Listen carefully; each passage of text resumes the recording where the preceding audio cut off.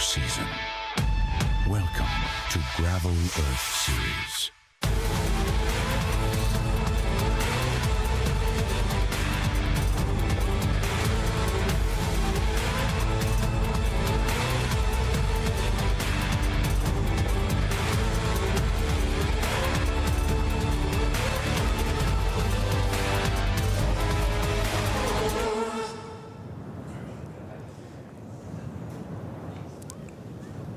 Hello and welcome to the Traka 360 2026 live streaming. I'm here with Emma Porter, Lenny Carrillo. We'll be with you the whole way to the finish line to crown the queen and the king of the Traka 360.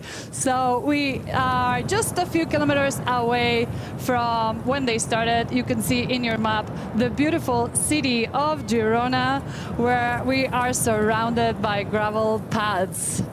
Hi Emma, how are you? I'm good, how are you? Good. Excited. Lenny, how are you? I'm doing great.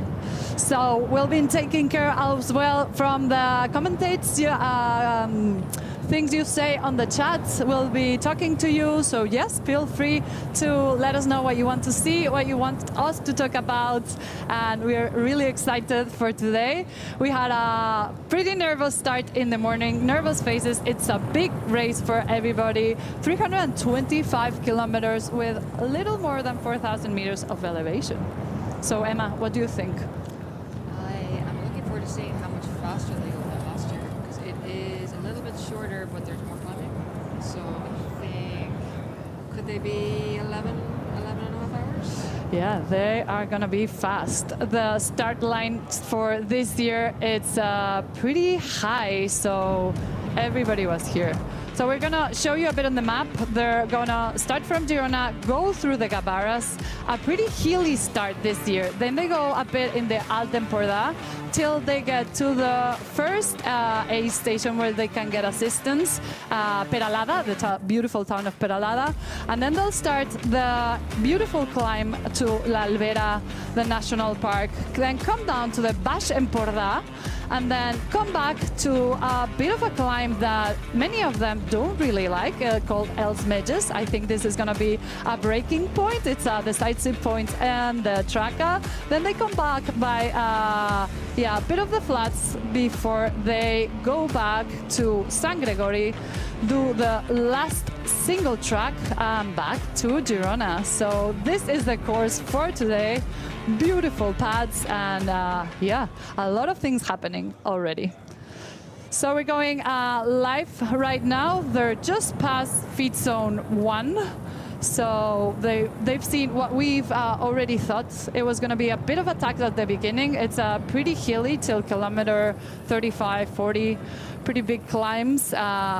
Long way to go, but I think people were just eager to go. And we can see here Peter Havik a bit in front, followed by like just small groups behind, working with each other. This part is the flatter part before they start the loop at La Albera. So yeah, I was hearing yesterday rumblings of the guys they wanted to get out ahead because they knew Roman Bardet and Mads Schmidt were going to push the pace up those first climbs. Yeah, for sure. That's we know that region pretty well. Emma, Gabarras you could like Gabarras or you could just hate Gabarras. We talked to G as well. We know she prepared. She's not pure climber, but she's done a great job, and she was a bit worried on that part. We saw her just fading away a bit on the group of Rosa, Caro Migon, and Axel de Van Prevot, but then she cut them back on the flatter part that suits her a bit more. So we knew there's a long way to go on that climb, but it's you don't lose the race, you don't win the race there, but you can lose the race there as well. And we saw a bit happening with the men as well. Yeah, I think so. Yeah, the men. So I mean, Piotr definitely wanted to get ahead. I heard that from this morning, last night. So I'm glad to see that he has. And this is the area right that they call Gavarras? No, that's La Vera. Oh, that's a loop. The Gavarras is the first kilometers. Okay, It's from the kilometer first 5 to around kilometer 40. That's Gavarras. Okay. And then they enter on Altemporda. They go through Figueras, Peralada. That's the first feed zone that they can get assistance from. So this is a key moment that will get some live images. Here we have Peter Havik on the front. Good to see him there because he was commentating with me last year. He had a crash just before the start of last year's race. He lives in Girona. He just loves the gravel. He knows this course inside out. So it's good to see him having a good day. Yeah, so he's got the front by about 20 seconds according to our timing from when they went through the just past the last speed zone. And if his plan was to hit those hills ahead of Mads and Romain, then he's definitely doing that. So you can see the likes of Mads is maybe 5 minutes behind him at the moment, but he's got his teammate Matt Beers with him. It looked like they went through together. And there's no sign of Romain Bardet on that sheet yet for that point, so I'm not too sure where he is at the moment. There's about 50 of them through the 114k mark so far, and yeah. Here we see the chasing group 30 seconds behind, working together pretty well. They know this part is important. They're not rushing. It's a long day, so maybe they're just saving a bit the legs. Yeah, they know they have Peter Havik bit control. 30 seconds, still not a lot. There's a long way to go. And if you're out there on your own, yeah, you're going to feel it later on. So I hope he doesn't pay for it too much later. But it's great to see that they are all working together, because that doesn't always happen in gravel. There's a lot of them out there for myself. Yeah, but this year we've been seeing a lot of teams as well, and then we asked a few yesterday in the presentation if they were gonna race as a team, because we saw the Boof BH guys that are doing the 200s, the 3 of them. Here in the 360 we have the specialized guys, Matt Beers, Matt Swartz, for sure working together. On the women's side as well, we have the Pass Racers, the Megamo team. So a few teams that will have pretty good tactics. Yeah, no, it's great to see like the sports evolve, but the races also really evolve as well. And the fact that there is this many of them together so far into the race is great to see as well. Because like 4 or 5 years ago, it was like they were often 1s and 2s, and they were spread out the whole way through this from about 100k onwards. And Yeah. also my comment in relation to 11.5 hours was sort of in relation to the women's race. The guys are going to be way ahead of that. Just for anyone who's listening, is like, what's she talking about? Yeah, we were predicting 33 kilometers an hour average for the men, and I think they can even go faster. So yeah, it's incredible how fast these gravel racers go now. So 33 kilometers, for if there's any North Americans watching, I can do the translations to the freedom units is what they call it. So that'd be about 20 miles per hour. It's funny you mentioned the teams, because teams in gravel is still such a nebulous idea, I feel. You do have the factory teams, like a specialized, the Canyon team is out here in full force, but then you have the PA racers, they all ride different bicycles, so they have different sponsors. You have like the Castelli SOG, they have other different sponsors. Peter Havik racing for that team this year. Yeah, so it does make it interesting in terms of, we always joke in America that people will say, I can't chase, my teammate's up ahead. And then it's like, you have the same sealant sponsor. That's your teammate? Okay, all right. That's what Sofia did last year, remember? She had Annika on the back. So Yes, she was working, she was with Rosa closer. Yeah. And she wasn't working because she had Annika on the back. Yeah, well, Sofia's very smart tactically. We'll see her tomorrow, though, racing the 200. But today we have, with the specialized, we have G, who I was curious about her because everyone was telling me that the ones to watch are going to be Rosa and Caro. But G caught up, fell back a bit. Right now in the front for the women, it looks to be like it's Rosa. Caro, I think, had something happen. We don't know yet. Maybe we'll get footage of that later.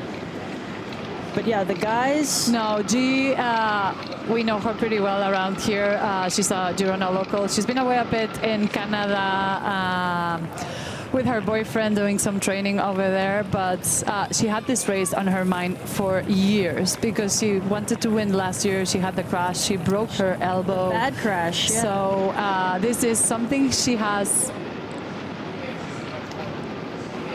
in her eyes, so for sure she's gonna fight. She knows the course, every rock, every corner, so we will see a good fight from her.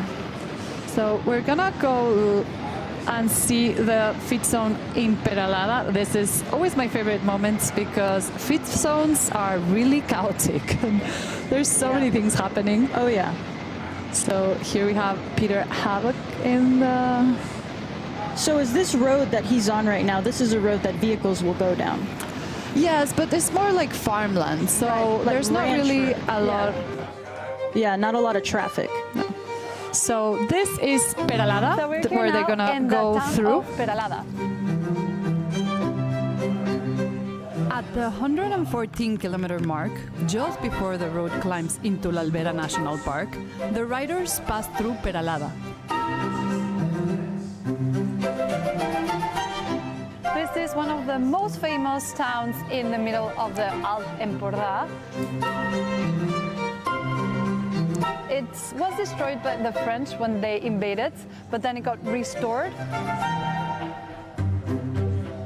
This is the first fit zone of the event. Everybody fueling up before the second big climbing test of the day. Cobbled streets, centuries of stonework, 25 kilometers from France, Peralada deserves a proper stop. Stretch the legs, find a table, order locally.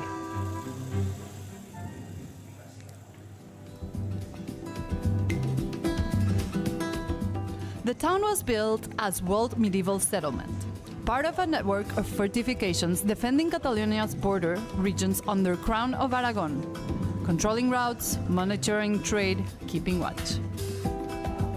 The castle you see today has been heavily rebuilt over the centuries. What's perhaps more surprising is that it's privately owned, purchased in the 1930s by a Catalan businessman whose family went on to hold the casino licenses for the whole of Catalonia. Today they run the castle. The casino owns its grounds and business empire that stretches well beyond these walls. Elsewhere within the town, you'll find a winery, several award-winning restaurants, including one with a Michelin star, and a golf resort. Not a bad place to find yourself, even if it's 100 kilometers onto your ride.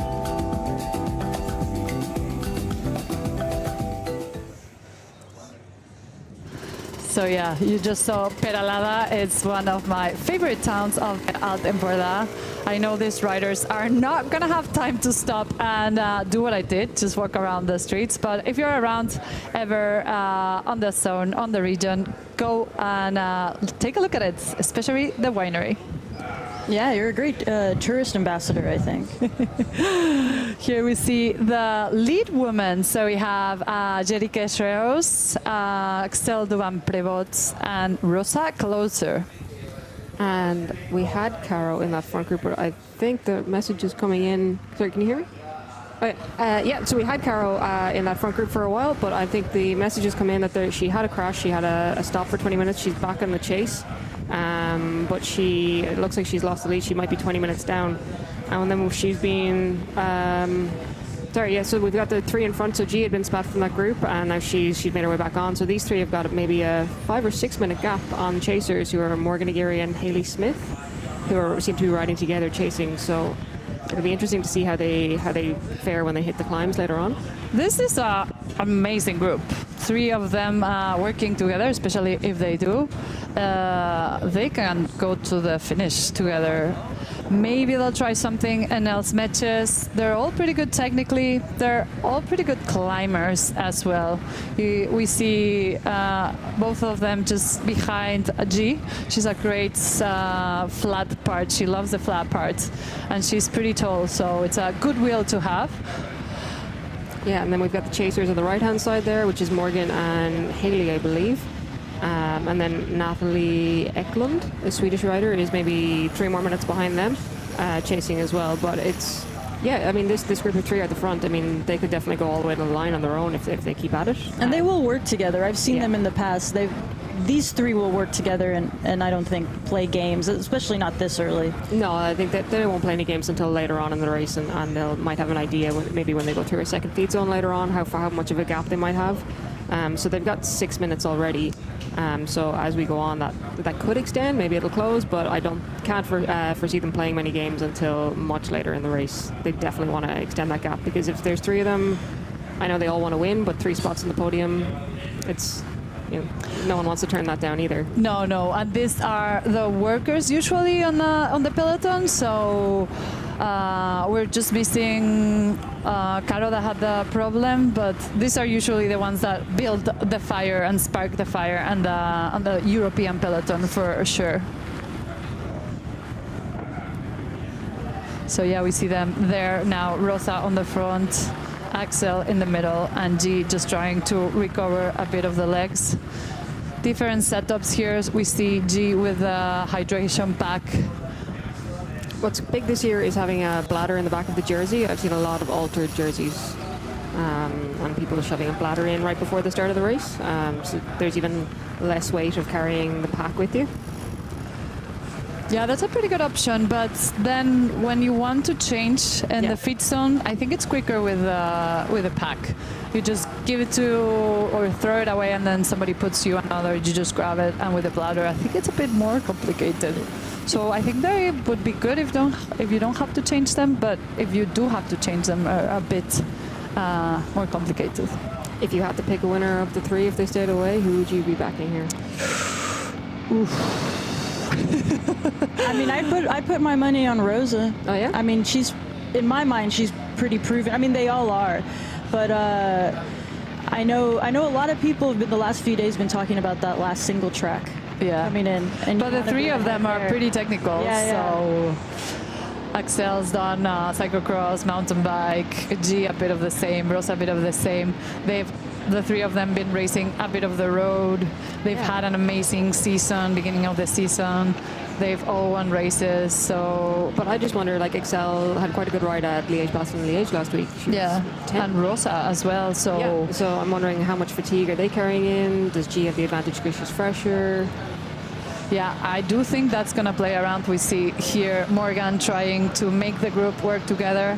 I thought this would happen because, as we said, the ones that spark the fire in the peloton are usually either Axel, Rosa,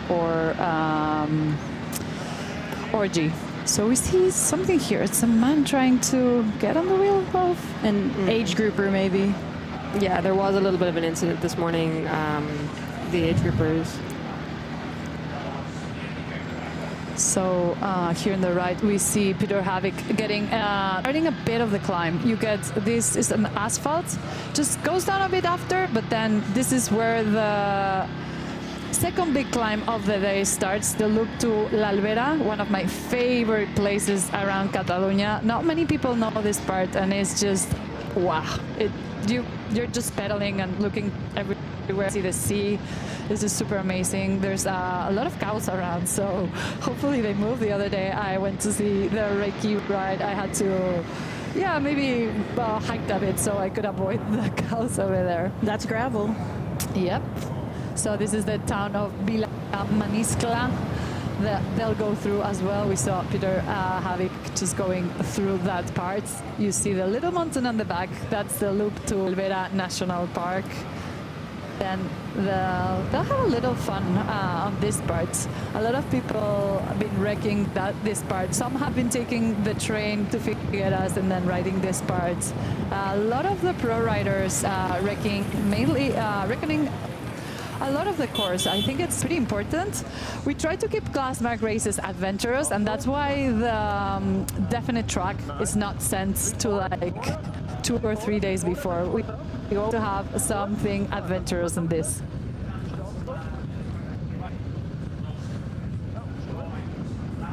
So we see a bit of a break on the men's peloton as well. Looks pretty smooth right now. But that's just from this view. Maybe it gets a little sandy. I hear like I saw a bit of it for a few days, some of the course at spots, and it's pretty activated. Like you have to be on top of it because it can get smooth for a bit, like it looked there. But you can have some sandy spots. Obviously, there's some single track in there, but you have to be on top of it, and that adds to the fatigue too. You know, coming from the American scene, it can be a lot of straight roads for miles and miles and miles, and the surface is the same for miles and kilometers. Yeah, that's what we always commentate with Emma. Like, gravel it just keeps you on your toes. Yeah, it's super diverse here, and people are always saying, oh, what tire this, what tire that, and like, there's never any one tire that's going to suit the entire course here. But it definitely feeds a lot of conversation. Yeah, it's what I mean, I've done Unbound, and yeah, you're right, it's a lot of straight lines, and okay, that's my only American racing experience, but a lot of straight lines, but the terrain was largely the same throughout. Yeah. But I remember being like, well, I preferred the Traka because at least when there was suffering, I had something a little bit more interesting to look at. It was twisting and turning, and maybe what I found, I was like suffering, and it's like, the next turn's not for 12 more miles, and the next one after that is another 20, so. I always find this is like, okay, you've got a bit of everything. You're like, okay, I'm getting tired of this, and then you turn, and then it's a whole different thing. You saw here they're doing a bit of a climb on the road that is pretty steep, but then they'll go on the gravel, and then you go down, and then it's like you have to be really concentrated all the time. And looking at your GPS is pretty important as well, like navigating. It's pretty important, so it's another skill to have. It's not just racing full gas, it's knowing your GPS, knowing when you have to turn. It's pretty stressful when you're on a wheel of somebody. So we're gonna go and see a clip of what I was talking about. We're gonna show you a bit of the Alvera National Park. We are riding through the Alvera National Park. I think this is going to be one of the hotspots of the Traka 360. We're around kilometer 122, and this is where the main attacks are going to be. Pretty long climb, around 7 kilometers. This part is one of the most beautiful parts of the Traka 360 course. It's been a bit rocky, but it's so much fun. A bit of ups and downs. Okay, these are the local residents of Parque Natural de la Alvera. I think they're not letting us through. They look a bit scary. Ooh. You have a lot of changing of terrain. We've gone to really fast gravel, but up in the Alvera region, we have a bit of this kind of gravel. It's a bit rocky, so choosing the right tire width, tire pressure, I think is pretty important because we're gonna see a lot of flats in this loop. As I was saying, it's pretty smooth, but going down, it's that kind of rocky. It's a bit loose. It rained a bit yesterday, so it could be a bit more packed. But you see, you go so fast in these descents, and with the loose rock, it's just, woo. I'm not sure I've recce'd this bit. It's a new thing from this year, so that's why everybody was going by train, taking a look of it. That's the thing of Traka. It always changes a bit. Gerard wants people to know every square of Catalonia, so yeah, he tries his best. So we can see here in the map the position of the groups. Peter Havoc. Then we have the second group following. Segurola, Lewito, Seput, then Chad Haga a bit back, Matt Schmitz bit back. Something might have happened there. It looks like it's broken up a bit. Earlier they were all together.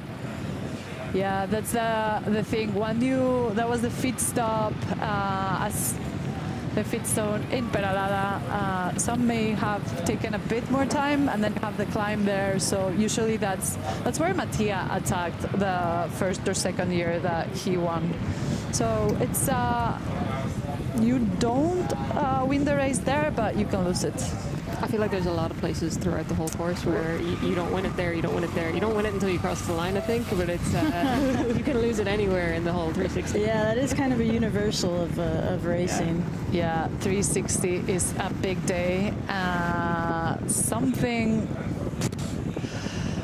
the winners is they're strong, but they also have to have the perfect day. So many things can happen, and Yeah, it's quite unique that as well, because I've had like you see a lot like with racers, like they finish the race and oh, this went wrong, that went wrong, like if they weren't in the top 3 or 5 or wherever they wanted to be. But then I had a friend who rode the 362 years ago, and how would they go? Today was my day, everything went right. Yeah. I think he finished 12th, and he was like, it was the best day ever, everything went right. And that's It's kind of so- rare in it's so gravel. rare. In gravel, yeah. I mean, how often do you get freak mechanicals out here? I've definitely had 1 or 2, but but it's also, yeah, they're probably, that's, I suppose, almost as rare as, or maybe not quite as rare as when you have the perfect day, but Yeah. something goes wrong every now and then, so it's, but also, yeah, the pressure of race day and trying to get everything right, and oh, my setup is this, my setup is that, everything perfect, and then you just hit a rock at a slightly wrong angle because you're redlining it, and then all of a sudden you're like, oh, Yeah. stop and plug it, and Yeah, that's why the feed zones can be so crucial. You can really make or break time there. I mean, it used to be that you could stop, have a chat, Yeah. put on your, because the year I did it, I think I stopped for 20 minutes in paddles. yeah. But I mean, I had no idea where I was in the race, but I was like, I just need to get off my bike for a few minutes, and like, I'd never ridden that far. I was like, I gotta stop for a few minutes.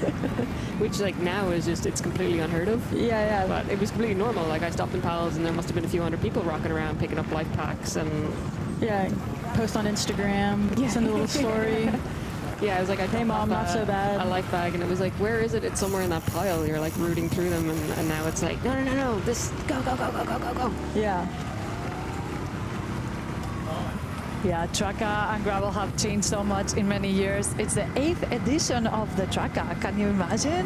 That's incredible. Yeah, almost 5,000 participation. So 560 distance, 360 distance, 200, 100. It's so nice to see so many people around Girona.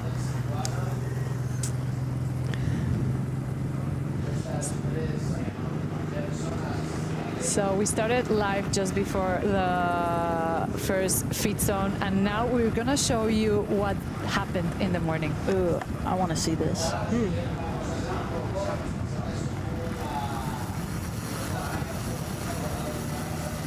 It was almost strange to watch them roll out and then have to wait. It was like, oh, okay.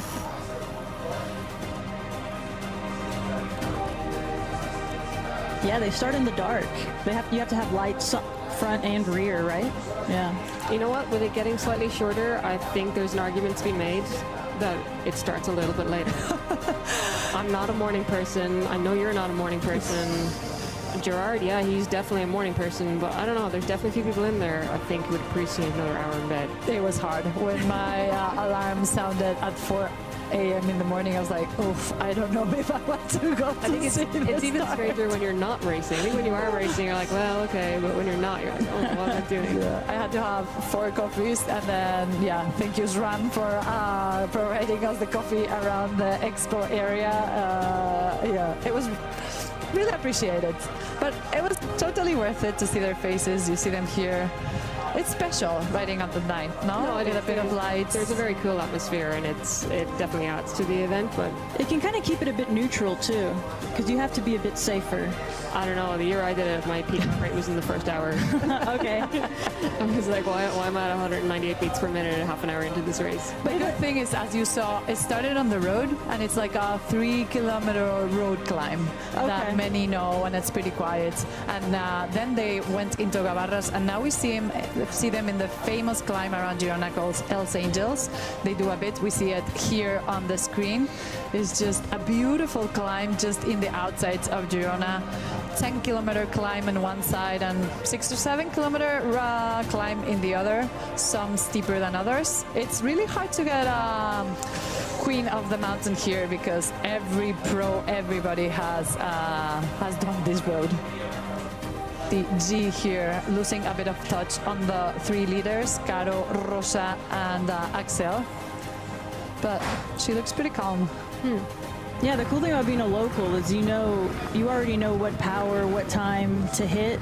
You can stay within yourself on these climbs. I mean, Els Angels, I've heard of that for a few years now. and I just showed up a couple days ago. Yeah. But I know that's one of the famous ones for sure. For anybody that's around, Els Angels is a special climb. And not many people know this, but on the church that is on the top, that's where Dali got married. Oh, wow. So now they open a bit of a cafe. It's a big hotspot on the weekends for people. They have concerts, so pretty enjoyable. We see Caro here still on the group. So one part of your screen is what happens, a bit of a resume from the morning, and then the other part of the screen here you have G throwing her hydration pack. This is the first assistance zone in Peralada that we'll see. The team is here. We always see the riders, but there's so many people behind the team, so many people helping out. Chef, mechanic, soigneur. Yeah, as they say, it takes a village.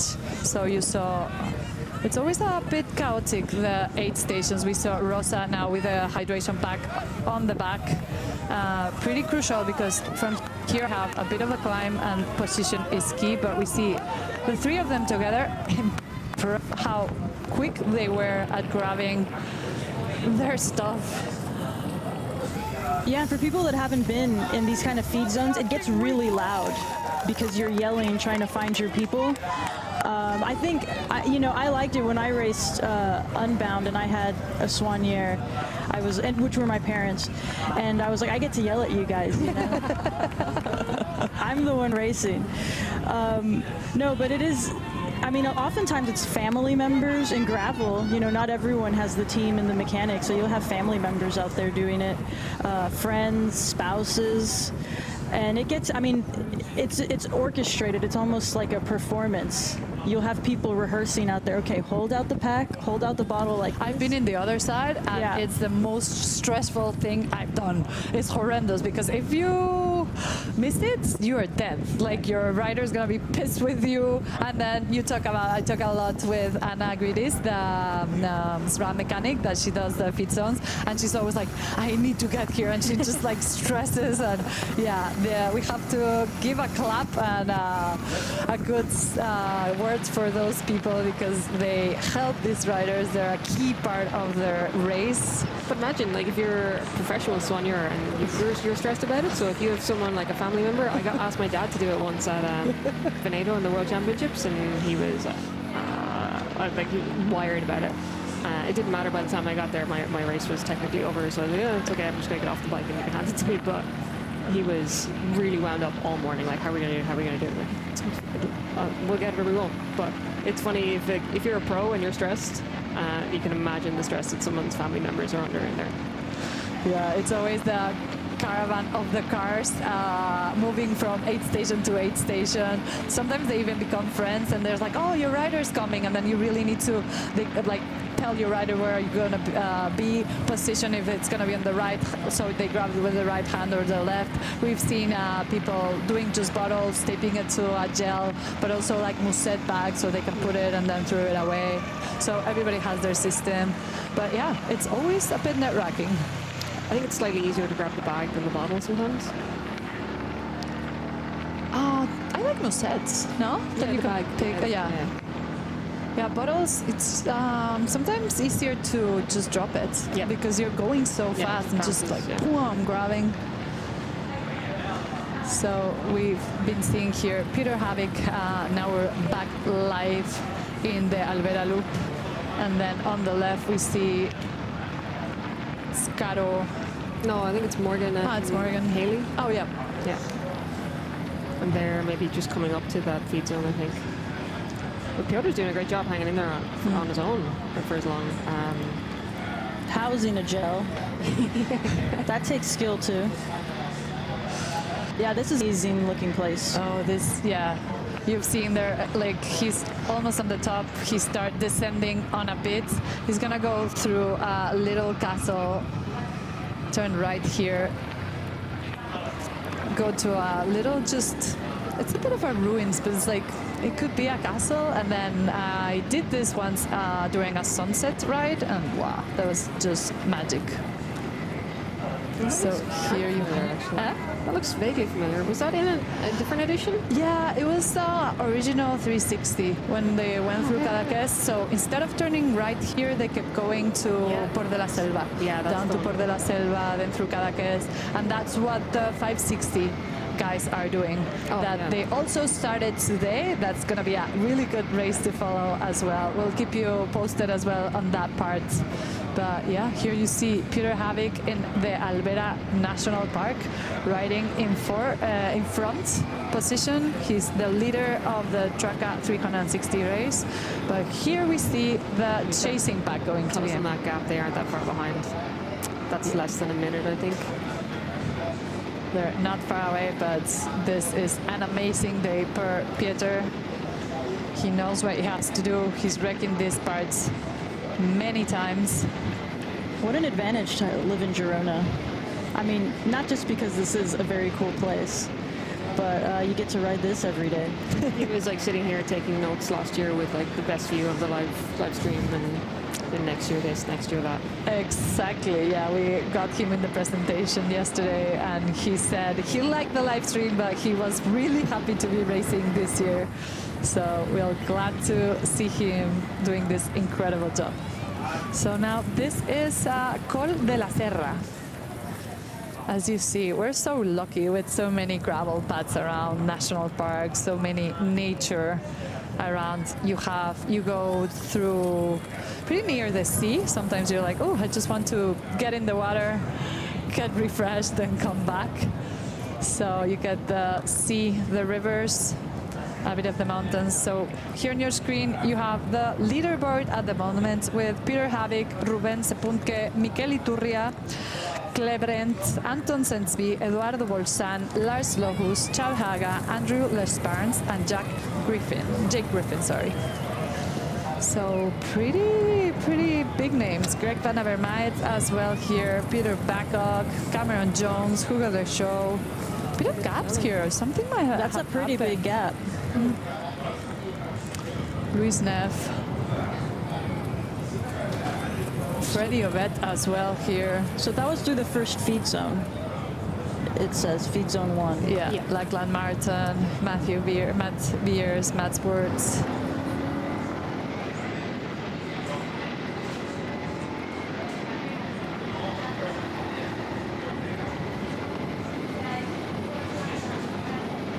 So it starts off a little chilly, and then it warms up throughout the day. Yeah, but it's not too bad here. It's maybe 19 Celsius. What's that, kind of 60s, 70s Fahrenheit? I don't have the conversion. I'm super bad at Fahrenheit. No, but this morning wasn't chilly, as chilly as last year's. We did have a bit of rain yesterday that made the terrain a bit better for the riders. It was getting a bit dusty, so I think it might have cooled it down a little too, because I mean, if you're out there and it's 28, 30 Celsius, it's not pleasant, especially if you're pushing. Yeah, during this week we had a couple of really hot days. People started getting worried, but I think we'll have the perfect conditions 2 days during the weekend as well. There's an update there from the women's through the feed zone. So Morgan and Haley are still chasing, but the gap is still about 6 minutes. So they haven't made anything, but they haven't lost anything either. So if they can keep that up, though, you wouldn't know what could happen at the front of the race either. So. No, we've seen it before. Peter Statina 2 years ago, he missed a bit of time and he got to win Traka. So it's a pretty long day. We saw Matt here. We don't know what happened, but he's trying to make ground. Is that Hugo with him, maybe behind him with the French jersey? It looks like it. Yes, it is. Yeah, Hugo Dreshow as well, national French champion. Who is the partner of Axel, also French gravel champion. And they've been racing together for a while. I met them when they did cyclocross in Catalonia a few years ago. And I think it's Anton Stensby in that group as well. And was that rider 58? I couldn't quite see. Which would be Ruben Zapontu. So yeah, that would be him as well. Yeah, so that's a pretty good chase pack. Yeah, Anton Stensby from Norway. Bit of change of weather, eh? He was at Sea Otter a couple weeks ago, and he did pretty good. He's in the Lifetime Grand Prix, I believe. Yeah, we saw a lot of riders from Europe going to America, but also a lot of Americans coming to Europe. So I think it's the first year that it's a pretty good mix of both. Yes. I feel like there's a lot of first-timers here, from what I've heard, especially with the women that are out here doing this one. Anton Stensby was 11th at Sea Otter. He was top 10 in Sandoval on the GC. So yeah, he's definitely one to watch. And previously rode with a Continental team, I think, Team Coop Repsol. Yeah, so there's a couple of solid road riders at the front of that, or former road riders. Like Mikel Seguro was there a few minutes ago. He's not far behind. Like he's ridden the Vuelta. And then Ruben Zapunt also comes to the road as well. He's a German. I think he's also triathlete, so he's got a big engine. So. Am I talking too quietly? Sorry. I'm just staring at my screen looking for reading this. Ooh, that's really interesting. So we see here Morgan Morgan and Haley getting into the fit zone, getting their assistance.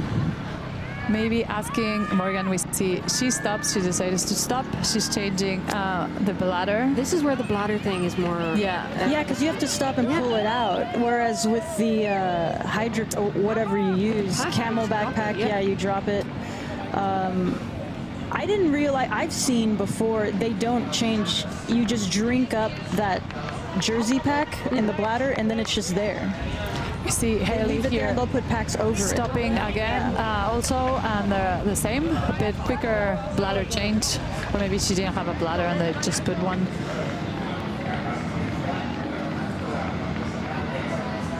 I didn't hear anyone yell at their Swannies.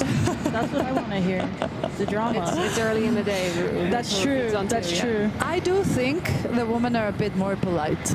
I've been in the fit zones and not always, but it's also not as chaotic because there's not as a big group. There's not as many. But the men, they just come in packs of 20 and then it's just like shouting chaos. I mean, the original Spirit of Gravel discussion in the United States was about, I mean, it used to be this gentleman's agreement that you would all stop and hang out and wait with the group you showed up in. And it's like, these days, it's like, all right. I don't think that's a fact anymore. I would love to see that it was like a race regulation where it's like, okay, you can do the feed zone and you have 60 seconds, and you like, if you can roll through if you want, but you're deducted those 60 seconds, or they're added on later on. Oh. And that way, everyone, like, you have time to just be like, where's my person? And that's a big thing, is you have to find the people. Yeah. And a lot of times you're still in with the age groupers, so everyone is mixed in. We've got Greg, I can never pronounce that. I can pronounce it with confidence. Van Avermaet, there we go. Van Avermaet, I think so. People can correct me. It's always hard with all these nationalities. Then Iturria Segurola, so he is Basque for sure. And Griffin, but it's the brother Griffin. It's who? They're two brothers, they're two Griffins. Ah, okay. So it looks like Piotr's been caught.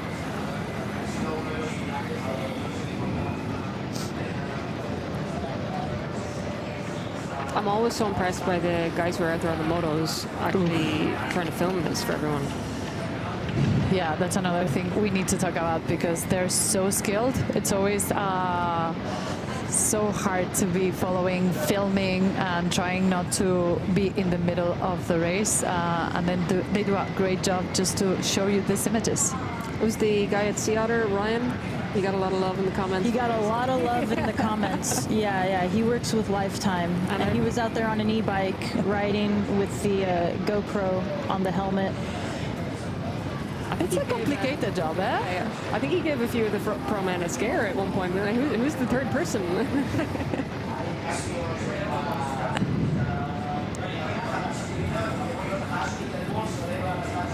So Yeah, it's something I would not like doing. It's just.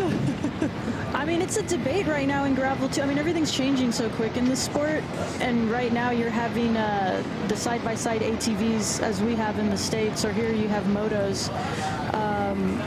You don't want to. You want to show images, but you don't want to get super involved and actually affect the race. So it's like, where do you draw a line?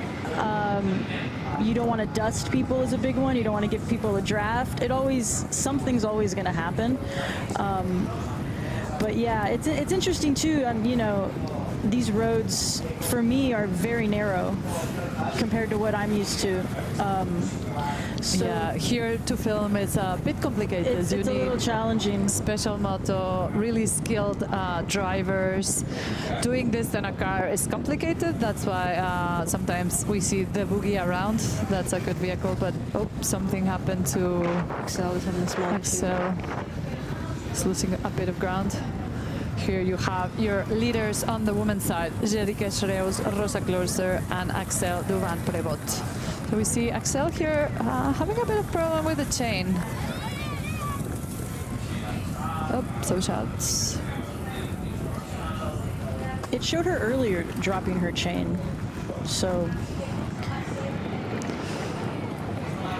As we said at the beginning, bear with us, we go through a lot of national parks where the coverage is not the best, so sometimes we lose a bit of quality in the image. So we go here to Morgan Aguirre and Haley Smith. This is your chase group on the women's side. Do we know how far back they are? They about are at the last timing? 6 minutes. Oh, that's a gap. 6 minutes? 6 minutes.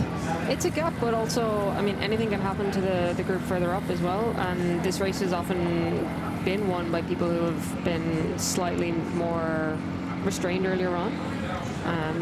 I think that's, in previous editions, like maybe a little bit less so since there's been more and more people coming along and it's been becoming more professionalized. But in the earlier editions, people who would kind of back their own pacing tended to come through later on in the race. So you wouldn't know, but it depends. If the top three decide to start looking at each other at any point, I don't think they will. They don't strike me as those kind of people. These guys are in it to. They won't start looking at each other until maybe the last 5K, even if then. So, and that's a long ways away. That is a long, long way away. But you wouldn't know. Anything could happen. I know for sure.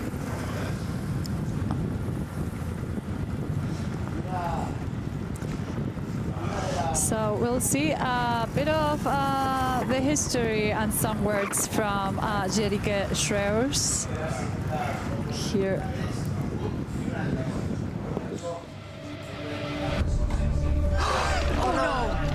G? Yeah, G just went to the ground. Oh, she's back up. Oh, whoa. I was watching this live. She's pedaling. Oh, G is back in the group. Great. Excellent. We're sitting right here. Yeah. Her shoulder, something happened in her arm. They've told us that was G, hard to that watch. fell just a couple of kilometers ago, has asked for an ambulance in the next Well, what about us? Rode to the feed zone and said, It was painful to see her. and then tell them to have an ambulance there waiting for me. Hello, I am G and I'm racing for Specialized Off-Road. So describe the Traka in 3 words.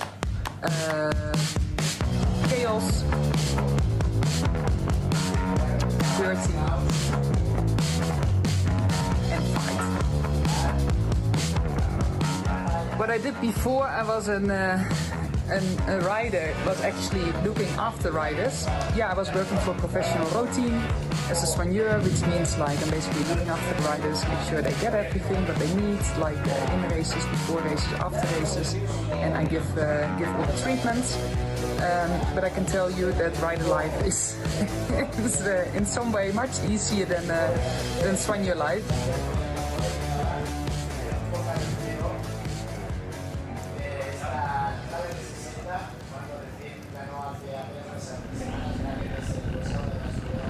So it's so nice to see the stories of the riders. I love G's story. She used to race before on the road, was a bit tired of it, retired, started working as a soigneur. She moved to Girona, was a physio here, won a lot of trail running races as well, and decided to go pro on the bike again. So nice to see her story and see her on the front group of the Traka 360. She's done it a couple of times, always wanted to win it. So yeah, today could be her day. I'd love to see her win it this year. Oof, me too. Particularly after the way it finished for her last year. Yeah, Here is that's Morgan and Haley. So Haley's had a rough start to her season. She's been really sick coming into the season in the States. So she missed Sea Otter. She wasn't able to race. She's the partner of one of the men's racers, Andrew Lesperon. So they train together. They're Canadian. Commonwealth medalist, isn't she? And she comes from mountain biking. Yeah. She was in the Olympics. Yeah, she's an Indian. I think she won a bronze medal in the Commonwealth Games as well. So she's real powerhouse. Yeah. And for sure loving this course because it has a bit of everything. So you have to be a really good skill rider to go through these gravel paths at the speed that they go to. And I think we asked her yesterday, and she's like, yep, I'm really looking forward to the last single track because it's a bit of a mountainy, so. I've been hearing a lot of people talk about that last single track. Is that the one you and I rode 2 weeks ago? Yeah. Okay, yeah. But 2 weeks ago, it wasn't clean yet. Yeah. So Gerard and the team made a really great job making it wider and cleaning a lot of rocks. So Yeah, it was definitely very hectic when we rode it. yeah, I really enjoyed that single track. Oh, that's fun. I don't know if I want to be racing through that, and that's where the women's race was decided last year. It's where Caro entered first, and then Axel was second, and Sarah was third, and it didn't change till the end. So it's for a sprint, it's a decisive point for sure. And I always tell all the riders, if you can reckon something, go do that. And it's so close as well that it's... Oh yeah, it's just 5K from here. So definitely worth doing. We saw a lot of riders doing it yesterday. It's a pretty fun one, but if you've been riding for 10, 15 hours, especially the riders that are doing it through the night, it's good to know. Yeah, coming in the dark on that it's a very different experience. So yeah, as you see, Lenny, this we see different kind of path now. It goes to flatter, smoother, a bit of lower vegetation. It looks a little rough, not chunky, but not smooth. Just not something that'll crash you out, but something that'll just it'll wear you down. Yeah. It'll irritate your arms a bit. You definitely want to be like switched on the whole way throughout, like mentally as well. But the benefit for those two chasing like that is that they have the whole width of it to themselves to choose their line. If you come through there in a bigger bunch, it's definitely a bit more rougher on the arms as well.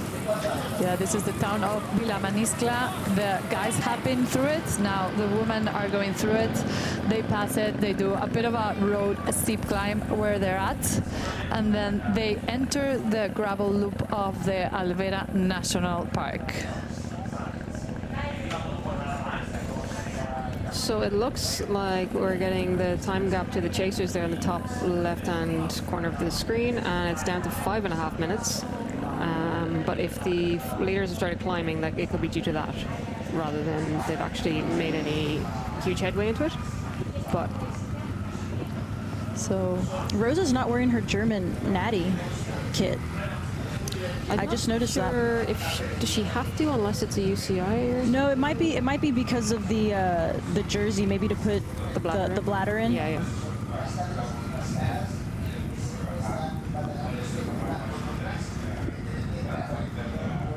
I want one of those. I just put cold brew in it.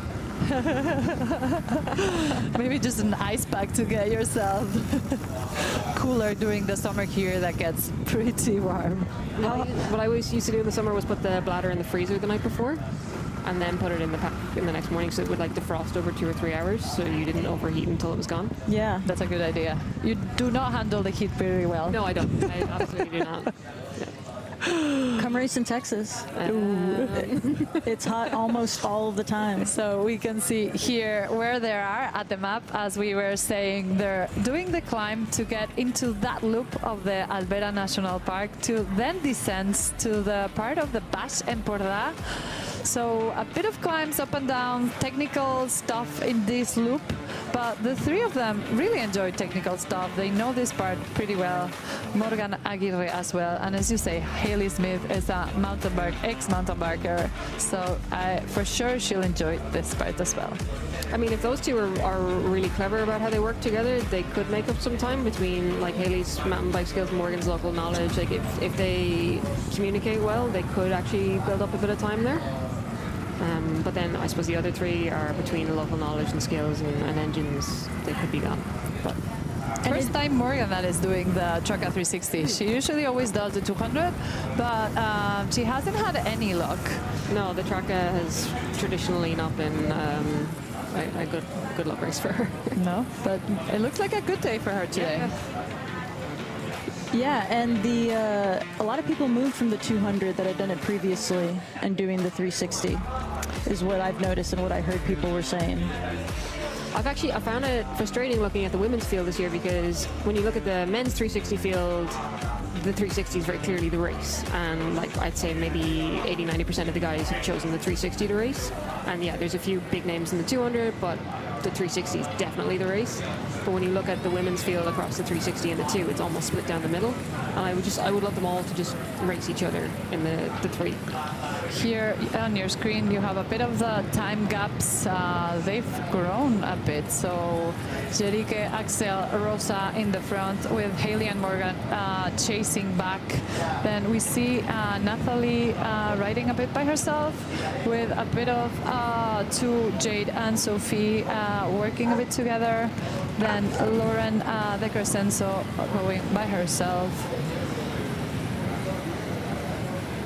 Bit of groups of 2, 1, 2 little groups. We knew that was gonna happen. In the women's side it's always a bit of a smaller field, so especially with the start we had today, as we said, they started climbing from kilometer 3 to almost 35-40, so all the part of Gavarras. It's a tough start for every distance this year, except the 560 do that start. So change on this year's course.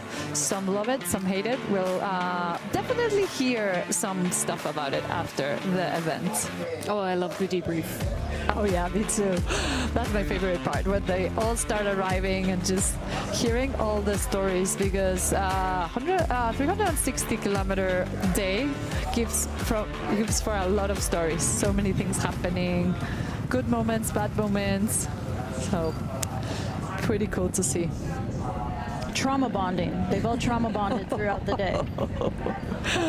I think it does bond you with the people you're working together. It does make a friendship for sure. Ooh, something happened here. Ooh.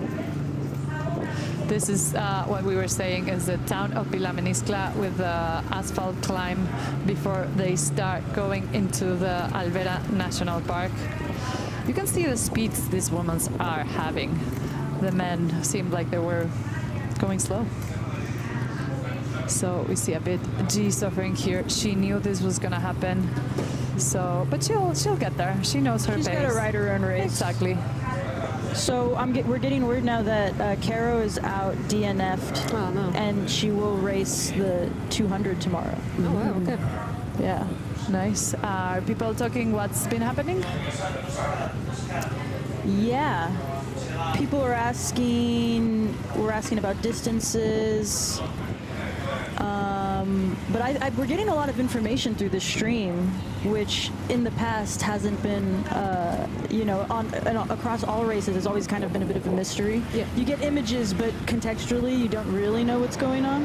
But we're getting a lot of information here, which is really cool. Yeah, if you're watching us on YouTube, please go to the gravelearthseries.tv. Here we're responding to the comments.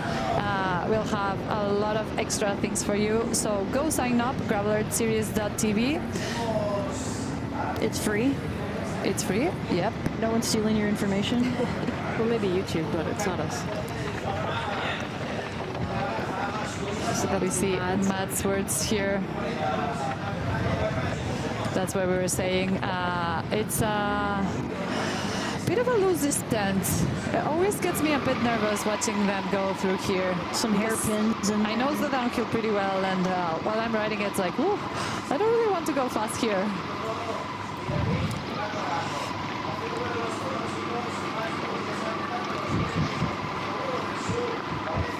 So Mads did go through the next checkpoint in first place, closely followed by Hugo. And then we have Andrew. I can't pronounce that. L'Espérance? Yes, we call him Lesby. Lesby. Okay. Lesby. You can call him Lesby. I'm going to call him Lesby for the day. That'll definitely make things a little easier. But yeah, they seem to be fairly close together. The top 5 are all within a minute of each other. Actually, the top 8 are about a minute. The 7 are within a minute of each other.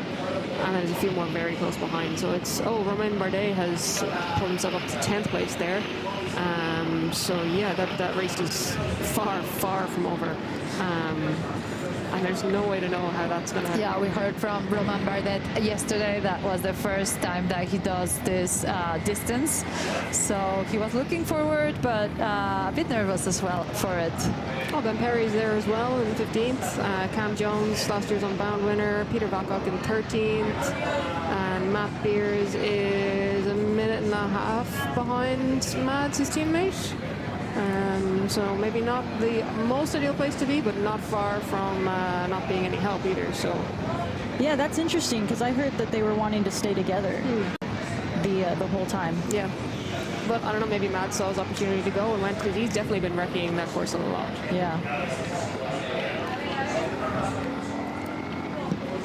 So it's Piotr on the stream, and I can't quite see who's in front of him. But it says online Paul Voss was ahead of him, but I can't make out who that rider is. But I am glad he's got some company, even though it was nice to see him out front, because it's a long, long way to go on your own. Yeah. Now, once they finish these descents, they'll go to the pretty flat Baix Empordà region. They'll go through Torrella de Montgrí, really near La Bisbal de l'Empordà. And then after a few kilometers, they'll start another big climb, Els Metges. Oh, that one is rough. Yeah. But you always hear different kind of stuff, because in a windy day, the flat part could be pretty tough. Yeah, it's looking like there's going to be kind of, sorry, I forgot my directions here, an east to west type wind throughout the day.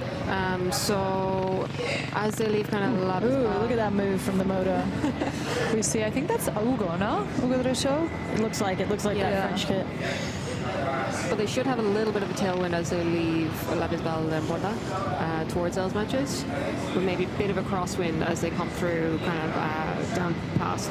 I can't read the map and what the names are in that flat section, but I'm like squinting. I haven't got my glasses on. Just La Scala, Torroella, La Bisbal.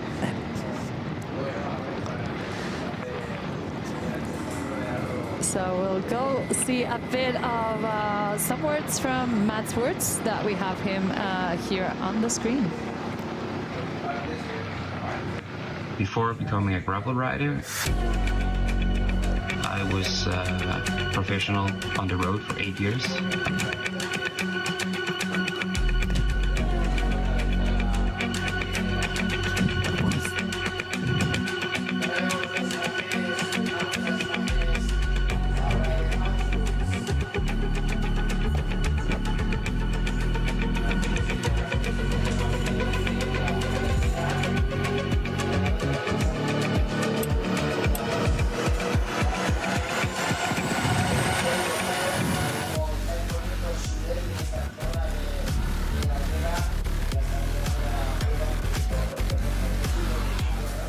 The Traka in 3 words: spectacular,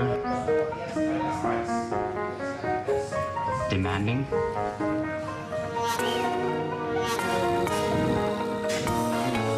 and fun. It's a pretty fun course.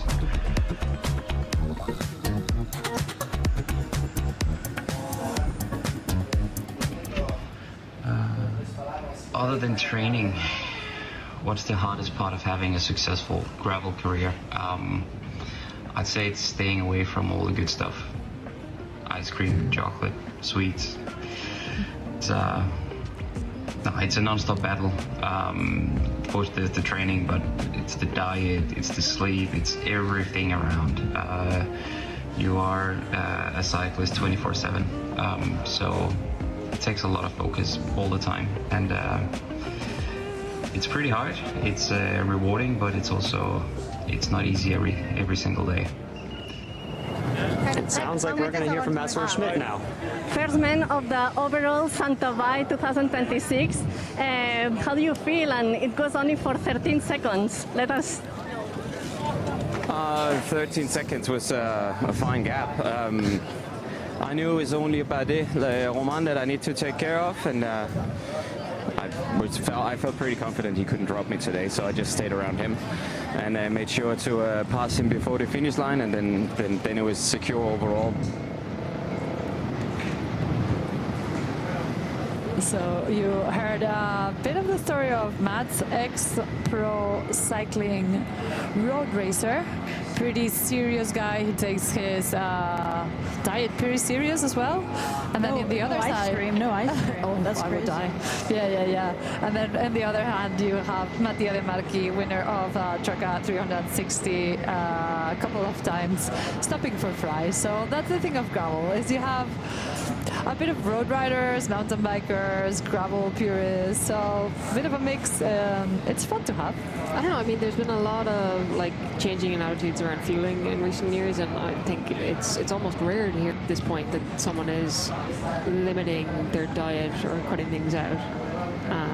I'm all for like get the good stuff in, and once that's in, if you want to eat the ice cream, eat the ice cream. But then again, I'm not wearing a European Champs jersey. Maybe that's why. So. No, I don't think you have to be that strict in your diet, but there's people for everything. So I think that's changed a lot. Road cyclists used to be pretty strict, and it's for sure he comes from a road cyclist background. But maybe, I don't know, maybe whatever gels or what he's got in his bottles is super sugary and he doesn't want ice cream. Maybe that's what it is. There's this huge thing about carbs per hour now is really topical, and I mean, it's a lot of sugar. You seen that video? It's like my mom thinks it's really healthy that I'm cycling, and then it's like what it actually is, and it's just like smashing coffee and sugar for 6 hours, and like, yeah. Carbs, French fries. Yeah, Haribos are pretty popular around here. Yeah. I had the performance chef give me a two kilo bag of Haribo the last time I was up in the house, so it came from the man himself. Yeah, I think you're riding for so many kilometers. You need a lot of food. And especially by the end of something like this, it's so like what you want to eat, or what you can eat by the end of something like this is We weird. still remember 2 years. I don't know. It was the first year that Sarah Storm was doing the 360. I think she underestimated the distance, and we saw her bunking in the last feed station.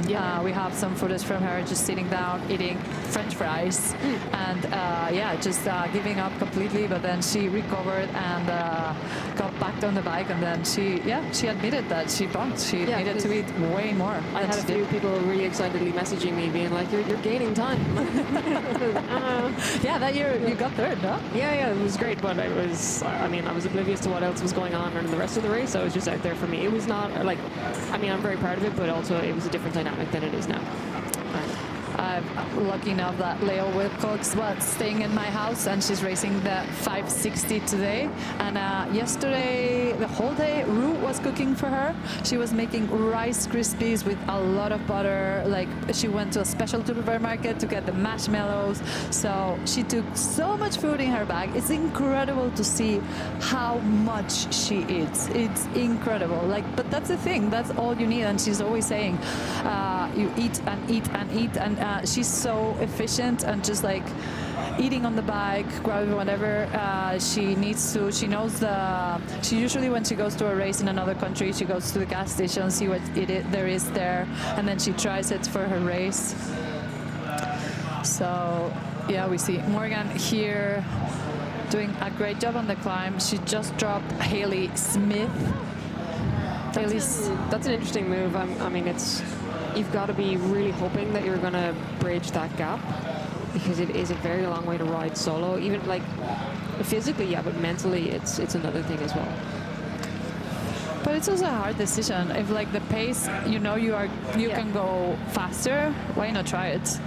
She knows what's coming. She's done that 200 plenty of times, and where she's going to go down to, it's pretty much the 200-kilometer course. Rosa and Axel. We don't see G right now.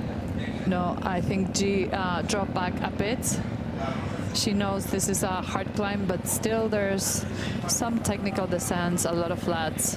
Well, I wonder if Morgan and G could come together, because if they had each other on the flat, then they could end up with 4 of them coming in together towards the end, or at least reaching the bottom belts matches together.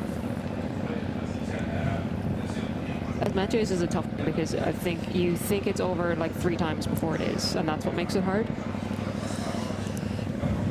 Yes, I recce the ride, and I remember saying that if you're fresh, else matches maybe it's not that hard, but then I ate my words when I was on the top. I'm like, I'm sorry I said that. This is not an easy climb, especially if you have so many kilometers on your legs. They'll have more than 220 kilometers on their legs when they hit that climb of 9 kilometers with more than 400 meters of elevation. So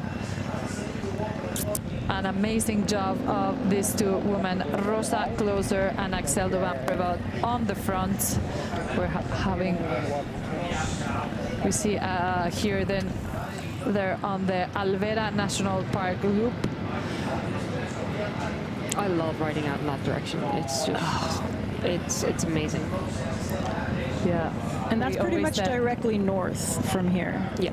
Yeah, just for a point of reference. Yeah, it's just all that part. Yeah, this is the loop there, Adot. So it is an actual loop. Yeah. If you look at the route, it's like a lollipop loop. So they will come back to where they started. Yeah, and start going south. I love that lollipop loop. It makes it sound like you sit and chill. It's not chill, especially that descent. It's pretty loose rocks, fast descent. It's rough and rugged, but it's pretty stunning out there. Yeah, we saw the moto having to put a leg out.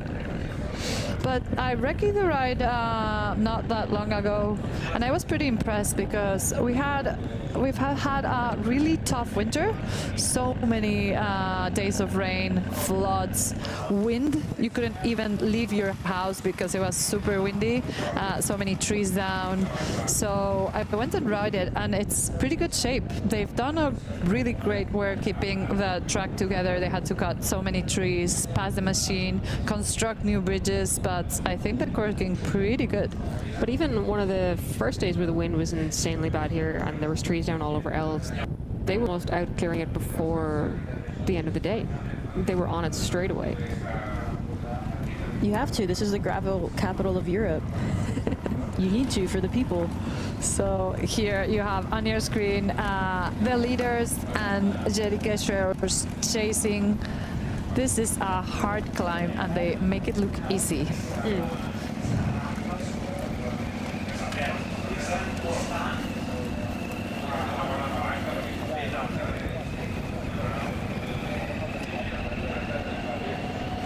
Rosa and Axel talking a bit to each other, maybe making a plan.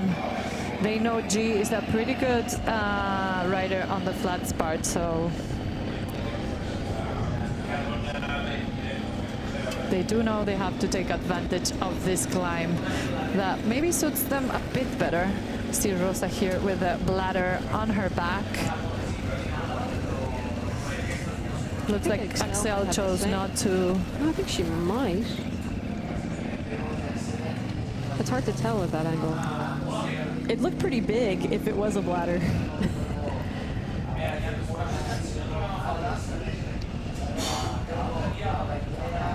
Rosa Closer, another amazing story. She's racing on the road this year with a Canyon team. Paris-Roubaix, 30th place, I believe, 31st, something like that, in the 30s. Yeah, pretty great season.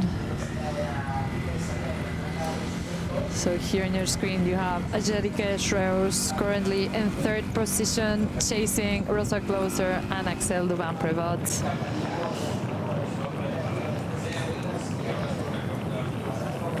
She's done Traka a few times. She started with a 200. I remember her first bike. She did it with a cyclocross bike. And that's the year she's like, yep, I need to come back. And she came back. She started racing with the SD Works Pro cycling team on the road, doing a bit of gravel. And this year now it's a off-road specialized team, so fully gravel. It's so nice to see they have a full team with them. They have a cook, they have a mechanic, they have a soigneur, so they're well taken care of. Might be too well taken care of. Oh, it's another sad story that we heard this morning. Dani Shrosby not taking part on the start. She had a bit of health problems during the last couple of days.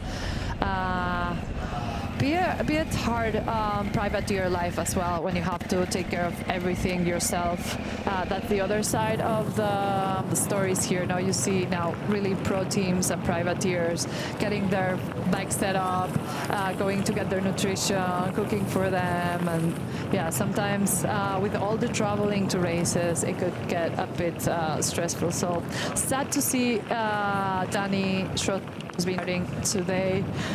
Hopefully she can start tomorrow on the 200 or either the 100 if she wants to ride with us just for fun. Yeah, it's particularly hard for the privateers during a week like the Traka week because all the brands are in town and they all want to activate at the same time. So they're being pulled in a lot of different directions.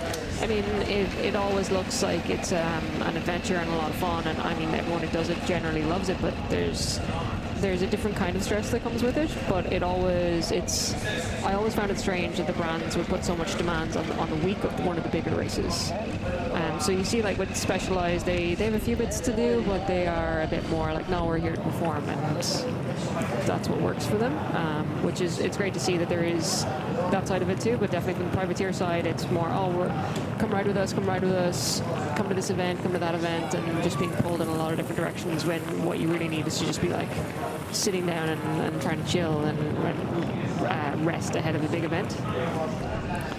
Yeah, we love Dani Shrosby. Sad not to have her here. She's always a fighter, always has a smile on her face. So we know she's a character. I know she'll come back. Yeah, for sure. And that's what gravel has too. It gives the platform. While they do have to do a lot themselves and show up, it gives them the platform for us to get to know them better. Yeah, there's definitely a lot more freedom to be who you are as a privateer than... Yeah, and brands are lucky to have Dani because, I love her videos. Like, I'm always waiting for her YouTube videos. She's just so good at communicating and so fun to be around. She's one of the women that just enjoys riding her bike and has fun. She won Badlands a couple of years ago that she did with her partners in pairs, and it was just so fun to see and cross her. She always had a smile, like a hello. So yeah, we encourage that kind of riders just to keep it fun and have fun. And yeah, brands, you're lucky to have Dani Shrosby. Yeah, maybe she'll film a dance reel telling us what happened, what her stomach bug or something. Yeah, Dani, if you're hearing us, just come here to the live streaming set. We'll love to have you here. And it's also sad to see Caro Migon. She's won Traka 360 the last two editions. Another rider to watch. I saw her yesterday in the presentation. I was rest. I'm like, wow, she looks like she wants to win this. She looked in top form. She's been racing in the Lifetime Grand Prix as well. So spectacular season. That is steep. You know when it looks steep on camera, you know it's steep. Yeah. So what do you think? What would that grade be, do you think? It was around 20. Okay. 19-20%. And then this, you see Morgan looking to the right because you can get to see a loop. You can get to see where the riders are, so it's a good point. She'll go a bit further up and start coming down, and then you see the gravel path that goes onto the right. There's where the loop goes through. She's trying to search for the riders. She's trying to see the gap they have with her. You can see her bouncing around from one side to the other. She's a pretty good climber. And depending on the surface type, you can have your wheel will start slipping when it gets steep and you're putting power down. And then so you have to navigate that. That's why you always see them sitting down. Yeah. A lot of the riders prefer climb standing up, but in the gravel, if you stand up is where you lose the traction, and then once your back wheel starts spinning or skidding out, then you're in trouble. So now she gets a bit of a breather. Now we see here G a bit in front, starting the descent. But the uphill is not done yet. Where G is she's do a few of downhills, but then another steep climb and pretty loose gravel as well. So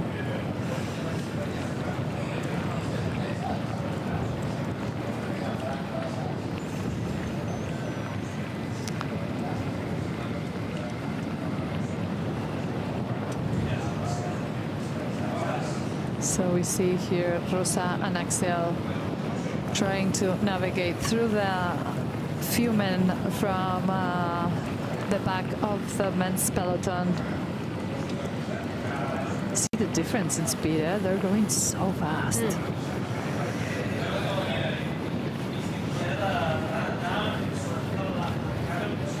It's weird, and their cadence is pretty much matched as well. Yeah, they know each other pretty well. They've done so many races together.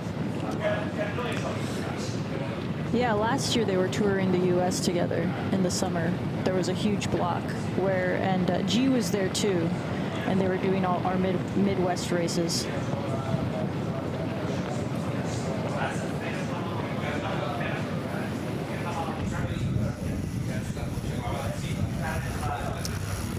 So you can really see how sketchy and loose this part of the course is. You see G also looking to the right to see if she can see a bit of the gap they have in her.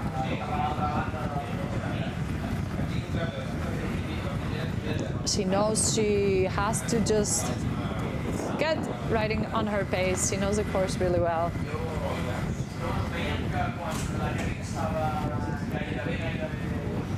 It's pretty dusty, eh? Pretty dusty. Imagine if it hadn't rained. I mean, I assume the rain reached up there. It looked like it was covering this region. Yeah, it rained a bit, not that much. And this part of the course is pretty sandy, so it doesn't keep the water a lot. You remember 2 years ago it rained all week, a week of? I do remember. Like the course was being changed overnight, and yeah, that was a few months ago, less than 2 months ago, it was Santa Val here, and yeah, it was pretty muddy. If people watched that stream, that was another kind of Girona riding. I think I was never so happy to not be racing as when I was watching them in the mud that day. Yeah, it looked fun for a bit, but then it's like, whoo, and it was not warm at that moment, so it was pretty cold. That's it. I mean, I don't mind the mud, but when it's muddy and cold, yes.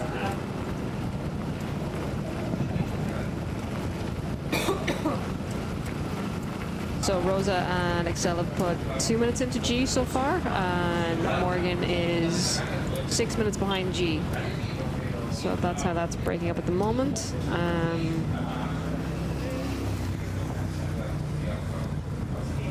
But I would back G to ride her own pace and possibly come back. And after this loop, it's gonna flatten out. Yeah, quite a bit. It's the Baix Empordà region, so they go through La Scala, they go to like all the coastal, really near all the coastal towns. So that's the part we say if you get a lot of wind, there's a wind here called Tramontana, and it can get a pretty bad wind, but today it looks really well. But if you had it as a tailwind, well, you'd be laughing. You fly. But that doesn't usually happen. No, it never does. It never does. Yeah, it looks like about 50 kilometers or so between what'll be the last climb, the last big climb. Yeah, that's another. Here, see, and the images, you can see the sea. They're really near Cap de Creus. They're really near Port de la Selva. you're seeing there Llança, Port de la Selva. They're gonna go near Cadaqués as well. This year the 360 doesn't go through it, but past editions they've gone through where Dalí used to live, and he has the museum. So pretty nice little town, Cadaqués. Oh, it's beautiful out there. Yeah, 560. The 560 distance, they will go through that. Sadly, mainly all of the top riders will do that at night. But we encourage people, if they want to do an amazing loop, just go do that part of the 560 course from the Alberta National Park to the parts of the Cadaqués. Is just breathtaking. So we see Morgan navigating the descent.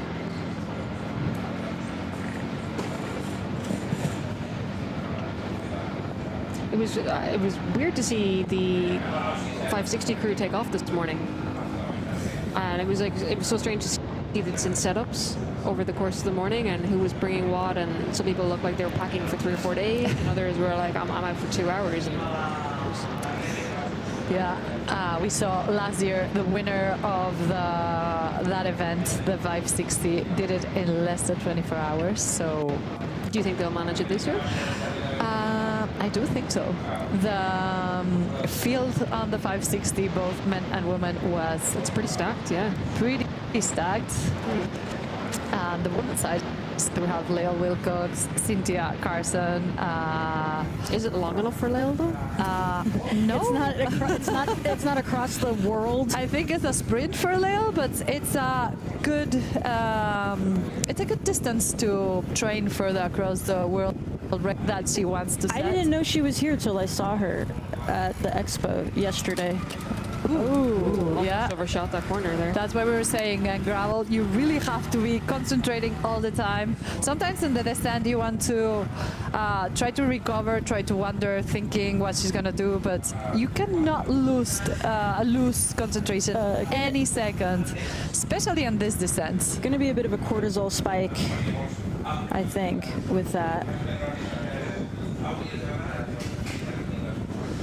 So yeah, Lael was here because they just did a women's rally at Sardinia this year. Okay. So 50 women bikepacking around Sardinia. Super nice event.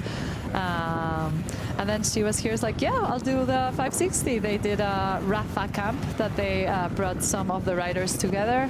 And then she tried to do the distance 2 years ago, but then that's when the rain was. Oh, yeah. So it was shortened to 360, but she had a media thing that she had to go to. So she rode a bit of the course, but then had to fly out home. So she always wanted to come back. She's back here doing the 560. So you can follow along. All the riders have the trackers. So go to the app and follow and cheer for them as well. And there was Connor McKenzie who's riding it, a friend of mine, but he writes a lot for Dotwater on Substack, and he's done a really, really nice breakdown of each area of the course and how it could influence how the race will play out.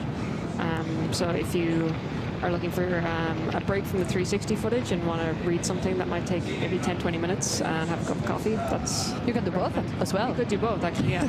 Ultra's growing in popularity, I feel. A lot of people that would have done the Traka 360 or Unbound 200 are just going straight into, I want to do the Unbound 350. Yeah, the Traka 560. Maddie Nutt stepped up to the 560 this year as well, so yeah, it's definitely more and more.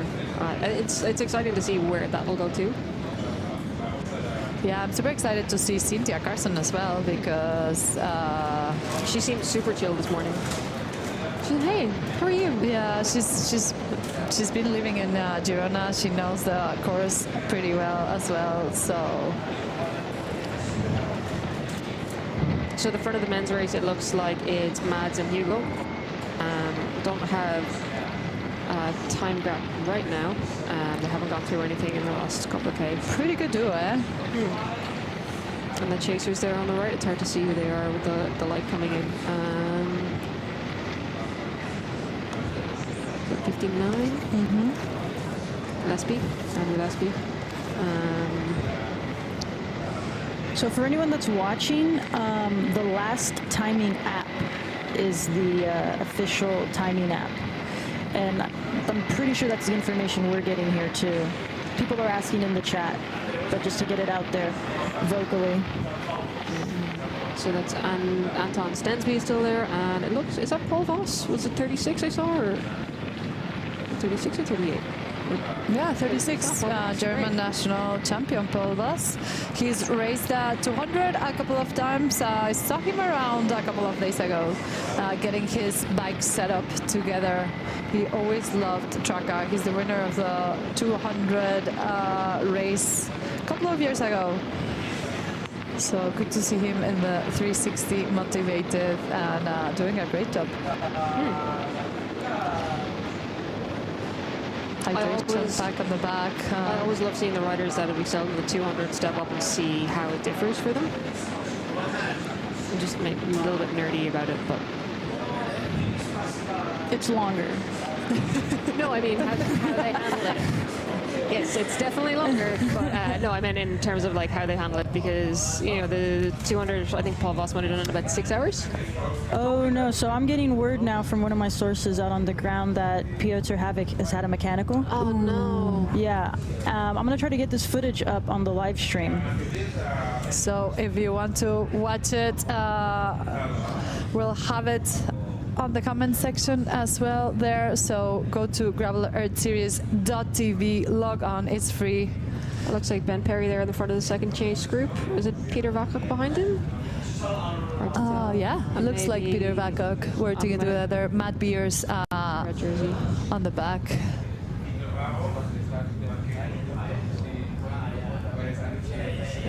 Yeah, I met Louisa, Ben's partner, this morning, and how is he? She said he's super chilled out this morning, and she was surprised at how chilled out he was. Another Girona local just got married, having a kid pretty soon. Always fun guy to be around. No, super nice guy.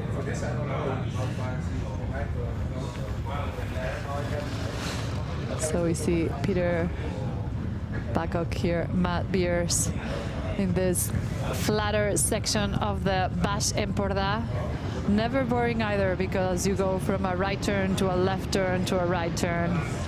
Yeah, that's it. You come down from those climbs, you think, great, at least it's flat now, and it's just a different kind of hard.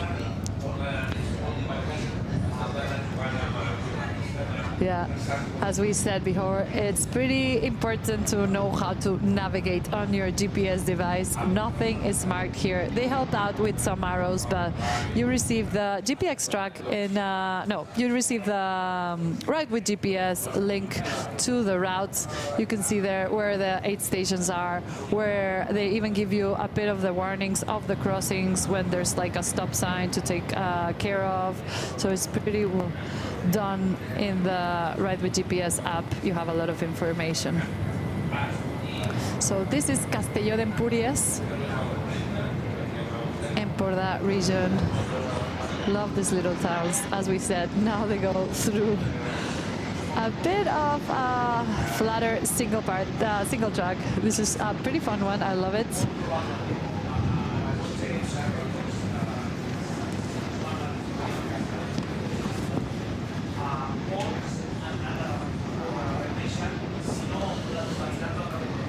So here you can see them on the map as well. Matt Schmitz and Hugo Drescho on the front being chased, but Stensby, Boss, L'Espérance. Then you have Paco, Matt Beers, Ben Perry.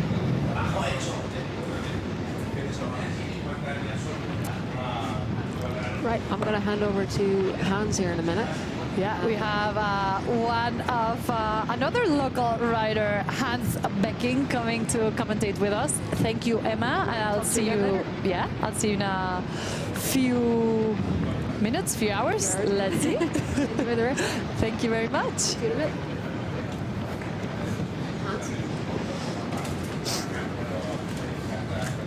How are you?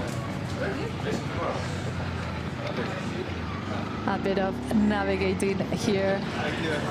Hello, Hans. How are you? I'm alive.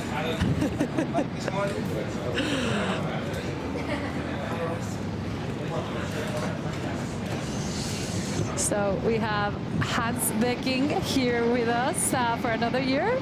You're liking this. We all appreciate you here. You're racing the 200 tomorrow. You have the whole team here with you as well. So how have you been feeling? Have you been following up at the race? Yes, I have been following the race, but I was on the bike when you started the live stream, but I was checking the times and all the updates on Instagram, because these days if I open Instagram, it's like I'm live in the race. Yeah. Really, and you're a popular guy, so they give you feedback as well. Can you watch and ride at the same time? No, is that safe? It's not safe. And also I have my better half riding the adventure. So. Oh yeah, how is she doing? Get us Anucci. How's Anucci doing? Yeah, she's doing well. I think it's difficult to see the timing with the adventure because they start in different time zones, but she's moving and I didn't have any message that anything is broken. So until this moment I'm very happy that she is on the way and she's prepared well, so it's going to be a good day out. Yeah, she's pretty good tough rider. She's done a lot of ultras. She does crazy stuff. I love following her along, and you as well. All your adventures. I do. What's happening in the racing? So 360, we have the men's leaders, Mads Wirtz, riding along with Hugo Dreschau. Then we have a smaller group following, and this is the third chasing group with Peter Babcock, Matt Beers. So not far back. We can see them here.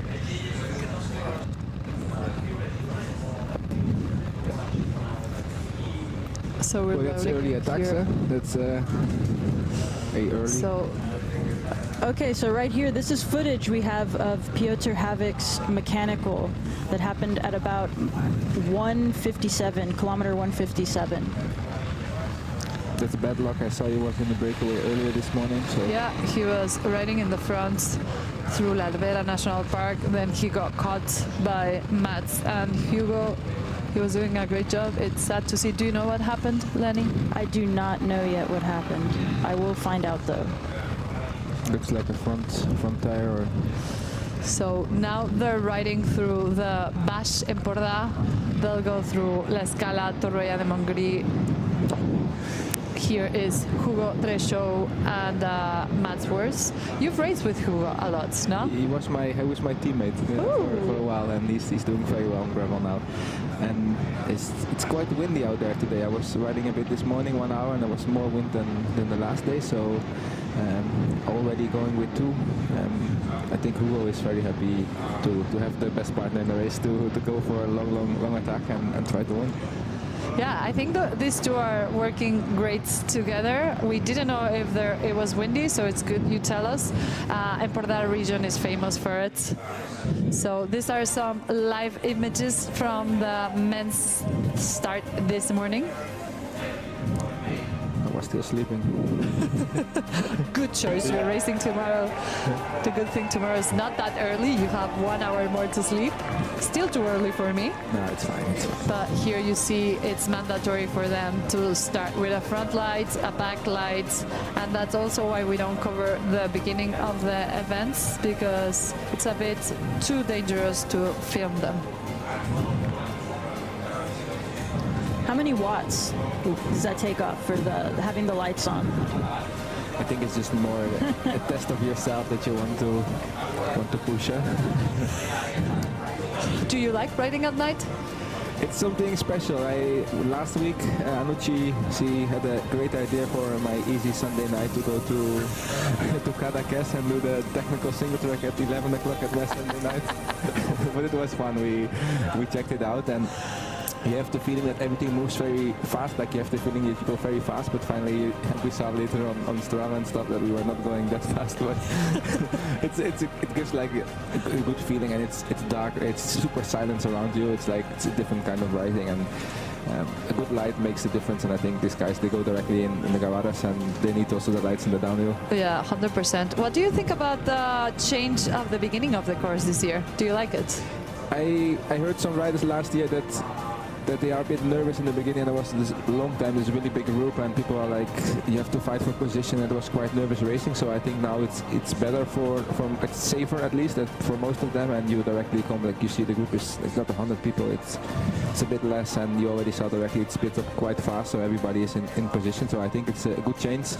And yes, we can see we have after 4 hours of riding more or less, I guess we have a race on our hands. Yeah, you're gonna do the same tomorrow morning. You're gonna leave Girona, then turn right, do a bit of an uphill on the road through Montjuic, and then turn left and go start the gravel in Gavarras. A little bit of a climb, she said. I will remember that tomorrow. It will be painful for sure. Yeah. No, it's a fun part to start, and I think the course this year it's even better. They took really in account the course that we don't have to cross many small cities and not many bridges, never single tracks, and I recon the course, and it's really, you can stay in the group everywhere, almost everywhere till the last single track, but I don't think we need to sprint for after like 200 kilometers to get in the single track, or like it's not gonna have a big hold up there or a big group. So how you see Andreas Seewald here from Singen KTM team, he has a bad rear flat tire. Yeah. He's one of the strongest mountain bikers in the world, and he could be a good outsider for today, but it looks like it's not his day. You can see here Mariona from the Girona Gravel Girls cheering all the riders. Oh, this morning I was riding down to the start and I saw a lot of trail runners from my group with headlamps, and I didn't know. I was like, oh, they're going early. And then I saw pictures from them that they were up Gavarras cool. cheering everybody on. So cool. It's so nice to see the local community go cheer pretty early in the morning because they started at 5:50 in the morning for the men and 6 a.m. for the women. So you don't often see fans in gravel just because it's so expansive, these routes. So it always is cool to see that. I haven't seen any motor vehicle traffic at all. No, it's not like the US. That's the main difference here. Right? I haven't seen any big trucks driving past. No, either. So here you have your leaders, Mats Wirtz and Hugo Dreschow, and on the right, we have a bee here attacking us. Sorry. Wildlife. Spanish wildlife. No nature, no future. So I think the second group here. So yeah, this is the second group with Andrew. You say they say L'Espérance from Canada. Ex-mountain biker or mountain biker gravel rider. Then Anton Stensby from Norway as well, working with Paul Voss, so pretty good group as well. Yeah, they're strong riders. They have the engine to keep it to the end, so I don't know what's happening like 3 minutes behind in the big group, if they're still like a big group, because I think everybody's also focused a bit on Bardet there. I don't know if they let them ride or that they really open the gap, but they cannot give them too much more time, I think, because these guys they can hold it to the finish line as well. You can see here on the graph where they are. So we have a bit of flat before they go into the biggest climb of the day. More than 8 kilometers with 400 meters of elevation, Els famous Els Metges. Some people love it, some people hate it. But that's a turning point on the event as well. And now we see here Perry on the front. So this is your second chasing group. It's a very nice day for Mathieu Beer still now. I think he's loving this because he has his teammate in front, and maybe he would prefer to be in that second group, but here he can just save, and he's also just halfway the race, so a lot of things can happen still. So it's a nice group. So here on your screen you could see the chasings, who is where. So we see Matt Schmidt, Hugo Dreschow, Stansby, Boss, L'Espérance, and then the bigger group just chasing with Babcock, Perry. Somebody that never gives up is Peter Vakos. He will ride till the last meter. So as long as he is in 15 minutes striking distance, it's still possible to win it. Yeah, we could see here the town of San Pere Pescador, pretty famous town. River goes through it. It's pretty near La Escala as well. And I think the whole part till they hit like the area of Caracas or the north, it's going to be a little bit of headwind. And then normally when you turn back, it's going to be more tailwind, but let's hope for the guys. We see a few riders with a water pack on the front. Do you find that comfortable?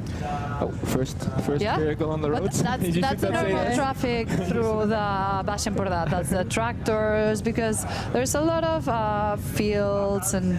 See, another one. Yeah. Today is Primero de Mayo. It's a not working day. It's a holiday here. Labor in Day. Spain. Labor Day. Farmers always have to work. Yes. They don't Oh do yeah, holidays. farmers. They do a pretty good job around here. We have the wine region. We have the apple region. We last year, 2 years ago, we did a video of what you can find through here. There's a place called MoMA where you can get the cider. They grow their own apples, and you really need to try the apples from Girona. I have. I enjoyed it. Yeah. I enjoyed it. On the bike. I'll eat them on the bike. I'm not racing. You were saying that you saw bladders down the front? Yeah. So, yeah, that was the thing. It was really trendy. A couple of years ago, they started doing that, and they said there were aero benefits. They were going into the wind tunnels, and they were putting the bladders down their jersey, and they were saying it's more aero. Lachlan Morton, when he won Unbound a couple of years ago, he had the bladder, and there's nothing in the kit holding. They just stuff it down there. And there's now even like on the base layer that has like this shape that you can put on that you're more aerodynamic. Yeah, they've done that one. Yeah, Ocalon, no? Yeah, I think so, yeah. The brand that Ocalon is working with, they're designing that. But I don't know. I don't know if I like doing it, the bladder on the front. I think it's more that if you have 2 big bottles and you want to have 1 extra bottle, you can have the flask of half a liter here and just half a liter extra without putting it on your bike, and the flask is easy out and you can put it in your pocket. So here you saw, we saw Gerard yesterday's videos on the social media going through a bit of the course. He was talking about this part. You had to dismount your bike a couple of steps to go through this little part of road to get back on the gravel. So pretty smooth transition for both of them. Now we'll get to see them in the chasing group. A little bit of cyclocross. Yes. Can you do the cyclocross mount? Can you jump on the bike? I love it. Yeah. I need to get better at that. It's just practice. I think once you do it, you see it's a bit of a technique. Yeah, you gotta like shove the bike forward a bit. Yeah. And then you gotta coordinate.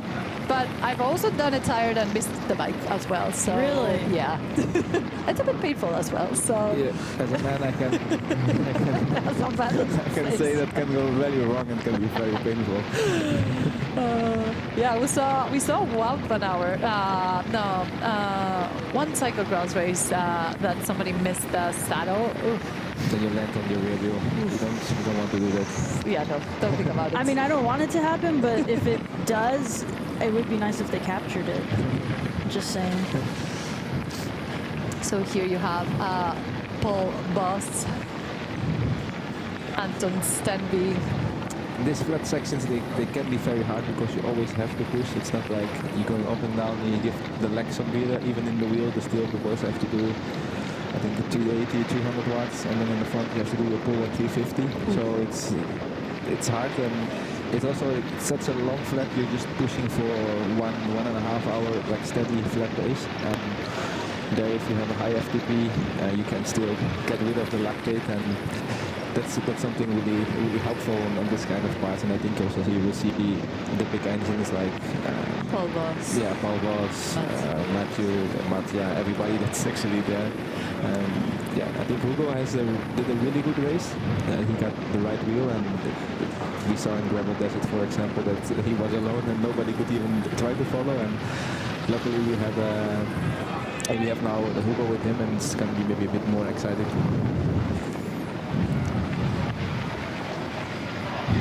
bit of trail here, single track. Yeah, see, this is where these they are have the to stair descend. set. Okay. Like cyclocross skills, but off the bike. Pretty chill mount. Yeah. On the bike. They're not rushing, making sure everything is good. Yeah, if you ask me, what's the hardest part of the course, I would say this part. I don't know, it just gets into my head between the wind, the like twists and turns, and it's the bit more or half of the course. It's just the, I don't know, it's always the middle that. And it feels like at that spot, like you're racing and climbing fast, and you find the group, and then the groups are made, and then you find yourself in this long flat section, and you know you have to do pulls, you know you have to keep working. So I see Anton here, I don't know what's going on, that he's just... No, this is Stensby. Stensby, yeah. This is from Norway. Just maybe taking a bit of time. I can say Anton, it's my friend. Oh, yeah. Anton. You know him better than me. No. Yeah, I don't know if he's using road pedals and it's more difficult to click in, takes a bit longer, or... What do you think about it? Do you choose road pedals, mountain bike pedals? I'm simple, I choose the most beautiful shoes I have. And if that's road shoes, I choose road shoes, and if that's mountain bike shoes, I choose the mountain bike shoes. Well, now they're making the mountain bike pedals one-sided now. Yeah. Oh, no, I don't like that. They are a bit lighter, so yeah, then you also can ride road pedals, I guess. They are a bit wider, so... But yeah, if you have to walk a little bit, it makes sense. A lot of brands with shoes, they make more shoes that are like less knobs on there, they're like intermediate between road and mountain bike, so it's really cool to see, especially for gravel. Yeah, pretty light carbon soles. Yeah, you got them on right now? My Nordwaves. Nordwave shoes, they look nice and pretty white as well, eh? Exactly, that's why I'm riding the mountain. Last year they were grey. Then I rode shoes here. Are the motos able to tell them times? Do you know? No. So they're not allowed. Okay, so they're completely in the dark. They're not allowed to talk to them. So here you see a bit of the Girona traffic. Ooh, a bit of sheepdogs. Yeah, that's Girona problems. I mean, that guy that rancher could have yelled. If he was watching the stream, he could have told them. Yeah, I think they will get a lot of information on the course from people also in the feed zone and stuff. So I bet a lot of the riders are happy that Gerard took the hike-a-bike away, so they could wear road shoes. I remember last year Mattia De Marchi asking me, "Do you think I can do it with road shoes?" I'm like, I would not recommend. They had like at least, it was like 8-minute hike-a-bike, so proper hike-a-bike. Everybody had to walk. Yeah. Almost impossible to ride, I think, for me. Walking. You've done that part, no? Yeah, I know the part, and there's no way you get up there with the bike. So this is the Fluvia River. You could see the gravel pads both sides. And also, these parts are quite open, so also the riders can see actually the gap where the other riders are. You can look quite far back sometimes, so I think they have a good overview of where they are and how they need to put the watts down or can take it a bit easier. Yeah, it's a good place to control a bit the gaps. Have you seen the turtles of this river? No. If you go riding with Gerard, he'll show you there's turtles around this river that are pretty special. Okay. You never get bored here. Huh? It's never get here. No, you never. Something to do. Yeah, riding with Gerard, he knows about the region. He knows every corner. He really takes care of the routes. He does it with heart. He likes the riders to know all the bits and pieces of Catalonia, the region of Girona. Like, it's just paradise around here. I see in the timing that the gaps are opening up a bit. We go from 1.5 minutes to 2:15. 4 minutes already for the group of Bardet, and then the chasing group at 5 minutes. So yeah, it's going fast in the front.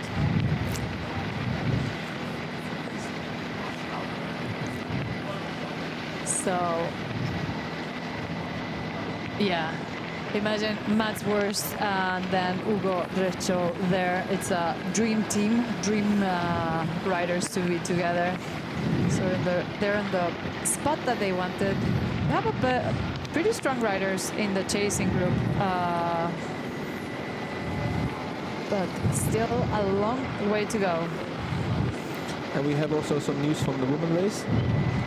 Yes, we were watching. There was Rosa Closer and Axel Duban-Prevot on the front, followed by Jerike Schreers, a little back, Morgan Aguirre, and Hailey Smith. Oh no. So a bit of a fall from Anton here. The wildlife. Bit of a sheep problem. I think the other two riders, they passed, and it's hard to predict always which side those animals are going or which side you have to go. And yeah, I hope also for the other riders it's not going to be a problem. And oh, the small ones. the Alpha won't like it at the moment. No, livestock do not care. No. And now let's see what the other two riders in his group is going to do. But also it looks like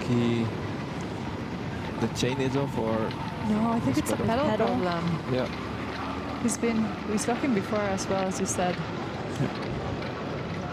Yeah, now for him it's difficult because you're in between two riders in the front and the big group behind, and you have to make the choice like to wait for the next group or to try to chase the other two. And let's see what he's gonna do.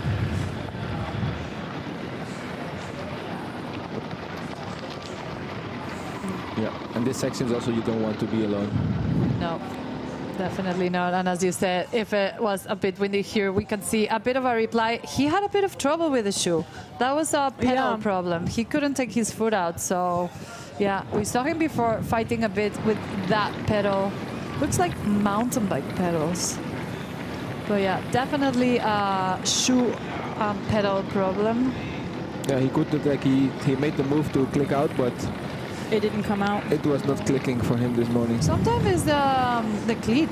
It gets loose and then it can become or a small rock, or it can be many things. It's always. Yeah, that looked like me when I first tried going clipless. I did that exact same move. Yeah. There were no sheep there or anything. I was just in my driveway and just fell over.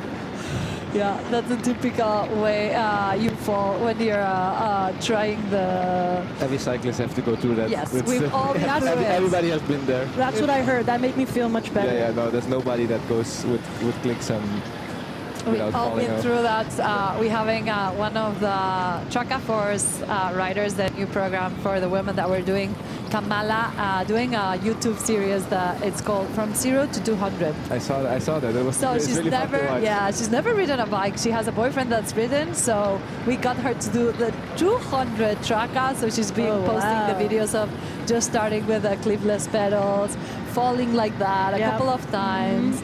So yeah, if you want to give it a follow, it's pretty fun to watch. Hugo, he's gonna have a hard day today, but he's strong. He's preparing this race for a long time, and they're doing very well also with the team. And they have a lot of strong riders, and he didn't miss the appointment today, the 1st of May. That's good. Yeah, it's I think he's a pretty good place to be for him. He has a really good companion. He knows he still has Elsmedge's climb. But yeah, they've been working together pretty well. One thing we haven't talked about, pollen lately, because Girona spring has exploded. You can see a bit in the sides of the road. There's like a white pollen that just gets into your mouth. So if you have allergies here, it's going to be a hard day today. It's snowing sometimes. You have the feeling that it's snowing. 100%. That's what I thought was a couple days ago. Yeah, I thought I was like, what? Yeah, I was sneezing a lot. So you have Matt and Hugo talking to each other for a bit, making a plan. Yeah, it will be interesting to see what happened in Elsmedge's. I think it's. We have a replay here. Something happened. No, it's just Hugo always going fast in the turns.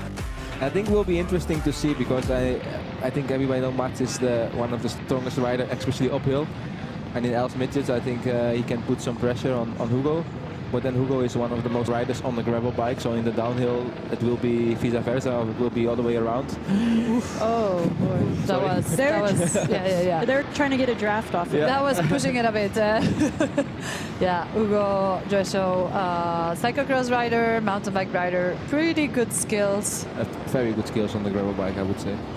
So it would be interesting, like if Matt could open up a gap, then I'm pretty sure that Hugo can get some time back in the downhill. So yeah, let's see. And I also think maybe it's too early for Matt to go alone from there. So it's gonna be interesting. Yeah. Castel de Albons. I just love these little towns all around. They all have their special magic. I always love riding through them, maybe stopping in some bar.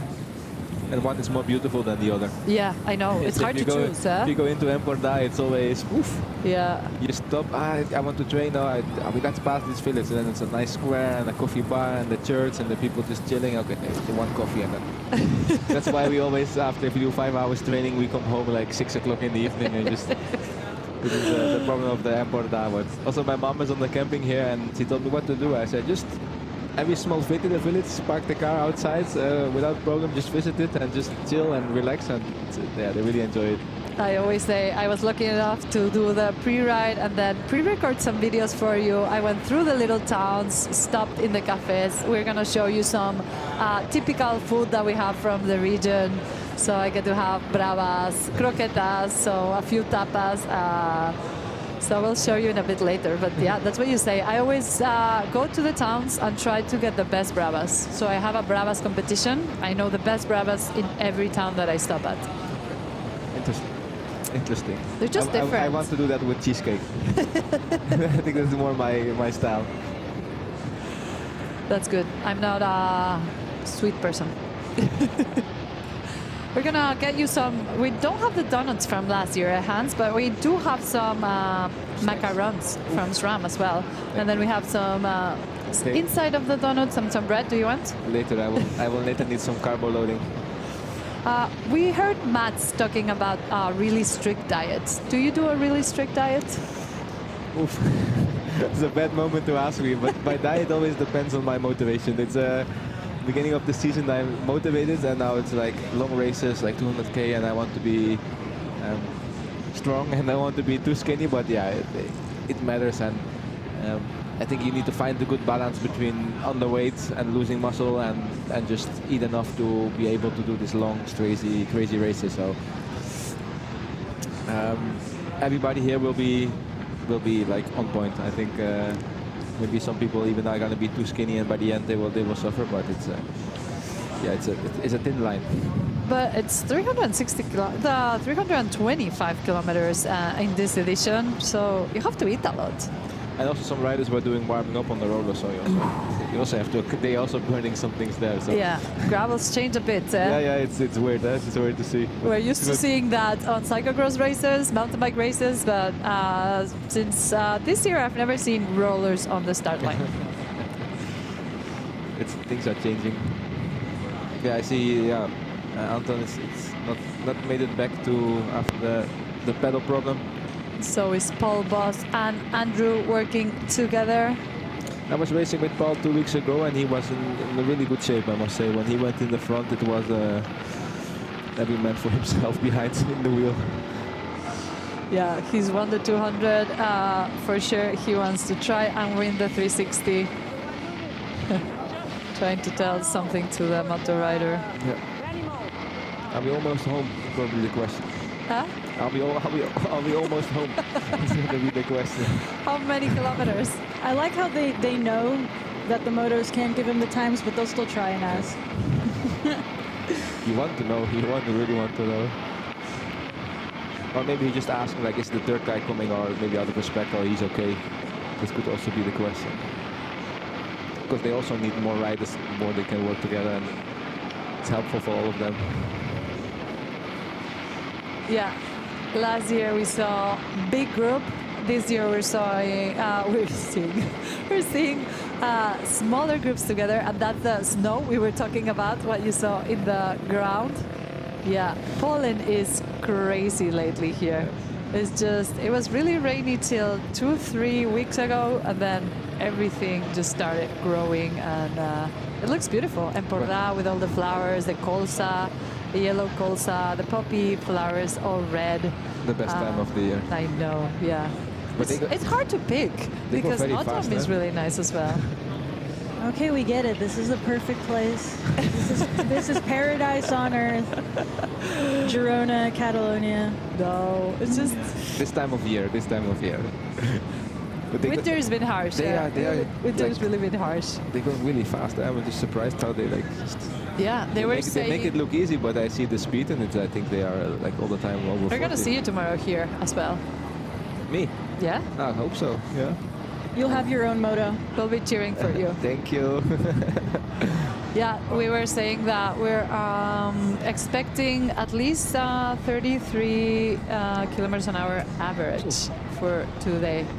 You expect the same for us tomorrow at 100, No, 150? higher. Really? Yeah. You're gonna be faster? Ooh, here we see Axel and Rosa crossing A bridge with a truck. a bridge with a small truck. And just a bit behind we see Jerike Schreers chasing, currently on 3rd position. Or she's in front, we don't know? Or Rosa and Axel are in okay. front. And then a bit behind we have Jerike correct. Schreers. Sorry. She lost a bit of ground in Gavarras, came back to the leaders on the flat, hanged on a bit on the climb, but she's doing a bit of her pace on that climbs. She knows the course pretty well. Axel and Rosa are riding so fast on the flats, working together. So I think this morning or last week they make the same plan, Axel and Hugo, as they have a relationship, and maybe they said, okay, we have to go in the breakaway with both of us. So Hugo is there and Axel is there as well. So both gravel national championships, Exactly. French national championships. yeah. Ooh.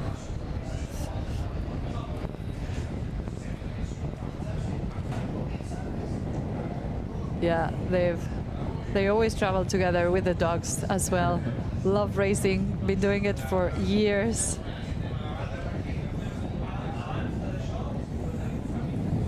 So if you're just tuning in, this is your women's leaders, Axel Duban-Prevot, Rosa Closer, Jerike Schreers chasing in 3rd. What's the expected time for the winner for the men and women? Difficult question. Yes. I know I saw it somewhere, but I don't have it on top of my head. But we'll get it for you. Thank you.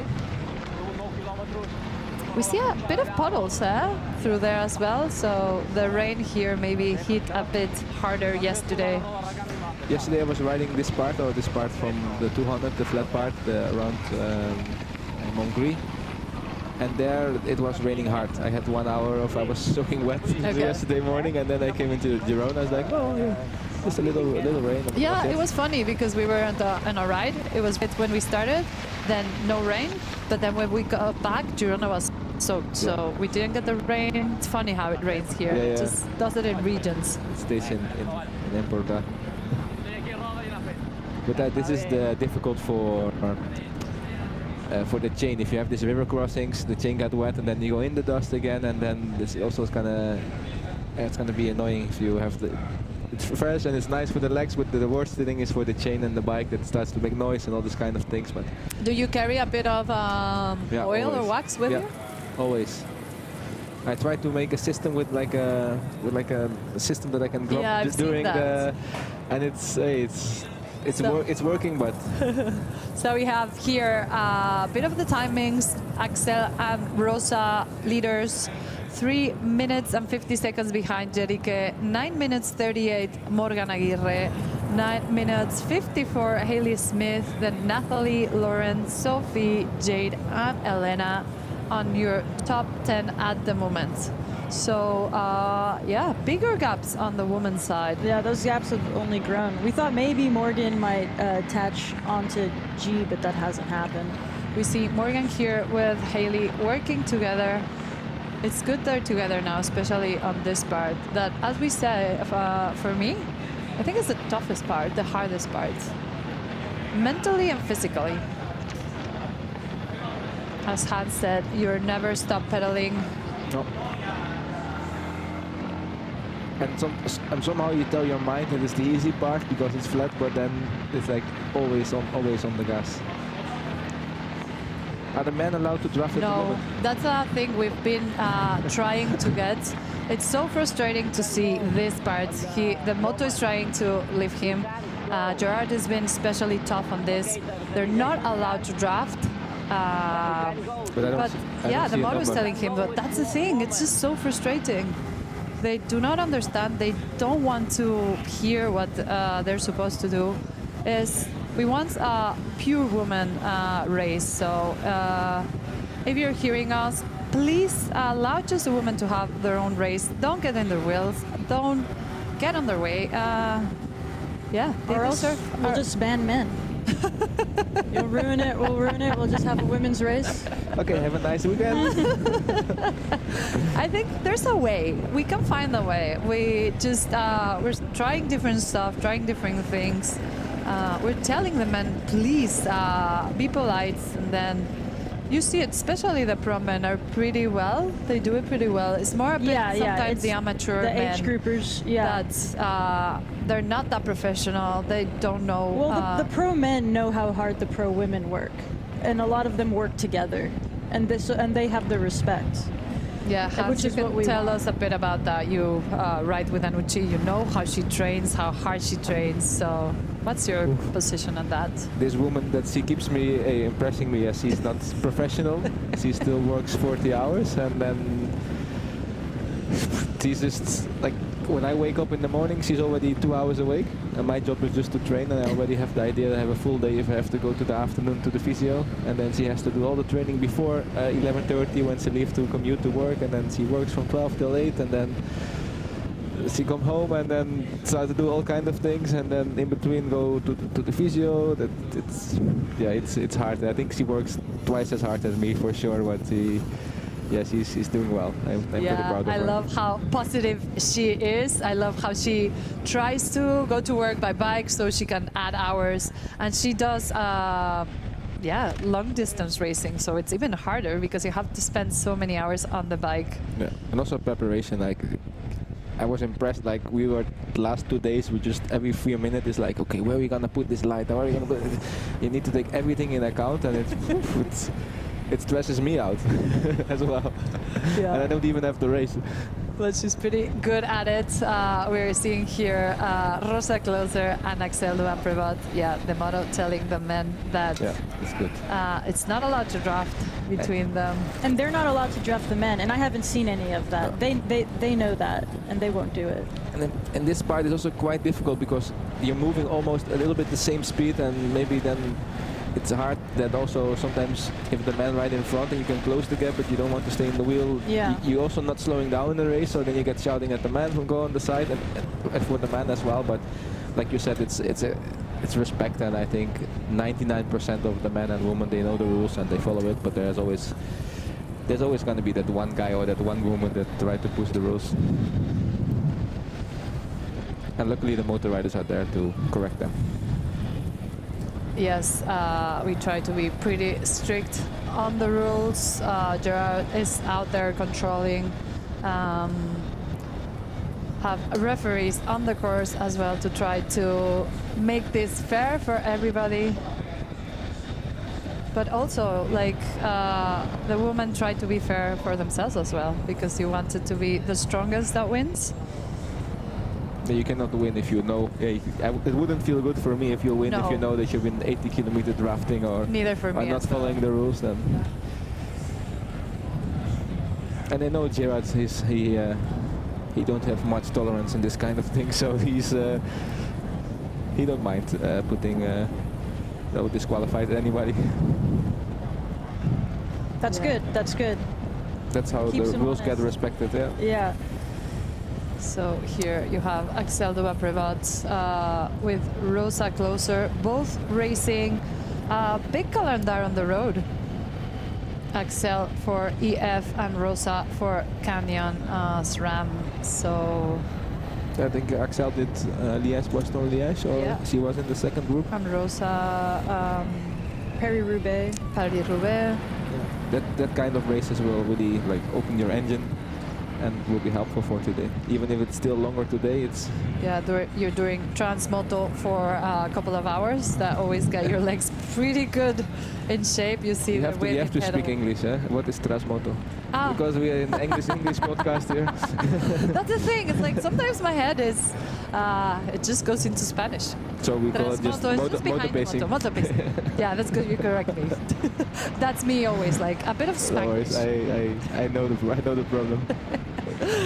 Yeah, it's a long day for us as well. It's gonna be almost 10 hours on the live stream, and yeah, English is not my first language, as you can see. Sometimes Spanish words come into my mind. It's okay. We're in Spain. Yeah, That's fine. and also if you're on gravelerseries.tv, we are doing the live coverage in 3 languages. So we have our Spanish crew here besides us. You have the Catalan crew here besides us as well, and our English crew as well. The mixed. So when are you gonna join the Spanish one, Hans? Give me 5 years. I'll be fine. Takes a while.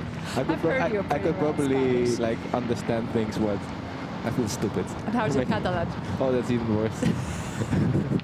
But you try. Yeah, I try. I try to understand.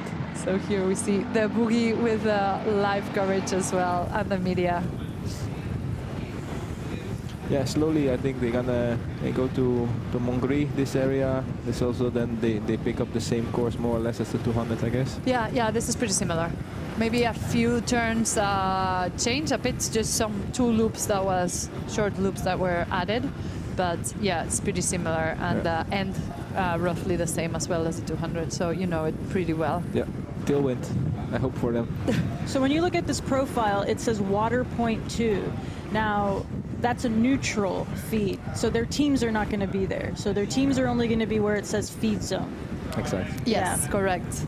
So water points, usually the ones in the front don't usually stop unless they talk to each other and stop together. We saw it last year that they were talking, Sarah, G, Caro, they made a pack together, Axel as well, and they stop together, they refill their bottles, and then they continue.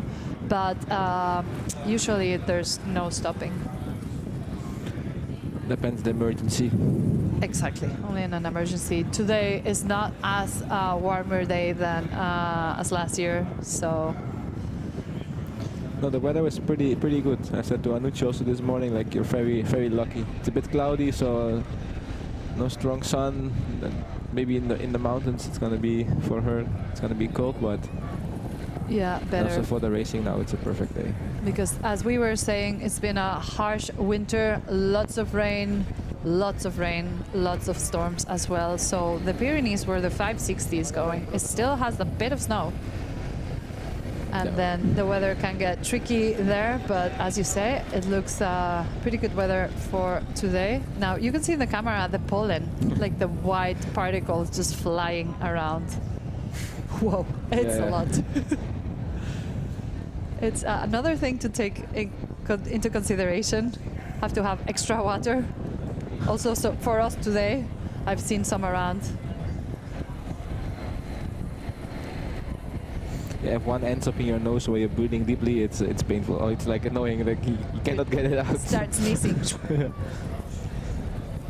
A lot of allergies. I've heard also that the pharmacies ran out of antihistaminics from the allergies. Really? Because there were so many people just getting the allergies. And also 5,000 cyclists coming in for the weekend.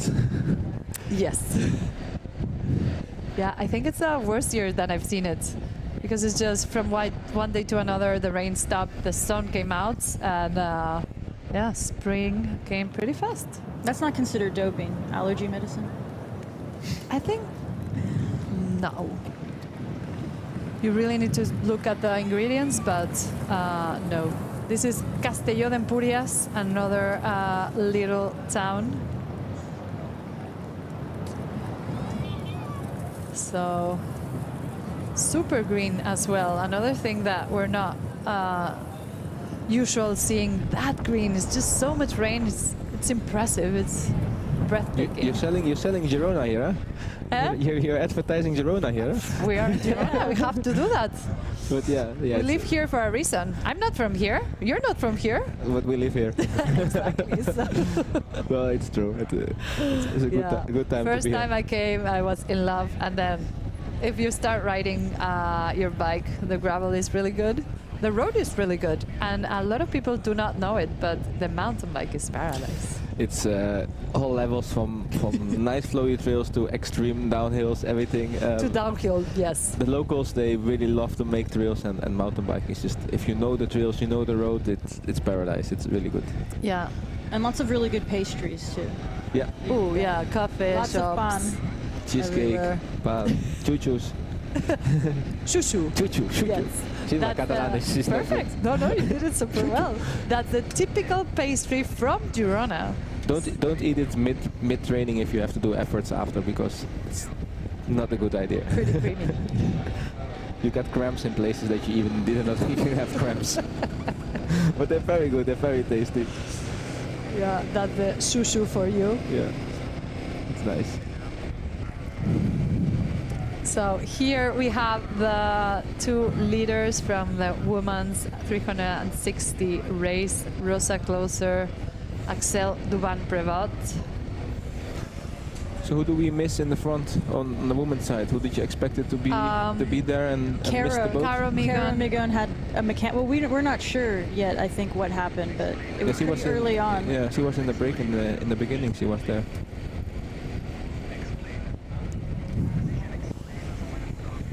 So now we'll get you some.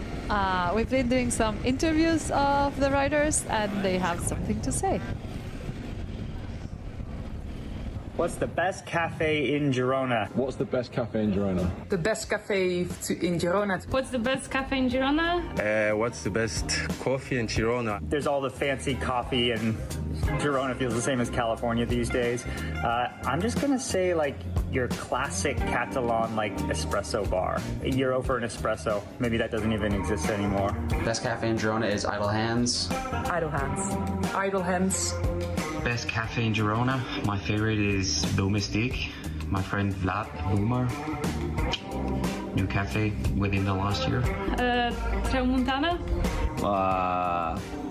Maybe I have a nice coffee machine with me this year, and maybe I don't know, it's mine, but it's good. I like almost every coffee, like every famous coffee in Girona, but the Odeon in the Velodrome is also really good, and to see the bikes and everything is nice.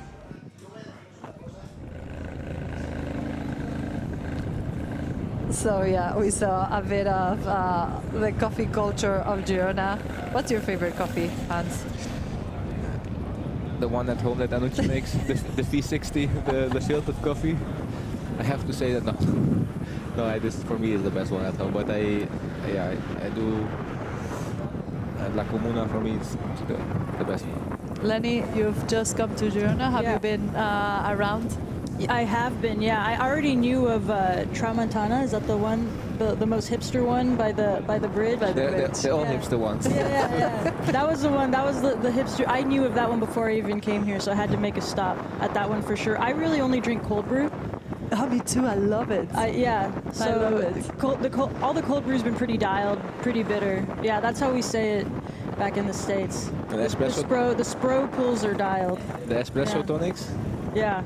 You like them? The espresso tonics? Oh, no, I haven't had those. No, you have to I haven't try had it. those. I like them. They are the favorites. But So if you want to I need to try that. know a bit more of the culture, we did a video 2 years ago of the famous coffees of Girona.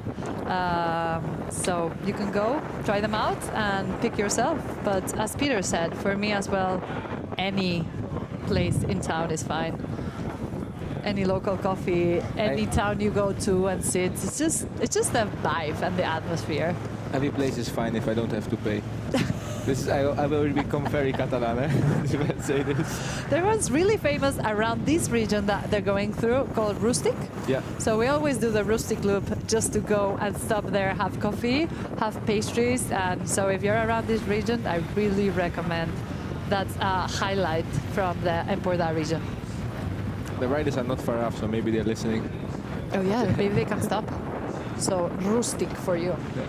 So here we saw Gerike Treus chasing on third position at the moment, and now we see Morgan Aguirre and Hayley Smith in fourth and fifth position, working together, chasing Gerike Treus. And more fans on the road, super cool. Yeah, it's super nice to see. Okay, I'm glad they're back together then. Gives them a better chance, and they're working well. Yeah, we're seeing timing gaps. Gerike Treus 3 minutes behind. Aguirre and Smith 9 minutes behind. So the gaps are pretty big. We're hearing that the men are a bit ahead of schedule. They're going faster than predicted. Women are a bit on schedule. So we're gonna have them in Girona pretty soon. Puppy paws. That's illegal, right? Isn't that illegal in World Tour? UCI's criminalize that? I think they get a direction, you get a penalty. But I don't know what Gerard does with that. I don't know. Yeah. Maybe we'll have him in the stream at some point, but no, I think here in gravel you can do that. Whatever. I mean, have you the way they turn in their shifters? My bike. There you go. Yeah.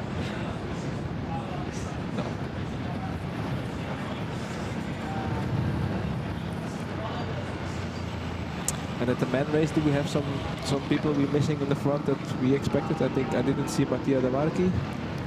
No. No, we'll get some standings in a bit. A lot of people have been asking in the chat about Tobias Kongstad. We'll see if we can last year's winner. The stats here. Let me see. The woman at the moment. Let's see.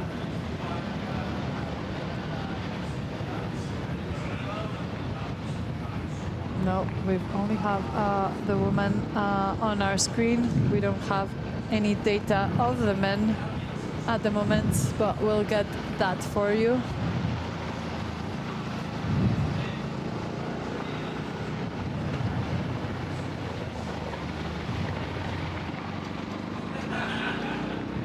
So we're coming on 6 hours now of racing.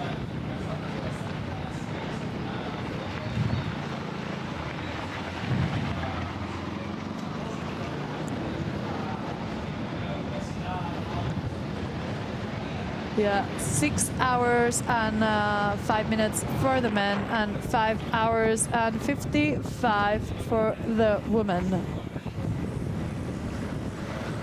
So the women have done 162 kilometers and they're missing 162 kilometers and the men 127. Yeah, the distances there are counting down.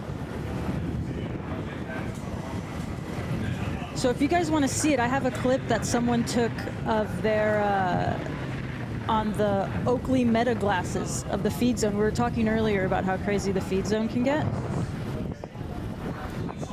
Okay, so if you want and see the clip. So yeah, this is recording from a Swanee's glasses. Find your rider there. Huh? Not an easy yeah, job. you can. People are yelling. Now there's no volume on this clip. But that's what we were talking about, that the feed zones are really chaotic.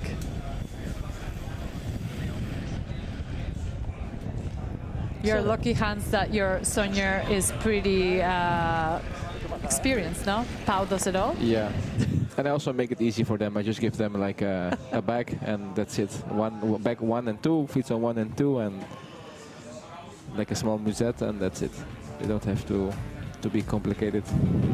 Because I know if you say, I want one person in the front with this bottle, and the second one with the banana, and the third one with this, you're gonna miss everything. Just be in the beginning of the feed zone, one musette, and you have take your things and you're off your way. It's always the easiest thing I do. Yeah, you always see Pau Zamora there for the team, and especially it's a hard job because it's 3 of you. So he has to take care of 3 that you're usually pretty together.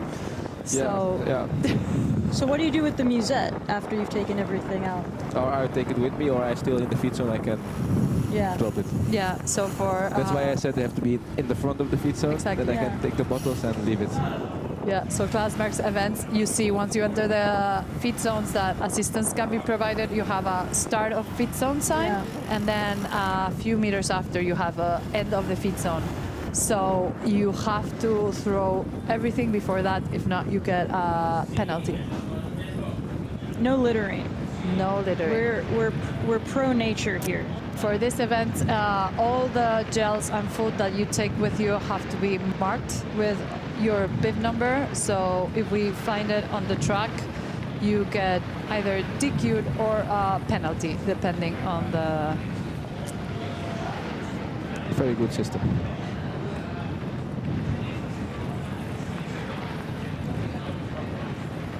So here are your 4th and 5th position at the moment. Morgan Aguirre from the Paz Racing team and Ailey Smith.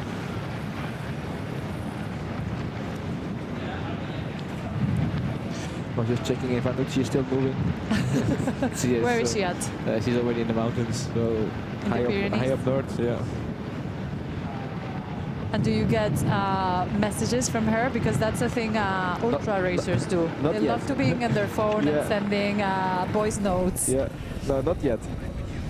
So I think that's a good sign.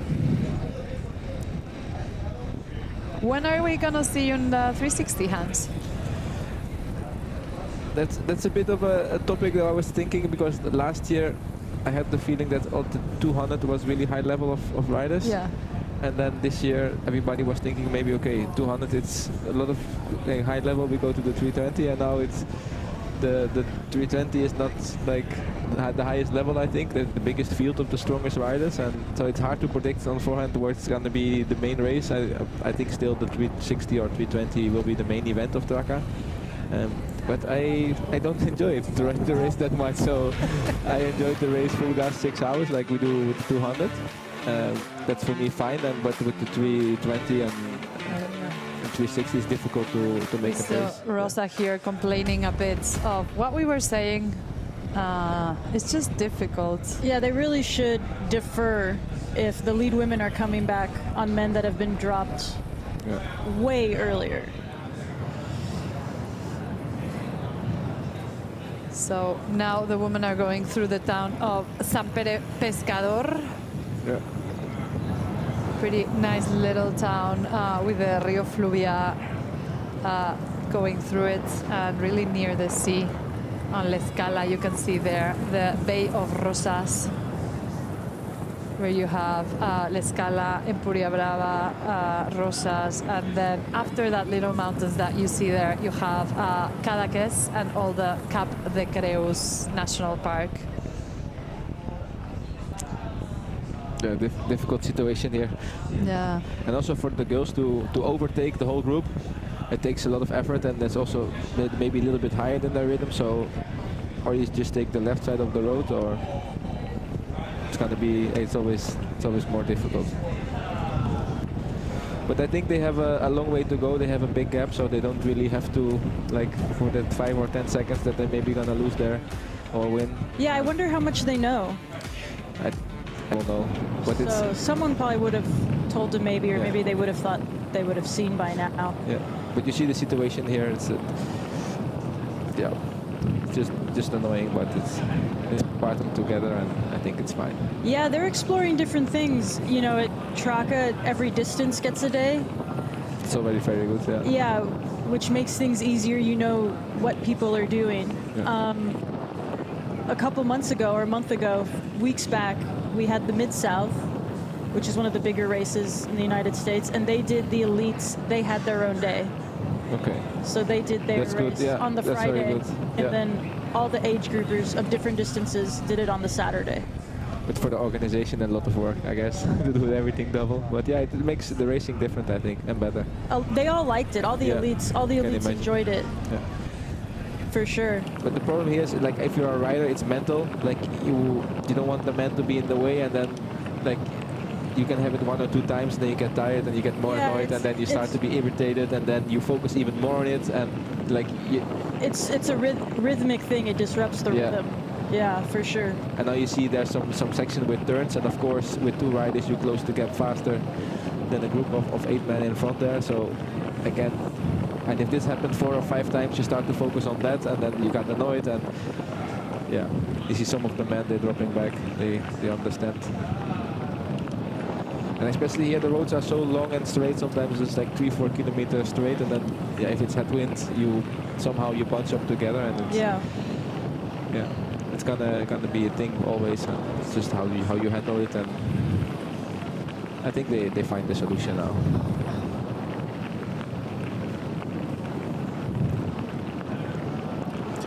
And still the biggest issue, I think, is that the men have too much ego if a woman passes. Yeah. I think that's still going to be the baseline of all this discussion. Yeah, we're calling the moto guys to see if we can do something with the men group. So they just let the women do their own race. Now it seems a bit better. The men are just getting into the side. Let them do their own race. It's a Spanish thing. It's super hard. I remember. I remember me. I did a lot of like mountain biking and marathon mountain biking, but I stopped racing because we didn't have our own start, and it was always fighting with the men. And we were just like in a single track. It's like, can you let us know? It's like, no, like we are in the first position. Like you're really breaking our race, you know.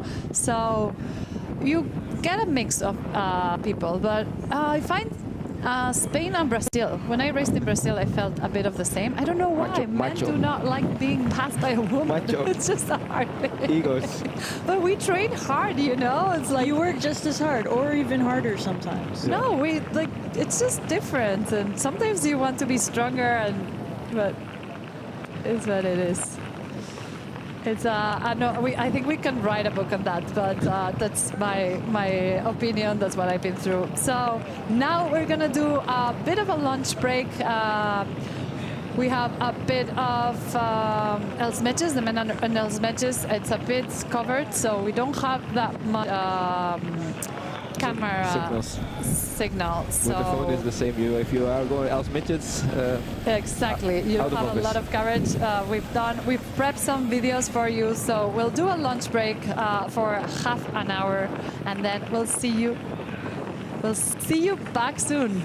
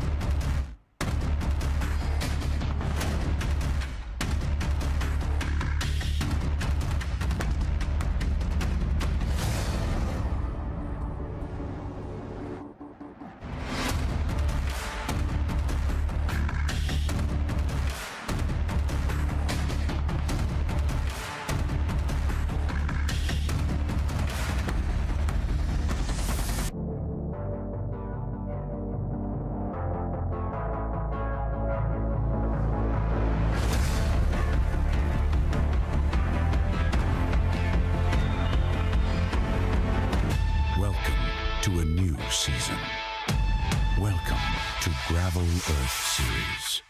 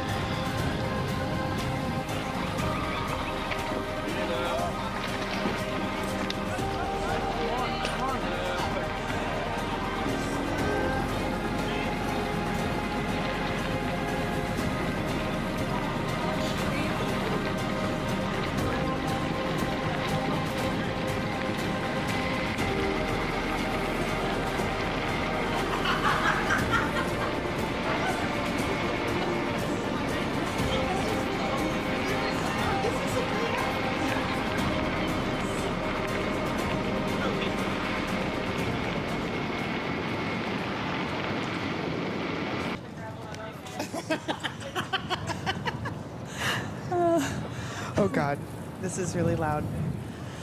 Okay, we are back after the lunch break. We are at Javia.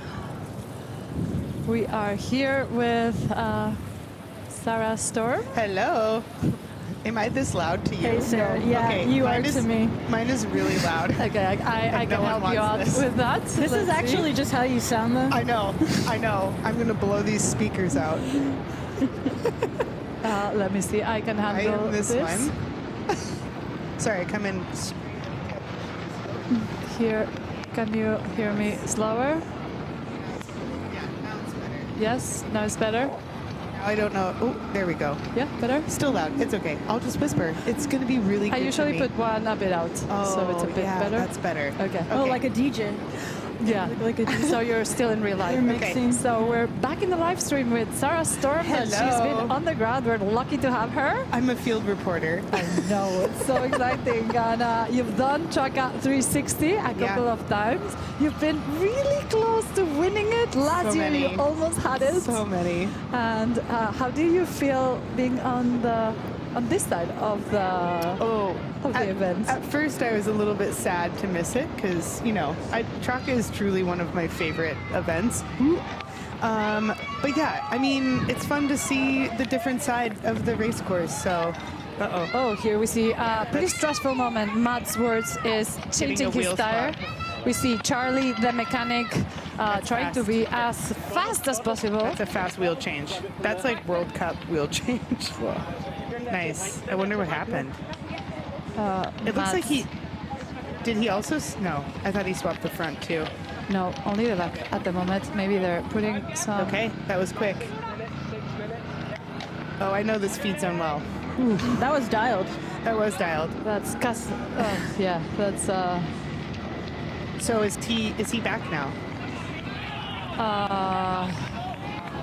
We'll have to wait. Well, I can confirm. Last year I was in this feed zone with Caro and Excel, and I took a little bit too much time, and I didn't know that they passed me, and they were up ahead, and I couldn't even see them. So he can catch on. If I can do it, he can do it. And they're just going to be starting the final climb. Yeah, they're pretty near La Bisbal. Yeah. And Elsmetjes is coming. Well, that's got to feel good to get a fresh wheel on there. If he had a I think mechanical. they're past Elsmetjes, eh? No, they're past Elsmetjes. No, this is the last one into the final climbs. There's another aid after the climb. Yes. Sorry, lunch break was a bit too long. We lost our momentum, so we'll go back and see where they are at the moment. And for anyone in Imperial units, that is mile 139 out of a 201-mile race. That's really helpful. Oh yeah, Sarah's American like me. Yeah, I do not know my miles. But you know what? In the races, I find it much more helpful. Oh, here we go. Now we see Hugo Dresho in the front, followed by Matt Wirtz, that he had that quick pit stop from Charlie in the assistant zone. I don't know, we don't know what happened there, but it looks like Hugo is looking back. And he's going to try, I mean, if I were in his position, I would be trying to make some separation there. If it's a good opportunity. I mean, it's unfortunate, but it's been so. He's probably, Oopa. And this happens a lot. I mean, it's a long course. It's part of it, navigating. And there's a lot of paths, too. The paths kind of mix in with the roads, kind of mix in with maybe driveways. Yeah. There's a lot to pay attention to. Oh, there he's signaling that he has a back wheel problem. Oh, so they came in. Yeah, okay, we're catching up. Sorry, people. This is modern gravel. You don't wait anymore. No, you don't wait. Okay, he's like, where is he going? But that's why we were saying that it's super important as well to be really good at navigating, knowing your GPS, zooming in, zooming out. It's pretty good skill to have, because usually people that come from the road, they're not used to that. Yes. And here, the track, you do navigate a lot. There's a lot of twist turns. So it's pretty good to zoom in, zoom out.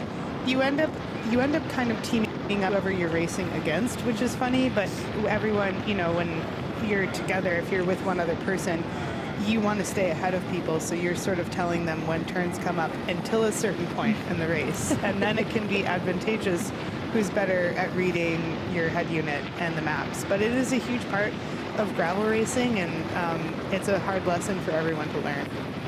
Yeah, and also another thing we don't talk about, like the GPS is on the battery because it's a long day. That's why I go with the solar. Nice. Good job. Yeah. It's okay, so here we have a graph. This is the chasing group. Yeah. Pole vaults, they're just bits. They're going to start the Elsmetjes climb. And you saw the green part is where they're gaining on the leaders, and the red part is where they're losing. So they've gained for a few moments, but they've been losing a bit of time. Yeah, and it's hard. This course is unlike Unbound and some of the racing in the Midwest and America, a lot of the gravel there. Those are just straight flat roads. You can see people for quite a ways. You can get out of sight within 2 turns, especially if you're paying attention to which turns go where. So this is an advantage for the leaders. So this is your chasing group, Paul Boss and Andrew L. Esperance. Lesby? They were, it's so funny. I just watched them in person go by. We were at the last, we were following the race, but I got to see everyone in person. And they looked really strong, really calm, really ready to work together. So they've been together, for a long time, almost the entire race. Yeah. It's so hard for me. I can't tell everyone has new kids still, so I'm like... It's still early season. Yeah, this is a great race for Lesby. He made it back into the Grand Prix this year, and this is his first Gravel Earth, and he's really excited. He was really excited to be here, and his partner, or his wife, Haley, is currently in 5th place. Yeah, they're doing amazing. Mm-hmm. Oh, this pairs is working, Axel and Hugo, and then... Totally. Dylan's going to have to start doing some bike races. Or you need to change to mountain bike or enduro. No one wants that. No. Not after a baby. The baby will start racing. Oh, no. Lenny, don't you put that on me. Yeah, the baby will start racing. Oh. Same age group as King's baby, and they'll start. Yes. Yeah, our kids will race against each other if they choose it. You're not going to Nepo baby your kid? Is your kid going to be a Nepo? No. A gravel Nepo? Although Dylan does want to get it one of those carbon Strider bikes. Yeah. The specialized ones. Oh, and I was like, cute. we can't be rolling up with a carbon Strider. Oh, they're just... See, this is crazy how much the game has changed in the last 2 years. There's no stopping. You just grab new sets. Yeah, Musets. Yes. Yeah, we see Gerard with Amelia there, and has to be done. And you're allowed to dump your gels. Yeah, before we were telling, it's like you have a sign. It's like system zone starts here, it ends here. So if you miss it, you get a penalty. Yeah. So pretty important. We're pretty strict with littering. So I love that. I actually see way fewer gels. I mean, occasionally there's one that's fallen out of someone's pocket and it's usually like unused, but I see way fewer gels on this course than most of the gravel races that I do, which is awesome. Yeah, we try to be pretty strict. Gels and food, anything that you're carrying with you should be marked with your number. So we see here Lesby looking back. Seems like they're taking a little bit of recovery. Sometimes that does happen, like after the aid station. They know the climb is coming. Elsmetjes is near. Yeah. They can smell it. And we're also look, he's talking. back. Yeah. I wonder if he waited. That's why we were talking that these kinds of courses, you never get bored. You have a bit of little road that you can recover on. Gerard never puts a lot of road in this. Oh, I know.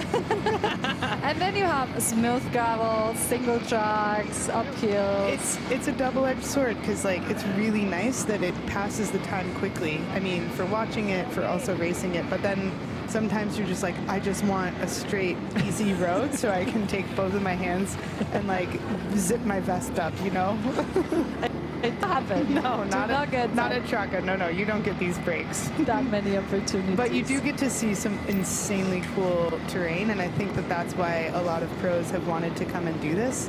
And now the competition is really steep as well, so that attracts more. But I think most of the people here just want to come and see some cool terrain, and another mistake. Oh, this is stressful. This is a lot more stressful. Oh, and the moto chose left. So I would say Maz is maybe on the wrong. Oh, this will be interesting. Oh no, freak mechanical, wrong turn. Oh my god. Does it come back together? We'll find out. Oh yeah, we'll find out. Lenny's on the edge of her seat.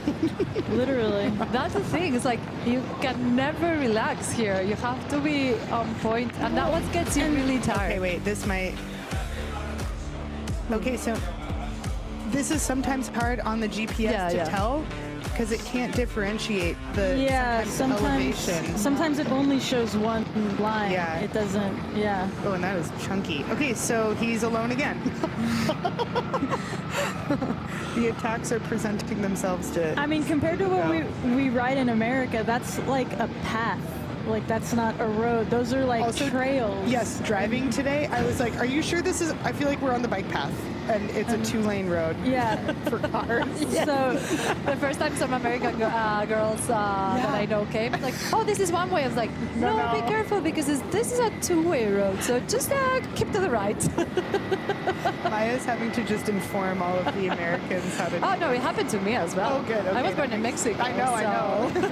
Yeah. I'm used to, like, the streets. When I came here, I was like, oh, do I really need to drive through there? It's sort of like the gravel version of single track. Yes. Until you get onto single track at Traka, which is quite often. Yeah. We did a bit of pre-producing videos from the track here and drive to some places. Oh, yeah. And I was sweating. I was like, ooh, I like this better on my bike. I don't better like on the bike. On the car. Yeah, for Maybe sure. if I had Gerard's boogie, but no, better on the bike. Well, we've had a lot of buggy drama in the U.S. Oh, constant buggy. It's a whole thing. Dusting. Oh, so. Yeah. I noticed there was that new addition to Traka this year, the buggy, the car. Oh, that's Gerard's car. No, he was in the Bronco, and then there was like I don't know what they're called. We call them fast couches. I don't know then who's in the boogie. The boogie.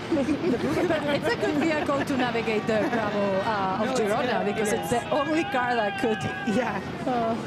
So we've been seeing that along the way, a lot of like people cheering for the riders. Oh, he's catching on again. Yeah. Okay, so he's burned a lot of matches. In just the time that I've been sitting here, he's burned a couple more matches than he's maybe needed to, but you know, he is quite strong. Those European colors, European gravel champ jersey doesn't mean nothing. Yeah, if people don't know, there's the national champs and then the Euro champs. Yeah.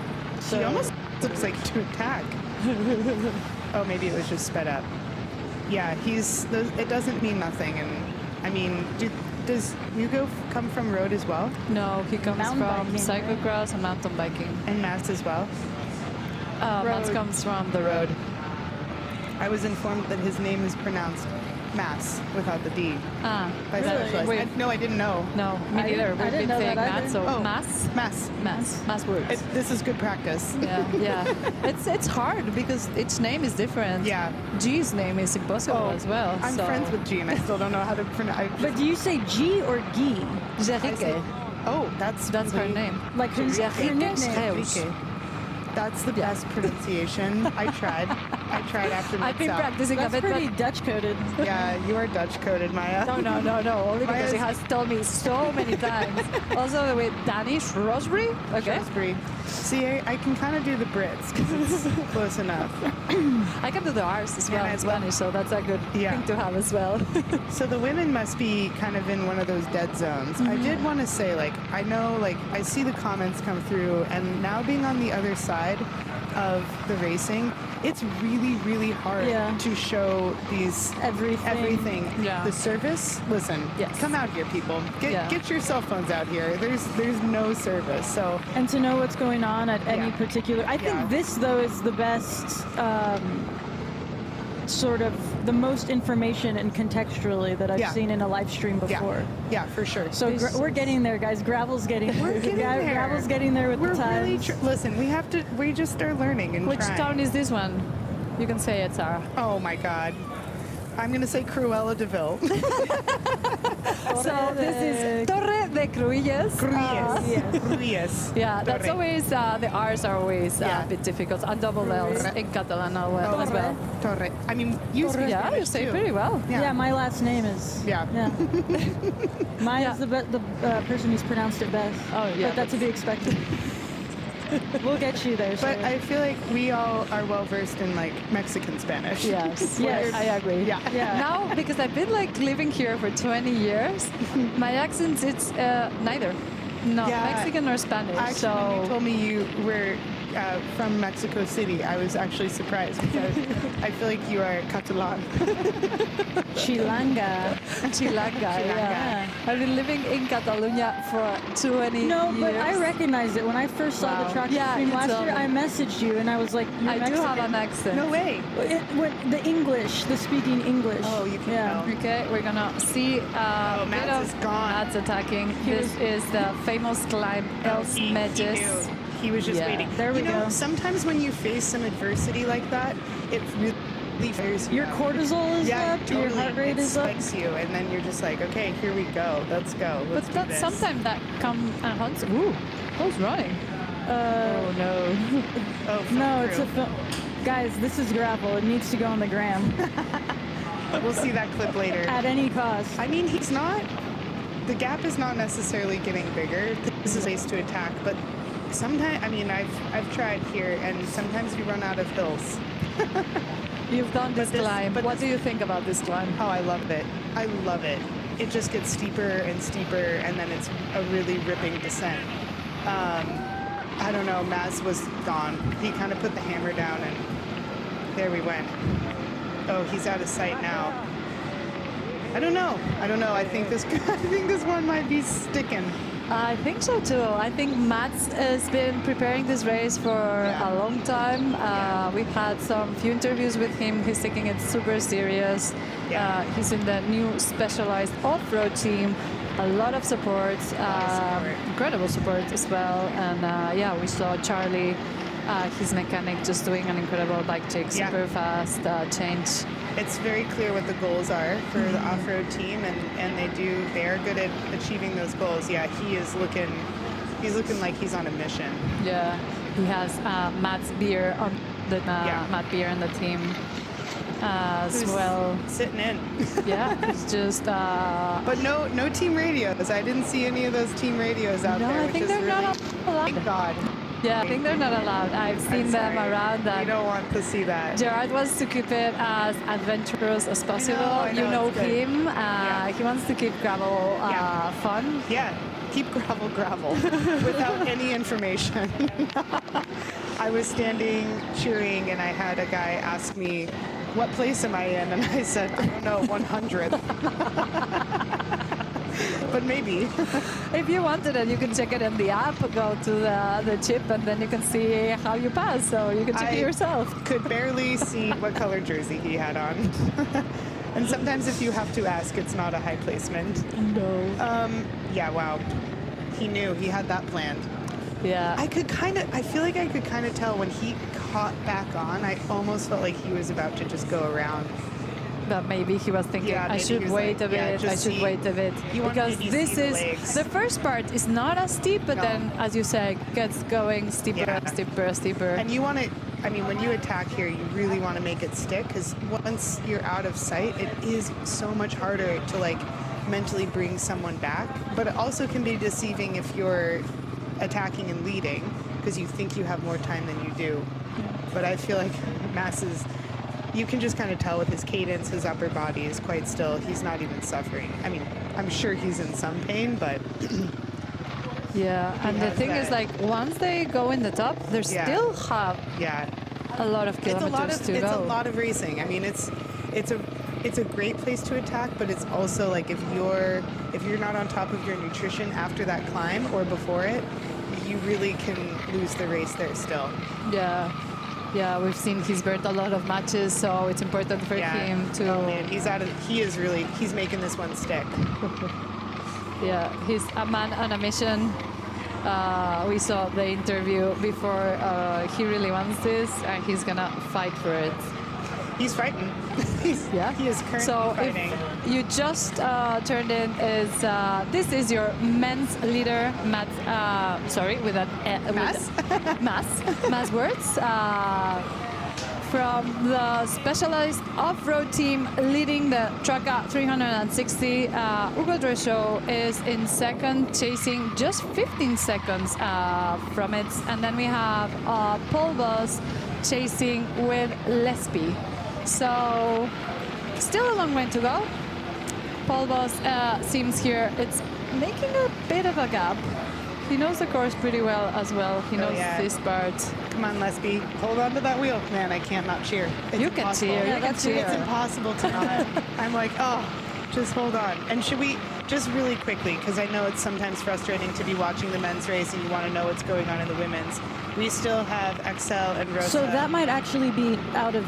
Oh, this is not. That might not be... current. The timings, but we know Rosa, that one is more current. And Axel de Van Prevot are in first. And chasing is Jerike Schreus, not far behind. He's actually gaining on them. Yes, because this is where they are now, the woman, is a terrain that suits G pretty well, but then she'll need to go through else matches that we know she doesn't like really much, but then she has a bit of another part that she likes pretty much. It's just a mix of everything. Yeah. And then Morgan and Haley are working together, and I saw them. They're working quite well together, and they're not too far. There's two of them, so that's advantageous on G. But they could make up some ground. I know Morgan is quite strong on those flat sections, and she's also a really great climber. Oh wow, LDC's made a lot of time in sevens. She was no like, way. That's so not an LDC move. Right. No, exactly. Just I'm grind for from her the back. Yeah. 7th place to pop up here.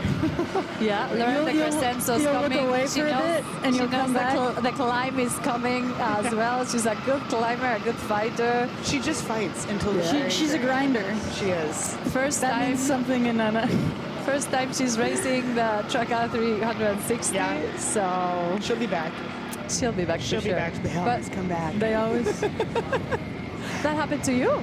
Tell us the story. I know. I came back. I had to just, you have to just see if you can just do a little bit better. And I have been doing better, but everyone else has also been doing better. That's the thing in gravel, right? That was my joke, is every post I see is I have my best power ever with my worst result. Ever. Totally. But every race you see that. I've just been consistently second and third, and sometimes you just have to settle for second and third. Well, Sarah, podium and Traka every second year. and third is really good. I think a lot of people would buy that from you. So yes, I think my only regret was the first year not knowing how to eat carbs. Yes, tell us about that.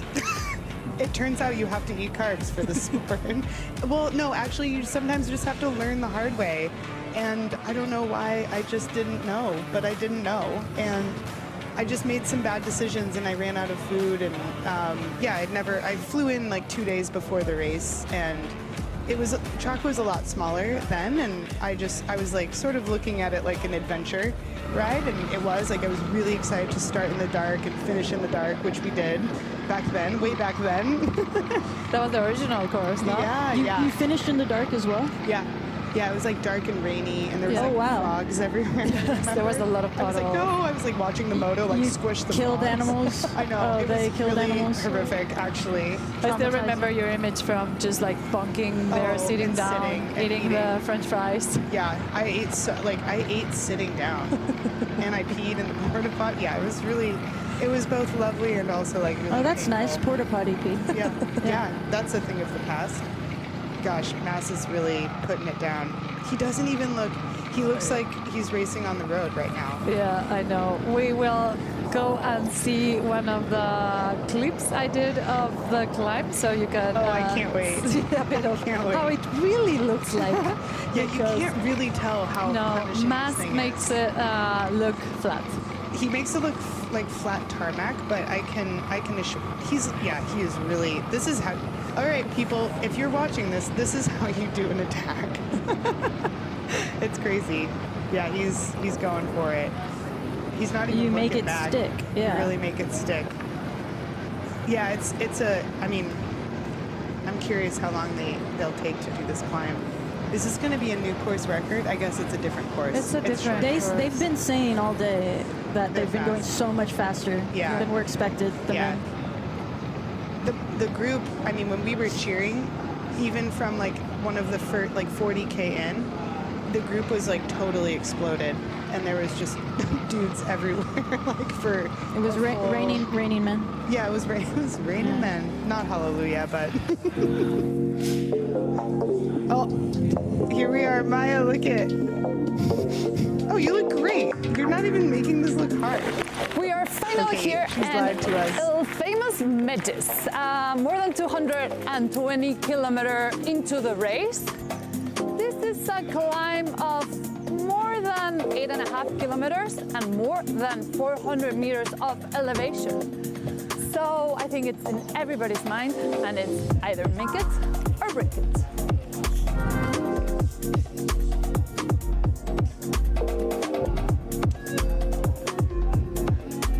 Las Gavarras is part of a natural reserve that we have around Girona. Maybe you won't get to see that much because it's dense nature here, so we don't have the greatest reception to cover it during the live stream. We'll try our best, but yeah, for sure, things will happen here. And it did. Something happened there. You called it, Maya. She predicted. It's a great course design because things do happen there, and it gives a great opportunity. This type of climbing, it's not really technical climb, but remember that people already have 200 kilometers on their legs. They've been fighting all day. Good point. You're riding like zone zero. You're talking like... I know, I'm like, I think you would be passing us. Would you rather not be in a race if you were riding? I love this climb, but I would never like racing on it. So I think the demons in my head would go ballistic.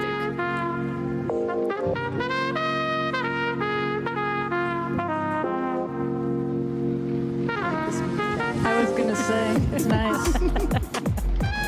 If a rider gets dropped here, house beat. I think it's just a mental battle because there's still 90 kilometers to go.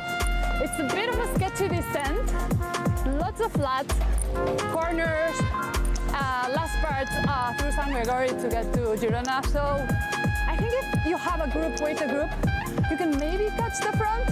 So the race could be lost here, but it could not. Ooh. Trying to climb on talk is not the best idea. I know, it's so hard. that part that Mass just went over looked quite steep. So on the far side, you could see La Vera. That's what we've come from. Then they've cycled through Empordà, up Els Metges. We're on top of Els Metges, and now they'll descend for the finish line to Girona. While you're pedaling through Gavarras, especially Els Metges, you'll be surrounded by this tree, the Alcornoque. This is not a broken tree, and it's not cut. It's just peeled, and they get the cork from here. So just remember, while you're pedaling through the Gavarras, especially Els Metges, just think that you're surrounded by the most sustainable material, the cork.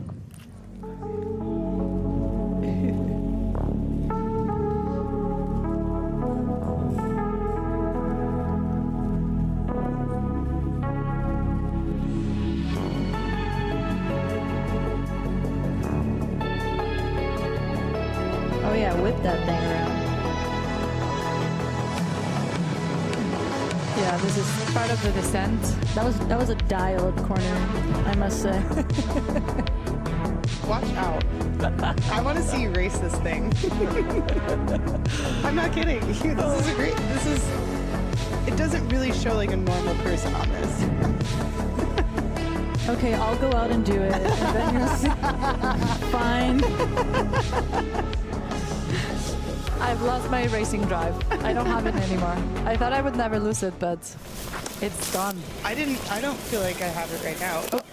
Oh. This is me driving through the spot. Oh. So this is, when they talk about narrow European roads, this is what they're talking about right here. I see one line.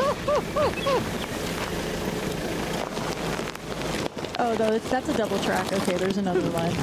She's making another one. Yeah.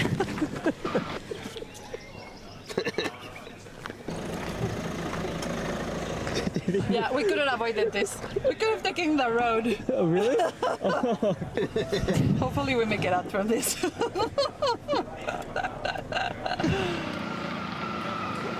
Oh, yeah. It's always hard to get to these places, so you can see. And this is why coverage is hard, people.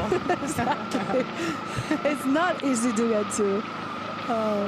So yeah, we see Paul Voss here looking Els Medges. How long was the climb, you said? More than 8 kilometers and a half. Okay, so to put it into imperial units, a little under 5.5 miles and 1,300 feet of climbing. That's helpful. Yeah, it's a proper climb. This is a good ride for Paul. Yeah, I saw him the other day in this ramp house, and he looked dialed. Yes. You know how he is? Yeah. Like everything, as a good German, it has to be that way, this way, everything working together. I can see that from other people. I noticed that. So. I mean, Rosa is the same way. Yeah. And that's part of why she has excelled so quickly through the sport is, I mean, she's really interested in that. She's also has that like science, math, German mindset. Truly, I mean, it's cool to watch as a younger rider. Like, you know, I remember watching her crash out at Unbound and then win. And then she just really took that opportunity and dove straight in, which is really cool. Yeah, that was her almost first season on gravel. Yeah, no? Yeah, it was really impressive. I know Traka has been, the 360 specifically has been on her list. I think she would have maybe preferred to do the 200. Yeah, she was, we did not have any interviews from her because that's the thing, we didn't know which distance she was going to choose, the 200 or the 360, because she's been racing a lot on the road, she's been traveling as well. I think she did the road race and then flew to the US and raced almost the next day. And you know how that is. Yes, I do. And she also had some drama before Roubaix with her flights for the Grand Prix for Sea Otter. I don't know if Oh, no, I didn't know about this. So when she was, the morning of Roubaix, she gets a notification that her flight had been canceled to the US for Sea Otter. And she has to do Sea Otter to be considered in the entire series. Thank you. Word left. Because she knows she wants to go to Gravel Worlds and she will be missing one of the races because of that. So she was stressing out before Roubaix. Oh, Leadville is the week before. You're talking about Nebraska Gravel World? No. The one in Australia. Yeah. Miss Little Sugar. Little Sugar. I think you have to do Big Sugar. Mm-hmm, you do. So she's going to be missing Little Sugar and then flying back. Oh, yeah. She knew that she had to figure it out and get to Sea Otter. So annoying. Wow, this climb is just getting real steep. Yeah, this is the steepest part, almost in the top for really Mass Words. And then we have Paul Voss here. Yeah. Hugo Drechot is still chasing, not far behind. Paul Voss is in 3rd position at the moment. Let's be a few seconds behind Paul Voss.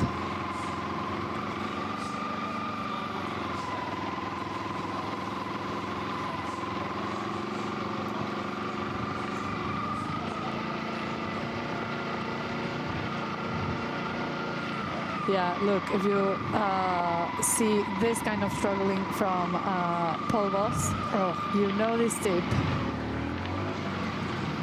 But look at how quiet. Oh yeah, look, he's looking behind now. Now the descent starts. Yeah. So to the left. And now he just needs to take care on the descent. I mean, he's a really good technical rider, obviously.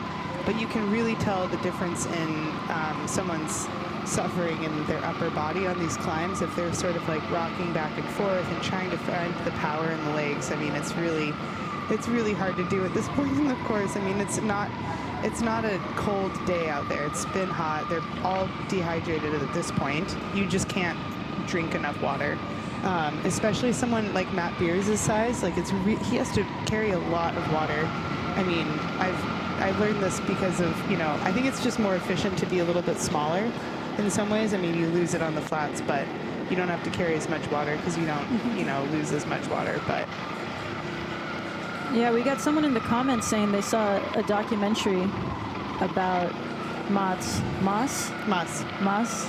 Schmidt, and they said that he saw the numbers of Unbound and Traka winners and thought to himself, I have way higher watts.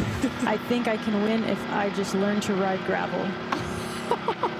So, well, I would say that's the only time that works out to do that comparison.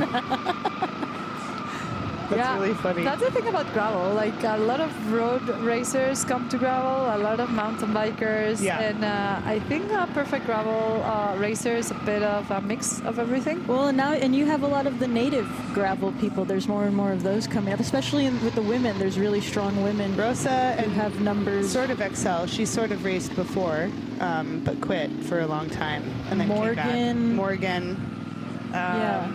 Let's see. Me. Sophia I got into Sugar. cycling through gravel. Yeah. Lenny, of course. HSOG. Oh, are you not going by your No, I am. Okay. Sorry, did I just out you? No, it's been done already before. Okay, I was going to say, you're known you now. Can't take that clout. Someone already stole it. So. Damn. Yeah. I was going to go through the women's list.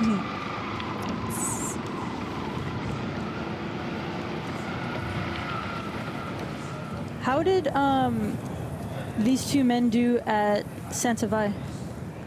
Mats Schmidt, he won, right? Yeah, okay. He had a bit of a rough day the first day. He had a bit of trouble with the mud.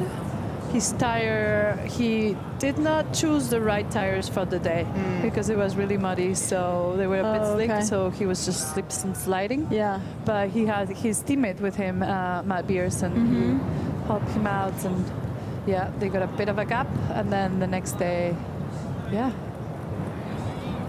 so he won by 13 seconds, I think it was, and then Roman Bardet was second. That was pretty close. I'm kind of excited to see what happens in this big group on that climb, because there's still quite a few people racing together. I'm pretty surprised to see Stetna a bit further down. Well, he retired, remember? Oh, that's right. He fake retired. But he still does everything, but retired. That's the running we'll joke have this him year. commentating here tomorrow, so we'll hear all the stories. He just loves Traka too much. I know. I don't think he trains that much anymore. He's taking care of the team as well, doing a great job because I think at Seattle they both won. Yeah, totally. No, not one, but first and second. Well, and you have some of those girls coming in. I can speak to at least Braden, but we've known Braden was going to be good, especially after the hills. That's why he was my hot pick for Sea Otter. Oh, he was. You called it. I did, weirdly. Yeah. I made it about me. I was like, this is actually about me. You should have put money on it. I know. That's all the rage now. I know. I could have bet. And now I think... And then you'll get addicted and ruin your life. I think I'm good. I'm good with internet time. Yeah. Bike racing takes up enough of that for me. Yeah, he's doing the 200 tomorrow. Yeah, a lot of that team is going to be doing the 200. Actually, I think almost all of it. We have Taylor Finney back racing as well. So actually, last year I remember passing Taylor on that climb because he was just riding it because Kasia said that he wouldn't do it. Something like that.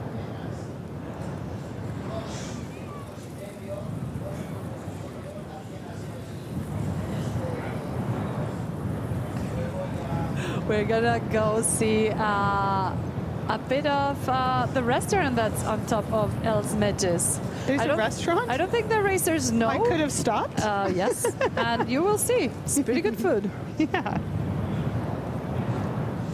Yeah, if it was a gravel race years ago, you actually could have stopped. I could There have. are I would restaurants have you the find on other a list, and 3 then years there are ago. the restaurants you find at the end of a 10 kilometers of unpaved mountain track in the Gavarras. Next to an old ermita, Els Meches is very much the second kind.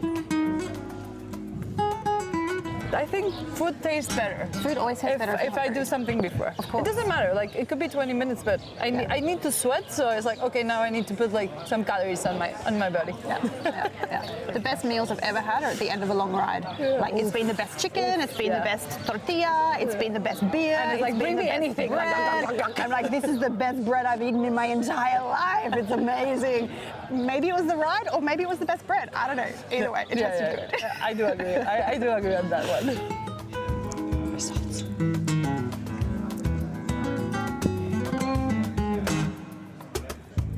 So the typical Catalan thing is just you start with olives and bread, so you're not hungry while they bring your food. Always salad at the beginning or something fresh that sometimes you share. Then it has to be like a protein, a meat, and then dessert, important, and coffee after dessert.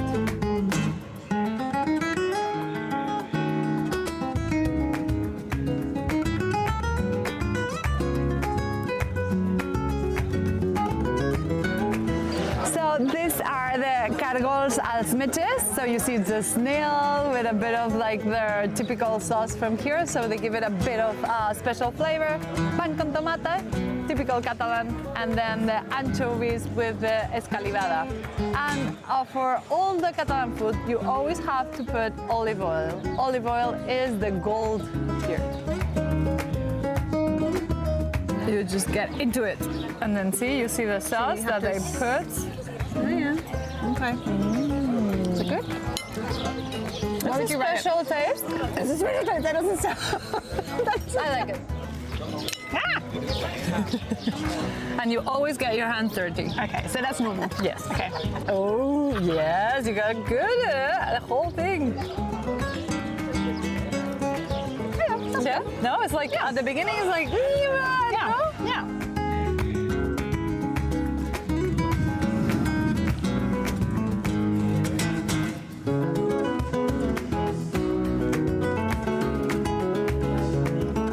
So here we have the main dish, chai de la casa, pollastre a la brasa, and galtas de porc. So this is lamb, this is chicken, and this is pork. Patient cooking, honest ingredients, most of it raised on the farms merely a few kilometers away.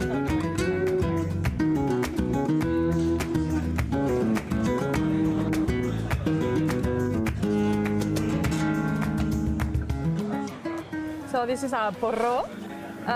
This is where when you ask for house wine in a restaurant or a place, you get this.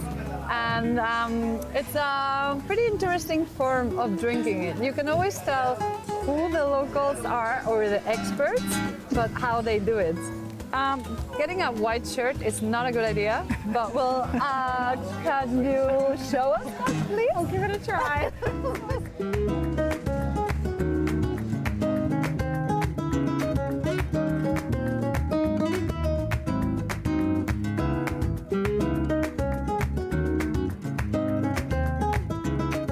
Typical desserts from the region. Crema catalana, and it has to have, this is homemade, and it has to be like this. Whoa, see? Like a bit of sugar on the top. It has to be crunchy, and it's kind of like a creme brulee. And then you have this kind of dessert that is like a mel y meto. So this is a goat cheese, and then you add the honey.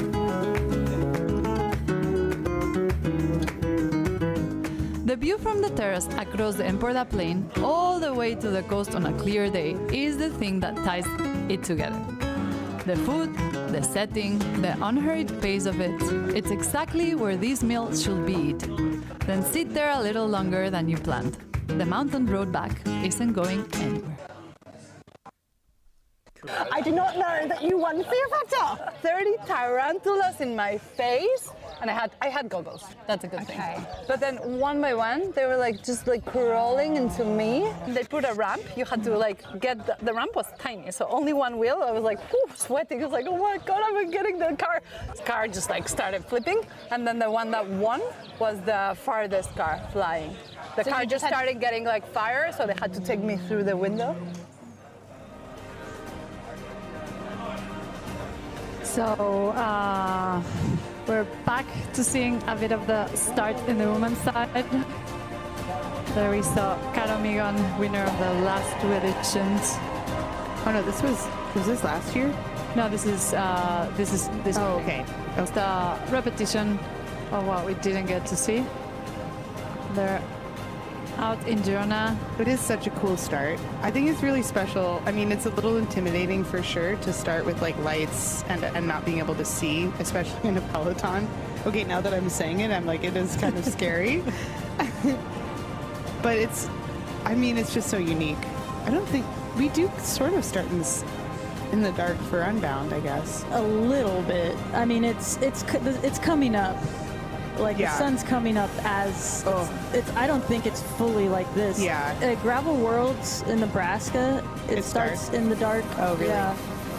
Yeah, these long races. I have to say, this morning I was not sad.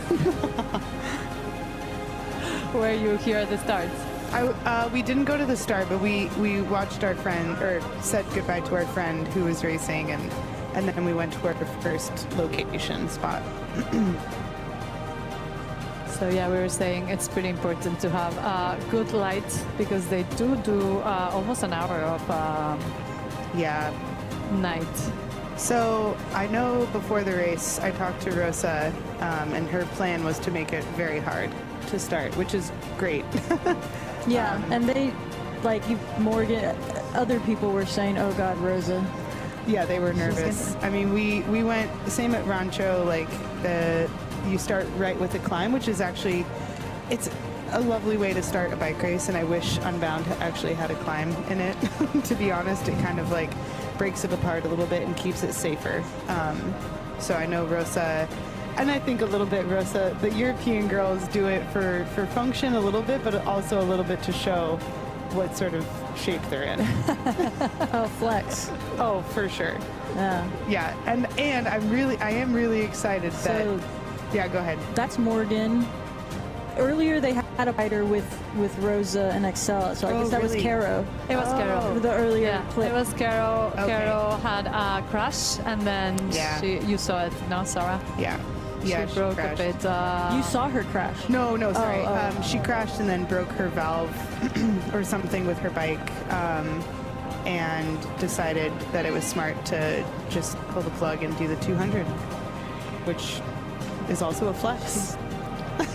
Yeah. Well, I'm excited to watch, her hop in with the 200 gals. Now here's Morgan Aguirre and Haley Smith working together. First feed station. So it broke up really quickly, and unfortunately they did catch the men quite quickly. But I have to say we are used to that. What part of the? Oh, this is on this the main is climb. La Albera. Yeah. This is the loop they do after the first assistance station. Beautiful loop. Oh, it's beautiful. Yeah, pretty. Oh, they're kind of above the clouds too. G got back to them. Caro had the mechanical, so she had to pull out. And G got a bit dropped in this climb, but she knew that might happen, so she was just getting into her own pace. Yeah. I heard that G was a little bit under the weather going into this. She got sick after a race, and she sort of hasn't had like the perfect preparation for Traka. Yeah, she won Gravel Desert, and after that she went to do some altitude.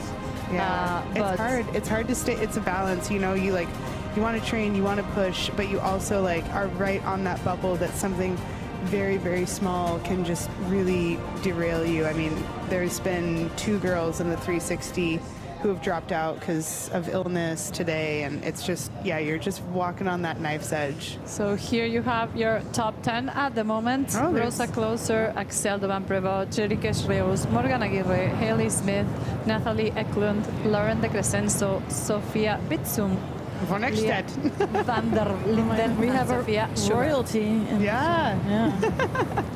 Yeah, this is a great result for Sophia Sugar, too. That's really good. Yeah. She was pretty nervous yesterday. I was talking to her. Was she? Yeah. She said they made this course for Rosa and Caro and it is climby. And Axel. Yeah.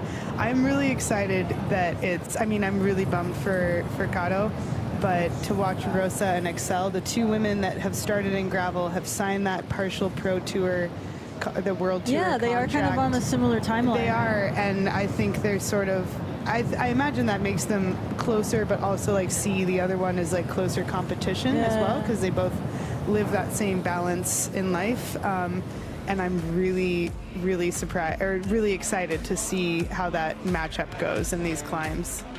I just love the women peloton. They're all fighters. Oh yeah, They're like, I was no, watching. I just wanna rest here a bit. Yeah. I'm just gonna attack. Yeah. And it makes it for a pretty dynamic racing. It is, yeah. You really, listen. Everyone has their own baggage that they bring into the. No one has like a perfectly clean race, and it's just how you fight with those little things that just accumulate through the day. You know, you drop a gel, you miss a feed, or you're not feeling quite perfect. I'm curious what they're saying. I really want to know what they're saying to each other. Gravel mics, let's mic them up like how they do in NBA. That would be a soap opera. It really would be. On this section last year, Axel and we really couldn't speak the same language. And at one point I was like, I think she's yelling at me, but I'm not totally she's sure. She's just French. She is so French. No, Axel speaks really good English. She has a very strong accent. I think she misunderstood. We've had a laugh about it, though. Yeah.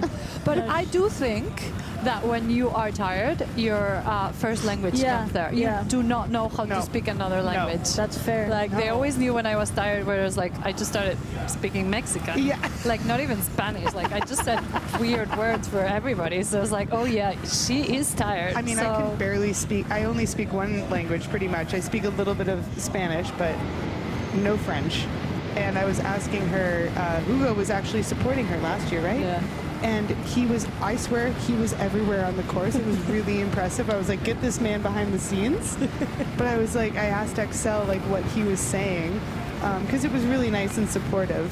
And she wouldn't tell me, and then after the race, she told me that he was telling her to stay on my wheel because he felt like I was, which is a compliment. He felt like I was stronger. And in turn, Axel sprinted me to the line. It was pretty fun to watch, the sprint. It was fun to be in it before the sprint for me. It was you three, Caro, Axel, and you. It was cool. We thought it was going to break in the last kicker that Gerard put before the single track. Yes. But you made it back. You lost a bit of ground. You made it back. And then the single track was the thing that decided. I think there was a bit of an issue there with the river. I made a bobble. So Caro was gone, and then it was Axel and you just sprinting. These girls are ruthless, and in a good way. Like it's, they're top competitors. These are some of the best, two of the best women in the world racing, and we're getting to watch it, which is great. So they're still working together. I'm curious. I think they will work together till the end. That's something really cool about gravel is that everyone gets their own story. Yeah, totally. In there, and it really gets. I've had this conversation with Rosa before, where I've said there's people on your team that are really, really good on her road team. Yeah. I have no idea who they are. Yeah. And I'm starting to follow women's cycling, but gravel gives a platform. Yeah, it does. Especially if you have a good media team. This is a comparison, sorry. So the green part is where G is gaining time and this duo. And then the red is where she's losing. So we saw a bit of improvement there. She was gaining a lot of time. But then in this part, she's starting losing a bit. No, this is Axel. It's opposite. Oh, opposite. Axel. Sorry. Yeah. I was but it makes sense because the climb. The climbs, Axel is doing better. And then G. But G's gaining quite a bit on this, which we expected to happen. So. Yes. And in some ways, G riding alone for this race is sort of how she has to ride with all of us shorties anyway. Wow, big help you are. Zero. Yeah, And she's Excel always and the I- best wheel to be at. I know. I know. And she knows it, so she I tries to know. always go away. And she's such a great little teammate. She's so tall, but she's such a team-oriented person. I bet she's kind of bummed that she's alone for a lot of reasons, but people call her G the giraffe. I know. When I was in Africa racing, I took photos of giraffes for her. She said hello to my cousins. Too tall. Yeah, it's impressive to see her bike. When you stand in her bike, her saddle is like up your shoulder. It is over. Yeah, it's like in my armpit. I mean, these girls are just going for it. And I wonder if they know the gap. Other you see Mass Worse. He's coming into that last aid. That was a slick feed zone.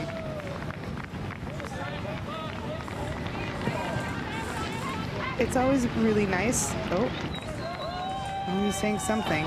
This is the last assistance point that they have. It's nice to pop out when you've just been alone for a little bit, and you get to see people again, even if it's in the feed zone. It's really, you can get a little bit of a mental boost from that. Yeah, it does help. Oh, I bet he was asking for splits. He wants to know how close Hugo is. Oh, now we get to ride backwards on the course. Always terrifying. Oh my God. Oh. I mean, anyone telling him won't know. Wow, that's a big split. Yeah. Yeah. He did some damage. Okay, he's gone.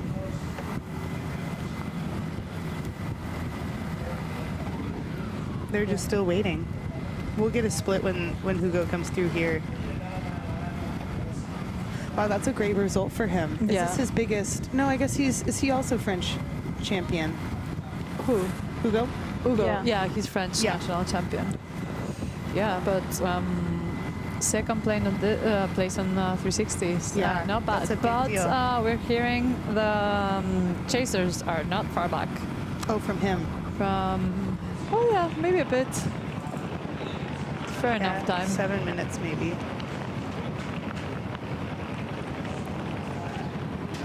Well, I guess you can assume from watching the men and the women's race that if you're a French national champ, you can be expected to be on the podium at Traka, maybe. No, he's pretty good. He's had great results. He's raced cyclocross, mountain biking. And that's, We haven't seen anything from Lachlan Morton ride on the timings. People are asking. He was in when I saw him, he was in the group with Cam. The last I saw at like 150K. Okay. And it was a pretty big group. Okay. Yeah. We saw on the screen sometime, I think he was around 20 to 30 position, but I need to be corrected on that.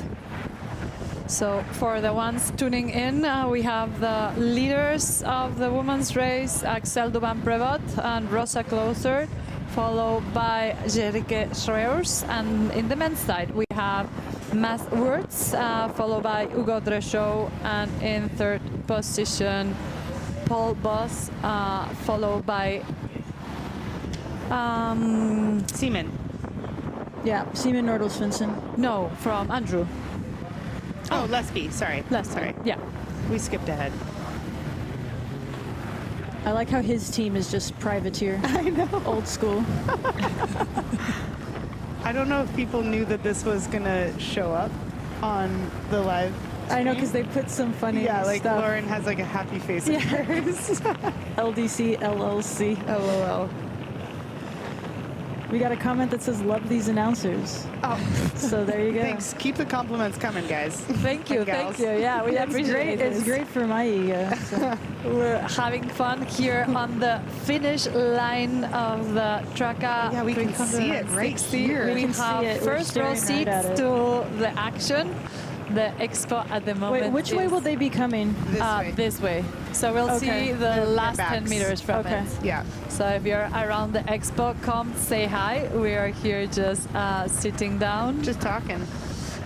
talking. You like talking, no, Sarah? I am good at it. You know, I have one thing I'm confident in, and that's my ability to when talk. you retired, when you're done with racing, you know, we love to have you here. I can talk. I can yell. It's super fun having you around. I love all your comments. And, yeah, I will. And all your experience, because you've done this track a couple of times. I mean, this is what I would be doing if I were back home, but I wouldn't have anyone to talk to about it. You would just be talking to yourself. It would just be me. And, actually, I would probably be talking to you. Yeah, we'd be texting or something. Or talking in the chat. Now we see Hugo coming through. Wow, that's time.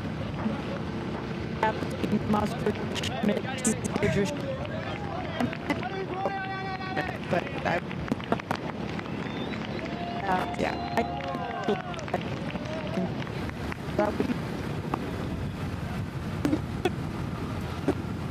don't trust my timing.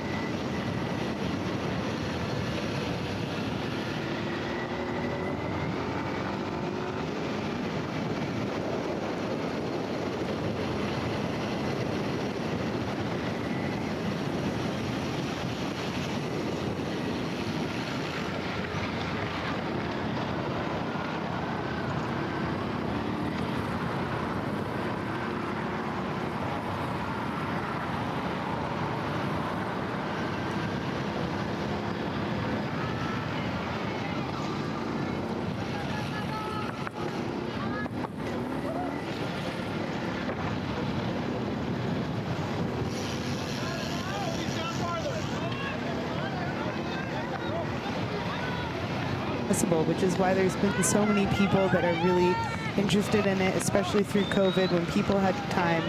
You could go get a gravel bike, get off the roads, try something new. Hello. Hey, how's it going? We're not on.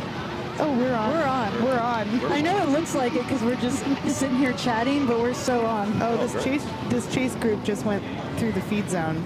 Yeah. This is the last aid station, and they're flying. Yeah, it's not that far from this third aid station, just on the other side of that climb. It wasn't that far away.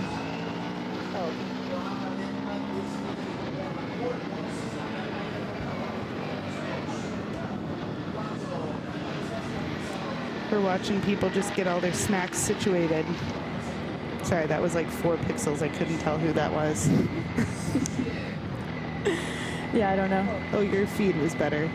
No, this is the same feed. It's just delayed. What race are you watching, honey? I've just been commentating last year's race this whole time. I'm like, wait, Sarah. Oh, I think that might have been Roman Bardet. Oh, okay. Because he's in that Rafa kit, right? Yeah, he is. Yeah, cool. Good job, Roman. I just finished a little Rafa team camp with him, and I learned all about it. And I've also learned to shut my mouth whenever there's like a newer guy into gravel, because oftentimes they've raced in the tour, and I will have not known that. Similar to, although someone did warn me, and I looked up Roman's stats. So. And you realized who he was. Yeah. He's quite a name. I've been known to give World Tour yellow jersey holders some advice in the past. Oh, really? Yeah, David Miller. He and I go way back. I mean, it might be advice that he's never heard before. So. Totally was about how to be acclimated and hydrated. How what it's like to ride pregnant. He hasn't heard that. Yeah. Yeah, they don't know how to do that, right? How to plug a tire. No, probably not actually. Do they know what tubeless valves are? No, they were running 21s back then, weren't they? Do you want to introduce yourself? Really introduce myself. Yeah. So, I'm Tristan. Hi, Tristan. There you go. Thank you so much for having me on. Tristan's joined us in his chamois. Yeah, just gone out and recon the last 40 Ks of tomorrow's race. Yep. Yeah, it's good. It's technical. Classic class mark. It's, we love to see it. There's some rocky bits. There's some very narrow bits. There's some very enjoyable bits. There's some technical downhills. Some what bits? Some rocky and technical, and then there's some good downhills. I hear the last 10K is pretty technical. It is. That's what everyone's saying. Yeah. Which is great. Nice little river crossing. So sitting here, hopefully you can't smell me. But no, you smell fine. Great, thank you. Catch me up on what's been happening, because I've been out riding. Oh yeah, wow. How are we doing? This is see, our chase group has actually grown. Okay. So we have caught back on to these. So we have Beers and Roman have caught on to Paul Voss and Lesby, I believe. Ooh. Correct me if I'm wrong. Oh, Lesby might not even be in there. What you're looking at is it's like hitting timing mats. Yeah. So that is the last one. Yeah. And then this is the women's lead. Rosa and Excel are off the front. They did have Kato with them, but she crashed and then had a mechanical, pulled herself out, and will be racing the 200. Ooh. And this is helpful if anyone else is tuning into the live feed now, because what time is it in the U.S.? It is in the U.S. right now. On the West Coast, it's about 7 a.m. So yeah. Yeah. So these women have been together the entire day, and I imagine that they will, knowing the two of them and their abilities, I think they're going to we're going to have a nice little show for us right out front. Yeah, cool. And they're just about to hit the final climbs. And then in the men's, we have Mass put down the hammer on the last little climb on the course. And dropping Hugo. Yes. But he had a couple. He had a freak mechanical. Yeah, he had a wheel change. A wheel change, and then took a wrong turn. All in the last, I don't know, how many K was that? Did we get a sense if Hugo was waiting up for him or not? I don't think so. I think Mass was just stronger. Stronger? Yeah, because he caught up to him. I don't think Hugo wanted to wait. Yeah. I don't think there was any soft pedaling. Okay. But it was in the aid station, and he had a little bit of a gap. And then Mass caught back on, and then took a wrong turn, caught back on, and then they hit the bottom of the climb, and he was just boop, Gone. Gone, Yeah, shows gone. how strong the ex-World Tour guys are. It's crazy. Yeah, it's Yeah. quite incredible. Mads is impressive He in had that way. he had no upper body movement on the climb, and it gets steep as hell on there. It's 6:45 in the morning, U.S. Central Time. Oh, okay, so only our dedicated. Yeah, the most dedicated. Although in New York, it'll be a bit later in New York. Yeah, that's true.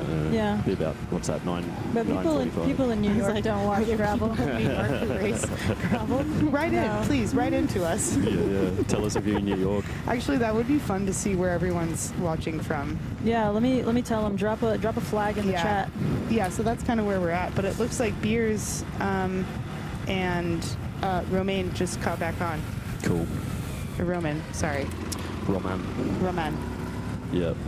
You know, Roman is an incredibly intelligent individual. Oh, really? He's not just a bike rider. He's. Oh, say more. I couldn't tell you exactly what his degrees are in, but he's got some qualifications. Really? Yeah, That's so unique, Yeah. especially in the men's peloton. In bike racing. Sorry, I hate to say it. Like, well, when you have women, junior leagues coming up and support, you why don't would you have to choose college?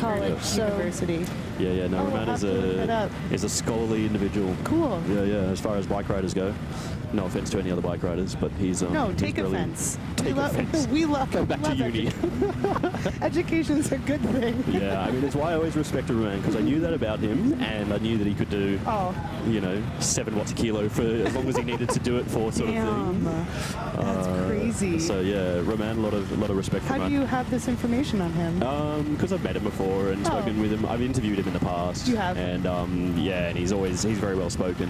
Cool. He's incredibly articulate.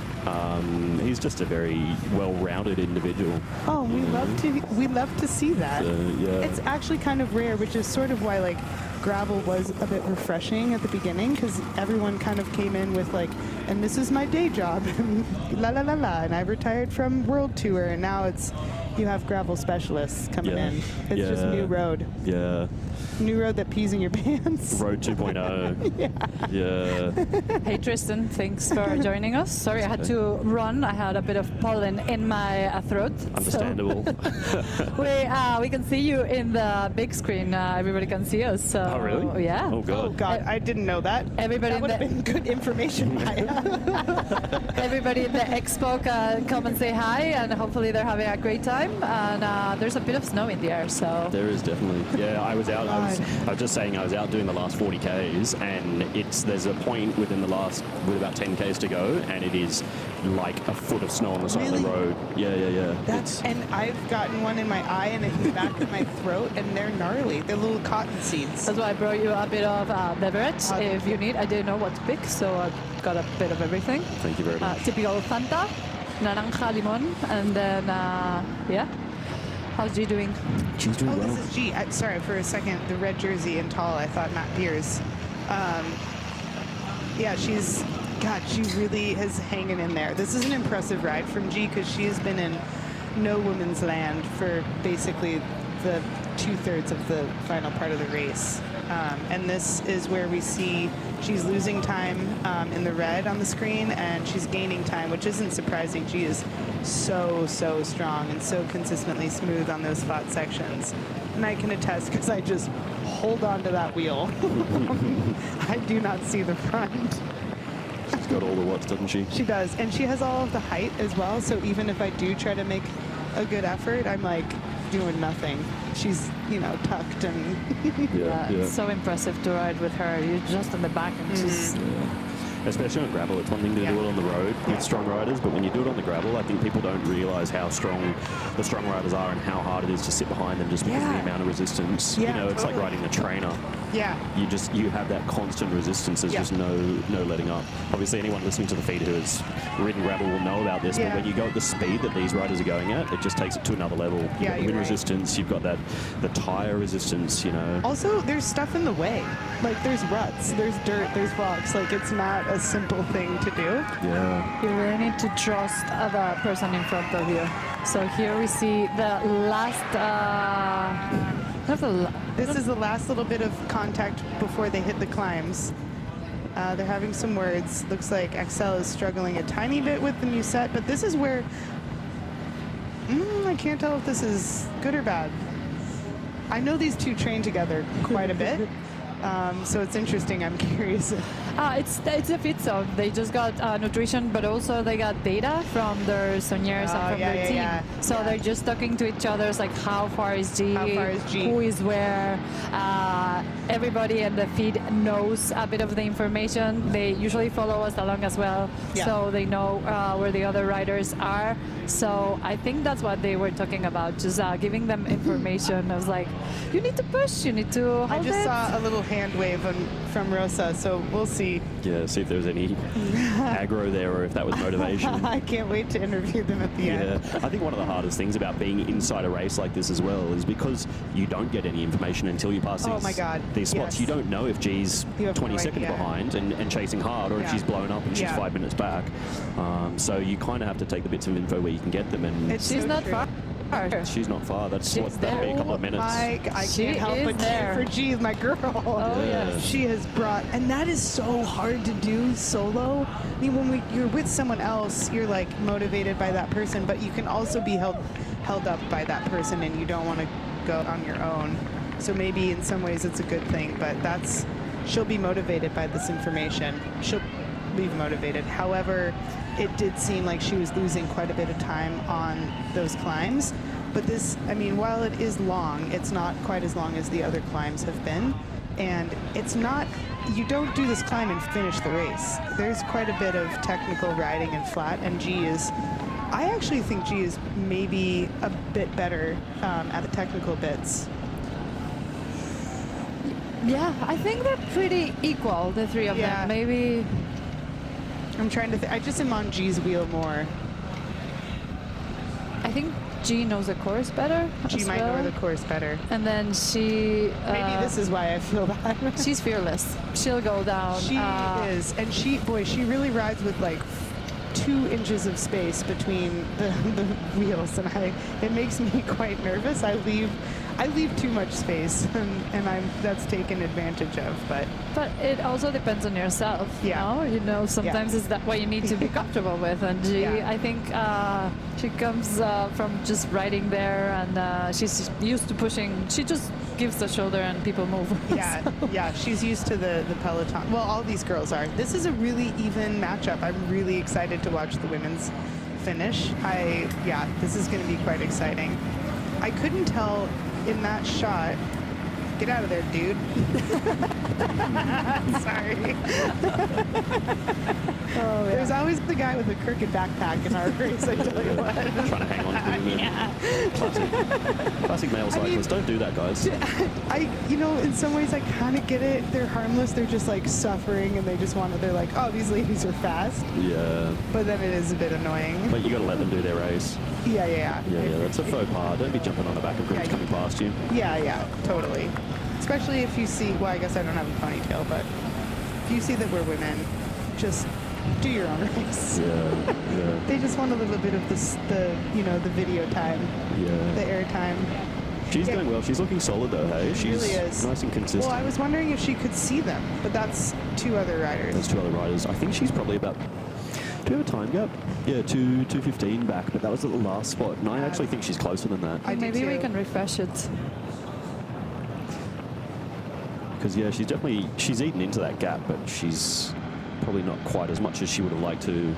I do hope she got some for the next time. big climb. Yeah, some splits in that, because as you were saying earlier, let's see. Yeah, it says this has 3 minutes, so I think this is actually a little bit more lagged than what we're seeing on the live stream. Yeah, I think she's under 2 minutes. Yeah, that's good. Good job, G. Solid effort. But what you were saying earlier, it's so hard, and it can be really demoralizing. So now we're here in La Bisbal del Empordà. No information out there. I think this now is I'm the capital of Baix Empordà, and it's really famous for its ceramics. There she is, with a different hairstyle. The town has been producing ceramics since the 1500s, sitting on some of the richest clay deposits in the region. But it was the 1950s that really put La Bisbal on the map, when the area landed hard into tourism and ceramics became the thing to sell. I'm here trying the few delicacies. So this is the famous patatas bravas. you'll find different kind of patatas bravas all around Catalonia. They're usually kind of the same, but what changes is the sauce. So I'll encourage you to go and try them in different restaurants because they're delicious.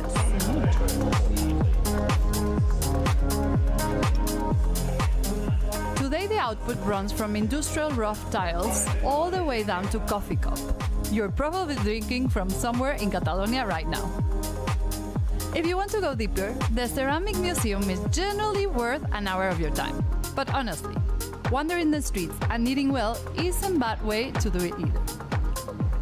Another famous things from the region is the anchovies. These are anchovies from La Scala. And you pair them with the famous pan con tomate, tomaquet, pan con tomaquet, or pan tomaca, and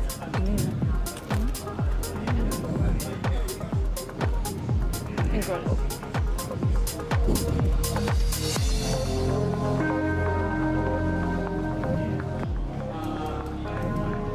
And now I'm having arroz a la casola. It's a bit different than the paella. Paella is a bit drier, but this is from the rice from Pals. So it's another place that you go by. They grow the rice there, and this is the typical arroz a la casola de mar y montaña.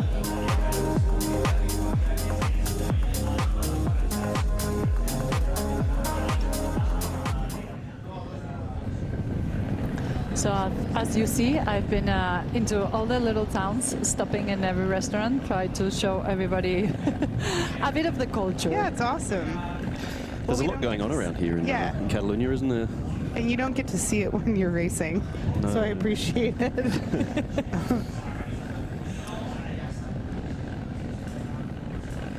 Yeah, Rosa. Man, and they are Excel. flying.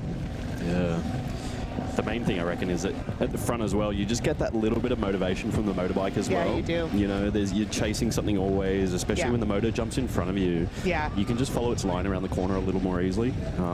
Sometimes it's a detriment. Like sometimes it will actually kind of throw you off your game because they are loud and dusty, but there's, I think, equal parts advantage and disadvantage sometimes. On the long straights and the flatter bits. Yeah, that is. Just Yeah. knowing that you've got something there, you can kind of the carrot. But yeah, it's also motors can plow through anything and gravel bikes generally can't. So I've watched more motos crash, I think, than I've watched bike racers.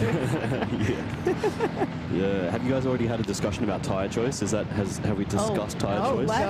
Let's discuss. Oh, I just find the tyre choice debate the most interesting part of gravel racing. Yeah, which sounds really lame, but like. No, it's funny. It really bores me to tears, but Because if you see something like this, like there are these parts of the course where, okay, maybe not exactly this, but some of the descents, you've been like bigger is better, bigger is better. Yeah, for sure. And then there are some parts where you're like, I want 35s right now. Yeah. You know, and so that's where this is such an interesting race or slicks. Yeah. You know, but it's where Traka and the riding around here is so interesting because there's such a mix and such a variety that everybody has their own individual choice. And with the climbs as well, you know, I've been speaking to some riders and some riders are saying, no, I want, you know, 42s for the lightweight on the climbs. And then other riders are saying, no, I want, you know, because they're better bike handlers, they can manage it. I think the choice is actually the people who look at it, the athletes who look at it like, what are my strengths and weaknesses and what do I want my tires to play towards? Because really what you've just said is there isn't a best tires out there for anyone. Everyone's really different depending on, and your riding style is different. The terrain is so varied that no matter what, it's going to be the best tire at one point and the worst tire at another point. Yeah, that's what I was really noticing. I've just been running 50s on my bike. Yeah. And in that last 40 kilometers, I could have gone, I think, from a 50 down to a 40 or a 35 and had an advantage. Yeah. And then a disadvantage, as you're saying, in the other end of it. So, yeah, just, you know, riders obviously need to know themselves and know their skill. And then also, I think a lot of riders who are coming here from out of town who maybe haven't ridden Traka before. Most of these riders will have, but if you haven't ridden Traka beforehand, it's hard to know exactly what you're getting yourself into. Yeah, it's impossible to tell from the live feed. You really have to just kind of have, I was going to say boots on the ground, but rubber on the road maybe. I mean, even the evolution of the tire game and the frames and the bike industry as a whole, since I started racing Traka 3 years ago, I think I raced with 35s for the whole thing, and that was a rougher course. And now I'm also on 50s. Yeah. I guess I'm not racing this Do year. you but- think the 50s are a bit more comfortable for like a 325-kilometer ride? Absolutely. So you're not that beaten at the end because it's what gravel has. Like your whole body is working, and then you have to think about that. You can fatigue. see. I remember your feed from last year. Like your body position, like everything hurted. Like I could tell stretching your every 2 arms seconds. hurted, your back hurted. Yeah. So that's Yeah. the thing about gravel. Yeah. Yeah, having a bigger tire. I mean, these days, obviously, bigger is generally better. There's not as much weight penalty as there is gain from the advantage of having that extra rubber on the road or on the really rough stuff. Yeah. You've got that control down hills. You've got almost more control up hills as well because you've got that bigger contact patch. So when it's really rocky, you can stay planted and keep as much tire on the ground as possible, which is something that I think previously a lot of people have really struggled with in gravel racing, just slipping of the tires sometimes. Once you lose that momentum and you've got to get back some speed or build back up some momentum, just having a bigger contact patch on the road makes such a difference. Well, and then we haven't even talked about how the fact that the weather has totally changed over the week. You know, we had a very rainy Traka 2 years ago, and that was, I think, the stress, the cortisol levels in Girona was just elevated. I could feel it in the town. Like, no, it was a very different vibe here. It wasn't happy. It wasn't fun. It was very stressed. There's a collective stress. Let's just see where the guys are at. So we got Matt up there.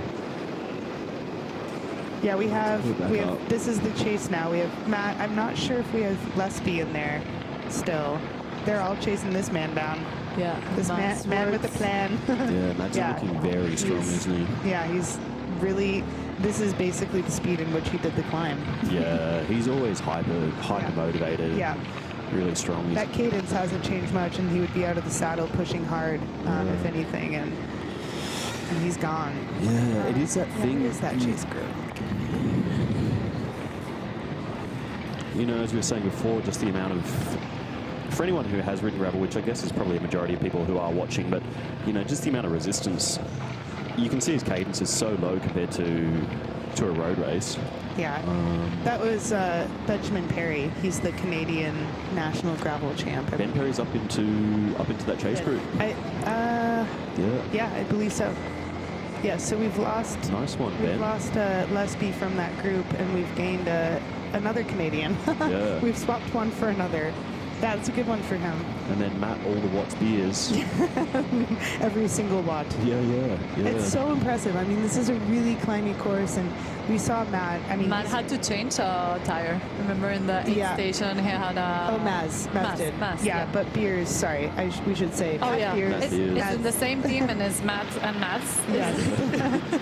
But Matt Beers, you know, he was looking trim for Sea Otter. He's done 2 extremely climby races to start off his gravel season, and I think this just shows you that you can't discount Beers for a climby race, even though he's by far the tallest in the peloton. Yeah. But he's got, I think it is that thing of it. As long as you got the watts to match, you're okay. And Matt clearly does. I know, but it's crazy to see. Like, you wouldn't believe it. I mean, I've never raced next to him, so I can't even tell you. Pretty interesting group, eh? Roman it is. Bardet, Matt Beers, Paul Voss. I mean, they're going to be quite motivated to catch. Yeah. I wonder if they can do it. Yeah. What do you think? Interesting to see. Yeah. Well, yeah, I mean, I think, you know, Mads has obviously proven himself to be exceptional based on what he did last year. Yeah. And what he did at La Santaval. Yeah. You know, he's obviously an exceptional rider, and I don't think it'll phase him too much through the technical sections towards the end. It's just whether these guys have got enough power on these flatter sections to really work together and kind of close that gap. They might run out of terrain. Yeah, I think that's the thing, you know. It's not just a matter of working together and closing a gap. It's a matter of having the skills to keep the speed through the technical sections where they're not really going to gain too much, and Matt probably won't lose too much. So. Yeah, they put on a, you know, it's such an exceptionally difficult course. It's not like an unbound where you kind of take 7 lefts and right-hand turns. This is, it's non-stop. You can see the amount of time they've been losing over the course of the race. Like, they haven't really had any positive splits there. Yeah. Yeah, Just interesting seeing right there. Matt Barely. is sitting on a little bit here as well. I don't know whether he's saving himself or if he's just trying to sort of give himself a slight rest. No, his teammates, he just don't want to go to the front. Oh, he's not needing to do anything. Oh, duh, Maya. Yeah, good call. Yeah, wow, yeah. thank you for that road racer information. He's in the best position. He's just sitting around. It's okay. It's honestly hard because I'm like, I've associated the off-road team with the red, and the fact that Mass is in that European kit, you forget. It always, the good thing is I always have Sandoval before. Yeah, For me, Sandoval is the hardest race because they all start in new kits, new teams, and it's like, whoa, who's that? And then at Sandoval we had the numbers, but it was so muddy, you couldn't really see them. So for me it was like, ooh, I do not know who that rider is. I know. It was really affecting my cheering game at Sea Otter. Go team! Yeah, it's also the thing that, like, I mean, for you, obviously, you do it so much, so you're sort of aware of who's who. But for me, like, coming from the road background, you know, I'm used to seeing, you listen to so much live commentary all the time. You know who the riders are from commentary, whereas on the gravel, you just got privateers coming out of nowhere, and you like, who is this? I mean, not to insult anyone, but there's so many riders I just don't know. Yeah. You know, so many new riders popping up out of nowhere, and you're just like, they're exceptional, and they come from a mountain bike background, or they come from a completely different background that I haven't educated myself in. You have to, that's a full-time job at this point. You have to follow XCM, XCO, Everything. road. That's why I find it super hard. Like the woman I get to know because it's just a mix of everything. So, and I get to ride with them a lot and see them in races. But the men, especially like shorter distances, like tomorrow, the 200, there's so many youngsters coming to try that I have a hard time. Yes, I'm a bit surprised. Sorry, just looking at the feed here. I'm a little bit surprised that the women, that Rosa and Excel have not attacked each other on this climb, or maybe they have. We haven't seen. But looking at from this, like sitting down here, I think it's good to have a teammate for the flat, especially having G chasing. Yeah, if they have, because if they know. If G makes it down and they're not far, they can be in trouble. Yeah, you're right. So I think it's I love that G is just lurking in the background and haunting them a little bit. I know she has having demons in her head because El Sánchez is always a hard one for her. She lost it 2 years ago in this climb. She didn't get the opportunity to do it last year, but she trains on it a lot and she knows her number. She knows she has what she has to do. But sometimes that's helpful and sometimes that's a detriment to know when the climb is in your backyard, because G used to live here. She doesn't anymore, but I don't know, sometimes it just feels longer and harder once you've done it a lot. If you've done intervals on a climb, you just kind of come to dread it. You know what's coming. Yeah, you do. Yeah. Yeah, these girls are sticking together for sure. Yeah, it's interesting seeing them riding side by side. I guess it's nice to be able to see what's coming in terms of the exact terrain. One of the other things that always wigs me out about gravel is that from here where we are watching, and for anyone at home watching, you can't really see how rough it is, and you can't really see how critical line choice is. But line choice on these climbs is so important, and being able to pick your own line, you know, and saves this one so much. is so steep, and in sections it is actually like really deep and loose gravel, and then there will be a section right after that or next to it with embedded rock. So it's really varied, and truly line choice is the difference of, you know, a couple watts or an extra pedal stroke, and it's also extremely exposed, and I mean, it's a little overcast today, but I'm a big sweater, and that really affects me. Like, getting overheated on this can really make a difference. For sure. Last year, the people doing the 200, it was super hot day for them, and I do know they struggled a bit on that day. 360 wasn't that bad, but the 200, it got pretty hot, especially for the bitter, more Northern European that they haven't seen the sun for a while. Hard. Yeah. This could be the first sort of hot day of the year. We've seen Matt Pierce doing the sweat training. The sweat training. They've been doing it a lot lately. Yeah. Well, I mean, I think it's just going to be a mix for. Let's see. We got some splits in. G's still around 2 minutes off. It's something that we have to get used to because, honestly, bike racing is getting hotter earlier. And, yeah, it's something that you have to be adapted for and train for. Absolutely, and also salt intake is another big one. You know, getting the correct. Yeah. Like the last few years has obviously been the whole. Well, not last few years. For the last decade, we've been really focused on carbohydrate intake as like your source of fueling, but salt intake is also critical from like keeping yourself regulated and not falling to pieces. What would we say? It's getting your sort of electrical currents firing from... Well, you can overdo it on the water side. If you don't get those electrolytes in, it's super dangerous. Yeah. If you overdo it on the water side, you can actually kind of overhydrate, or you sort of like drown. Become a bit hyponutremic. Yeah, hyponatremia. Yeah. Yeah, it's actually quite dangerous, but... And in the race, I mean, it's really hot. They're spraying water on their backs. It's hot. It's hot out there for sure. Yeah. You're not even you don't want to eat another single gel. I find myself at this point in the course, you're just like, I don't know if I want it to end because I just am tired, or if I just don't want to eat another gel or drink sugary drink mix. Especially over this distance, what are we at? We're at 8 hours and 10 now, so... Yeah. Yeah, really at the end of their resources, internal resources, really. Yeah. Yeah, they're pushing it. Wow, Mass is really pushing it. He is motivated. I think it seems to me, watching him after his attack, he really hasn't had a moment to slow.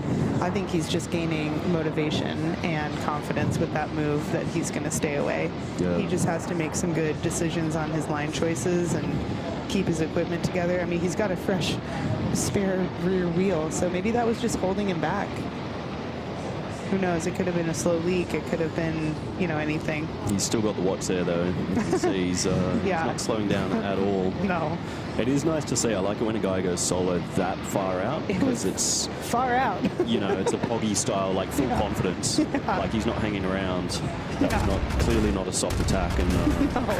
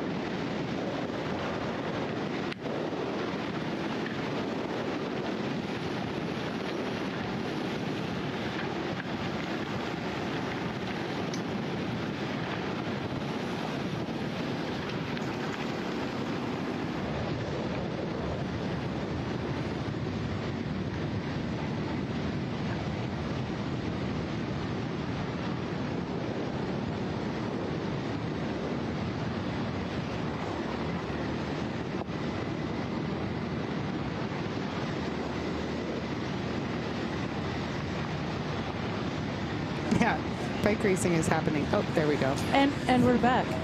There is some bike racing happening. Mads has got a nice rhythm on there, doesn't he? Yeah, yeah, he's just powering along. It's interesting as well over this kind of distance to consider, okay, well, he's obviously saved enough early on, which is so impressive given how hard they've been going, but he saved enough for this last sort of 50 Ks or so. And you are thinking about that the second part of the course, especially if you've made the selection, you're thinking, okay, what can I give to make this even more of a selection, but then also I need to save it because this is where I need to go. It's a tricky balance to play because you don't want to give up too much and you don't want to save too much. Exactly. Yeah, and I think one of the big ones is, you know, along those lines, this is where the years of road racing really kicks in, which is that sort of ability to push watts after you've done 5,000 or 6,000 kilojoules.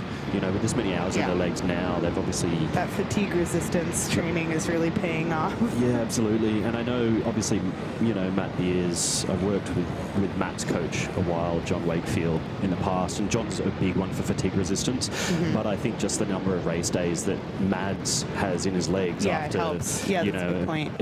His years of road racing just means he's just put so many kilometers through his legs that he just has that little bit more than more of like a pure mountain bike gravel racer, someone like Matt Beers, who has focused on the off-road stuff, but just hasn't. He's obviously got a lot of hours, but maybe not as many race days. So. And I would say the other person in this group, in the chase group, that maybe can match that is Roman. Oh, okay. Here we go. We're seeing Rosa just kind of away from X. And he started to sell up the back. Pedal strokes didn't look quite as easy. I always wonder, well, we're stuck on the screen. I wonder if Ethan noticed immediately.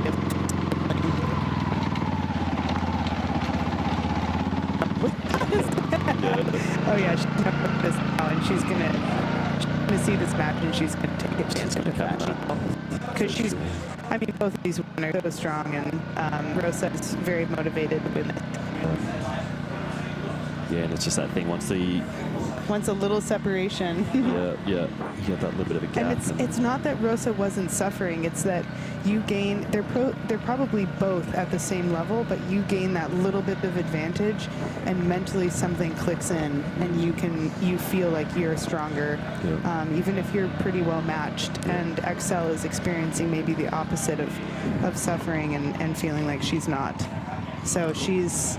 Nice little car on the course there. Yeah, I'm curious now if G looks like she's really got a nice cadence going into this. What was the last timing on how far G was back? She was like around 2 minutes. Oh, that's not too bad. For the climb. She gained back a lot of time then. Yeah. Oh yeah. She's been motoring. I mean, it'll be interesting if she can bring Excel into her sight, because then it'll be really interesting, because then, I mean, Excel and G could team up and try to catch back on to Rosa. Yeah. Oh boy. Thanks for putting on a show, ladies. As usual, the women are putting on the show. I know, I'm it's been a bit of a theme, I feel, lately. Yeah, Pogacar's been great for women's bike racing. He really has, hasn't he? Yeah, I never watch. I prefer to watch this over watching the... whatever is going on. They're in the... Where are they at the moment? The Tour de Bromandie. Yeah.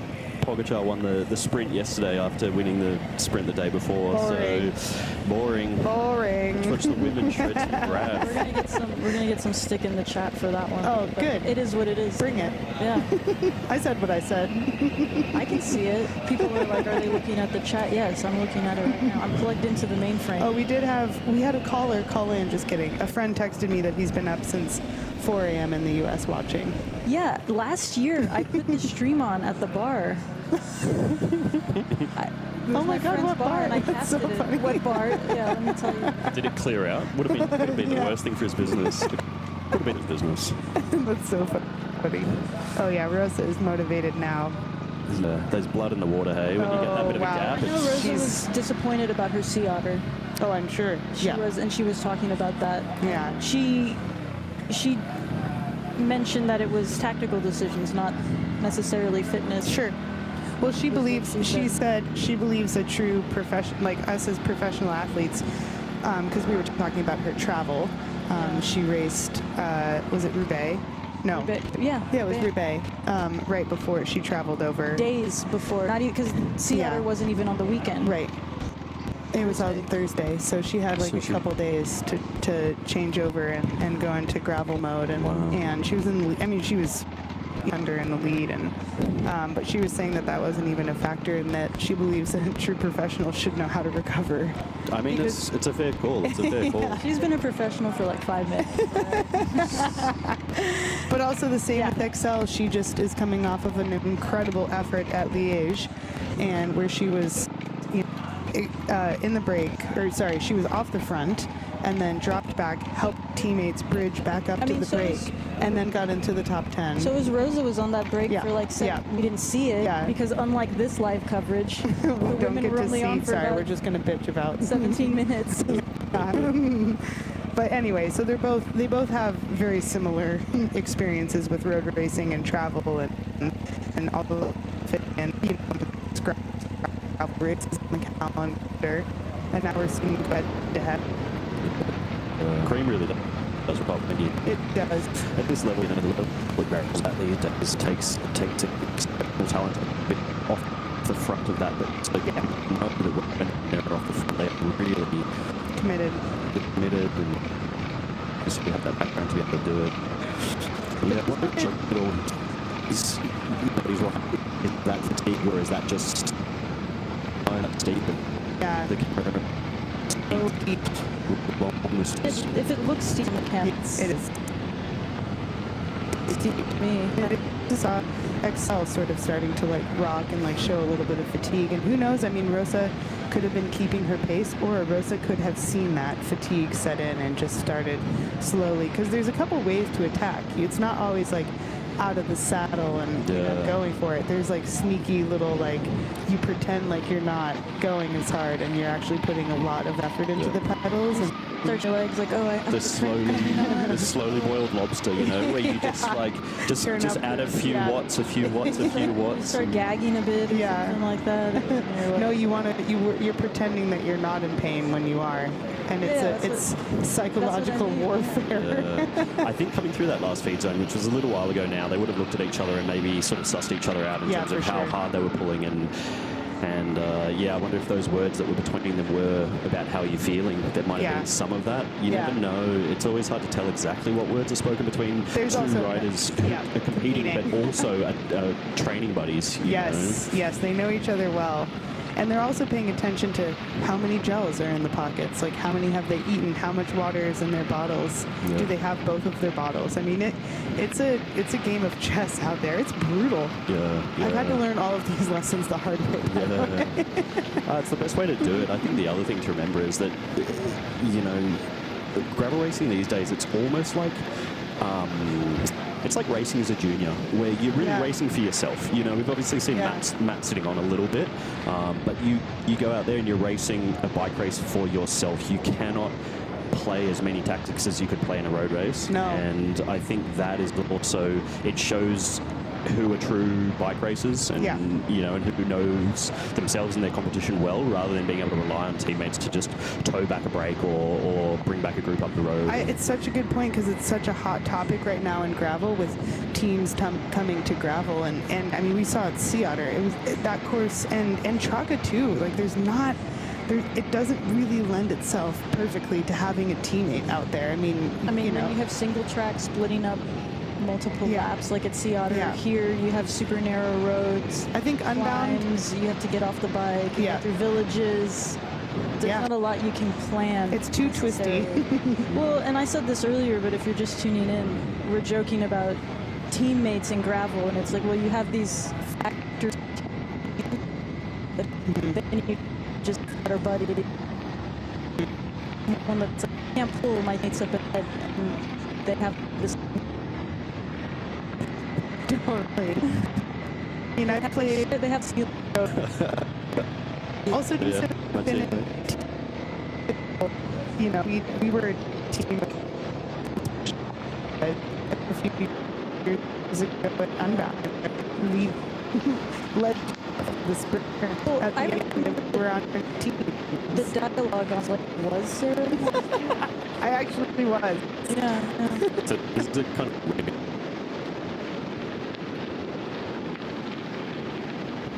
and you have to ride for riders that you wouldn't Or necessarily sometimes normally you're ride just for. friends. Or sometimes you mates. And also, the other thing that happens at, sorry, I know we're watching gravel, but we're talking road now. No, it's helpful. The other thing that happens at Road Worlds is 10 that hours long. we can talk a bit about this. I always find it interesting how you get guys who are on the same team but are from different countries, and at Worlds they will still work for each other. Yeah, for sure. You know, years ago there was like the guys on, say, Dimension Data would ride for Cav, even if they're at the Yeah. Worlds where they're riding for Australia Do you versus the think UK. there was money exchanged, or do you think it was just friendship? I don't know whether I'd say money was exchanged. I would say there's a certain amount of loyalty in knowing Aw. we just want to have the world champion our team. Oh, okay. Less wholesome than I thought, but still. Yeah, I mean, Clout. yeah. Okay. Clout. Got it. That's fair. No, I mean, it's an interesting... People are racing... I think gravel right now is so fresh and young that I think there's hungry people out there that want the glory, and they're racing for themselves mostly. There's people out there that, from what I've talked to, that are not necessarily interested in going to World Tour. Yeah, and that might. I'm very curious. I'm excited to talk to Rosa and Excel after this race. Yeah. Now the stress will be done, but I want to know what they're excited about. I feel like Excel is actually really motivated to race the Tour de France Femme, and that could Excel's be doing it? No, she's motivated to want okay. that in her future. Right. And I'm not sure where Rosa stands on that. I think she's the winner of Unbound. She could potentially be the winner of Traka. We'll see if she wants to go the gravel route, or if there will have to be a choice, if you can share that. I'm curious also if this is going to be happening in men's racing. Do you see that? Yeah, I mean, I think the more that sport develops, the more specialized everything's becoming. Yeah. You know, everything is so hyper-specific these days, and, you know, you've got guys, say, for the Tudor team, for BMC, who are racing with the BMC off-road team, and they do some mountain bike and some gravel, but don't really spend in either. And I think that it is to eventually going to shoot right line rate is gravel. That's all I'm doing gravel. No mountain bike race. No expert. Going to be they want to specifically on sport. It's going to be like France. Yeah. Well, it's like common. Got tour rider, but you know. That's all tour. Right. We go Tour de France. But it is a thing. Guys who is best week career, and yeah. Who come down one race. Yeah. And then you have yeah. And then you got guys who are just told you're going here and you're going there, and then you're racing the Tour and then the Giro and the World Tour, and you know they're kind of just having to. And I think that's like I had a chance to kind of chat with Roman a little bit at team camp, and I think he just seems so chill because he's come from this world of like he's just been told what to do and when to do it and how to do it. And now gravel, it's the world is his oyster. Yeah. The amount of freelancing he can do now and just sort of enjoy himself is great. It's cool that gravel is now like come up enough that it's appealing to people, that it's not just like the retirement tour. Yeah. I mean, I think a little bit is, but it's evolved so rapidly. 5 years ago it was. Yeah, 5 years ago, 4 years ago, 3 years ago, and now it's. Mads is obviously a retired roadie, but he's obviously making a bigger name for himself in gravel than he ever did on the road. And that's not meaning to, no offense at all to Mads at all, but he's, his career is going for it. He's showing he's exceptional at what he does now. Yeah. You can see just the way he sits on the bike there. He's so aero, even 300 plus kilometers, 200 and what is he at? 280 Ks in or so. Yeah. He's just still powering away there. He looks quite comfortable. It's really impressive. But also, like, again, we cannot stress this enough. This is not a tarmac. Like, dirt roads, there's resistance. It's really impressive to watch someone that smooth and comfortable on an uneven surface. For sure. And just credit, the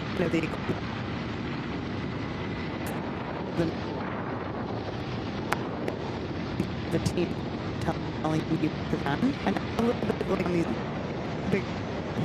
But for the most part, the riders have described thing. It could be the difference of a podium or not.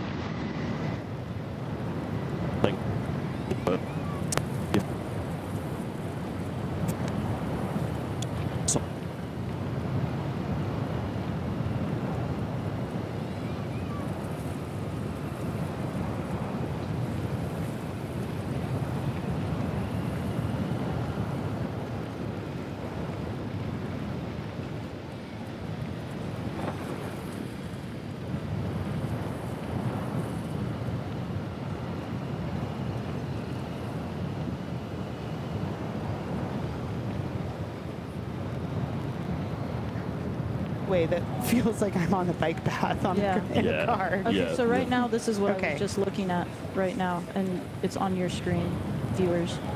All right, Lachlan is in the top 20, actually the top 15. Someone was asking about him. Many people are always asking about him. I was excited to see Chad going well. He was going well, but he's dropped a few places he now. Has, hasn't he? Yeah, but yeah, Freddie Yvette's up there. Freddie's doing well as well. New dad. Yeah, he is a new dad. Good one. Deirdre's doing extremely well. 36th there. Girona local, Deirdre Dillon, even though he's Dutch. There's Drew Dillman, half an hour back. A lot of people are asking that's really good. Yeah, Dee looked good out there. Again, it's this thing with gravel racing where you're looking at, what are we? We're 8.5 hours in, and the gaps are 45 minutes, 47 minutes to the top 50. Everyone's also loaded. Like I was, climb 48. It was. I mean, there was a group.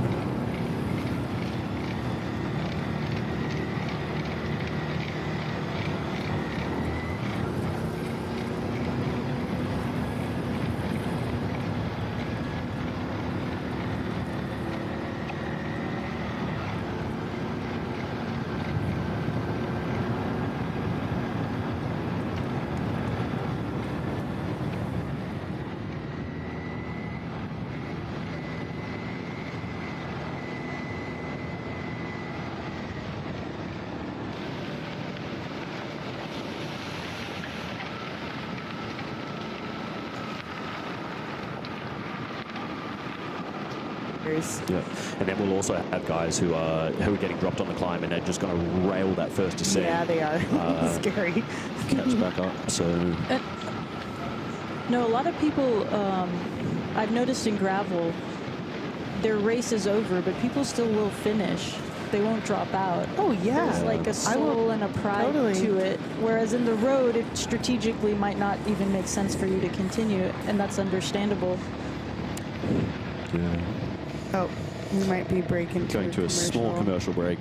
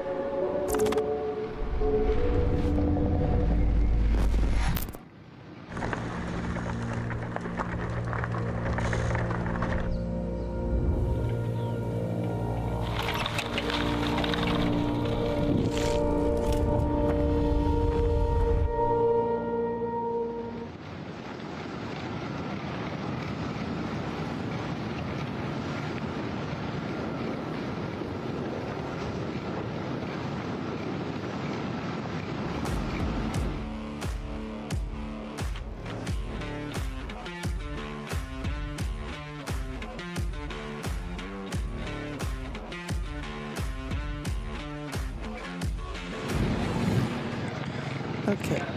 Oh my god, that is so And loud. we're back. And we're back. Mads into that last 40Ks or so. How far have we got to go? He's got a nice... So he's still... Well, he's 5 minutes up on Hugo, but the other guys are not putting a big I'm dent surprised into by that. Hugo's second place. So maybe Hugo can hang on.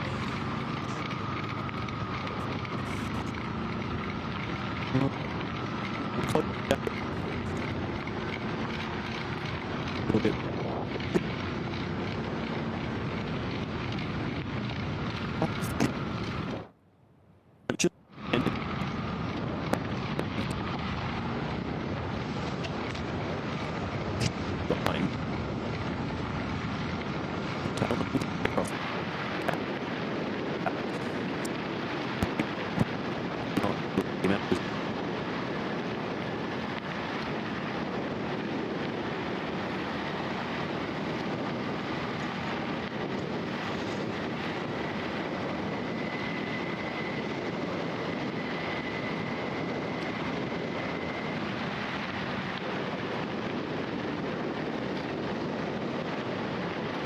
The first year we did it in the live stream for the 360 that was not winning.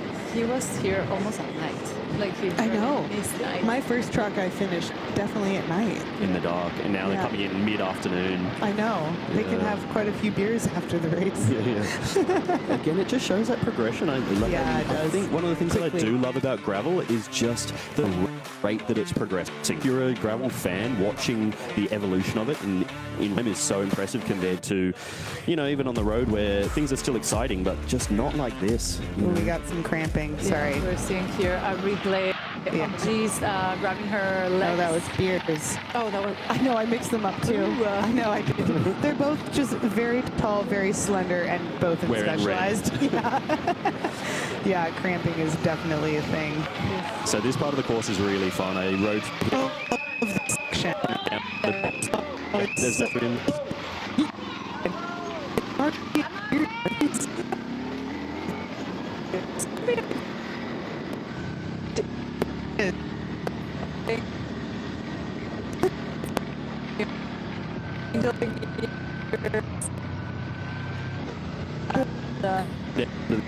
you're straight up on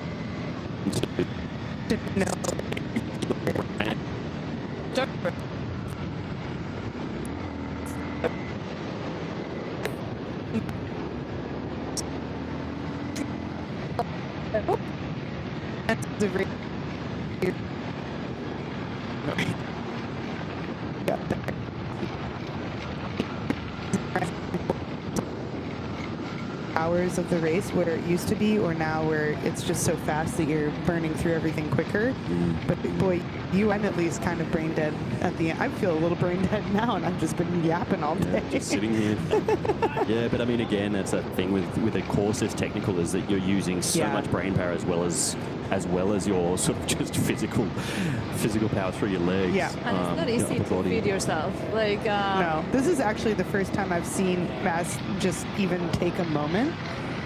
This whole attack, and back into it. He may have had an update, just saying, you've got 5 minutes. Yeah. Just save yourself for these last couple of bergs that are coming up. Yeah. He only needs to hold the rhythm. He doesn't need to be extending anymore, obviously. I know it's this funny mental game at this point. If you're off the front, that you're like starting to get a little bit excited, but you let your set because it's a hard thing for me because you're like, doing this, but there's happen.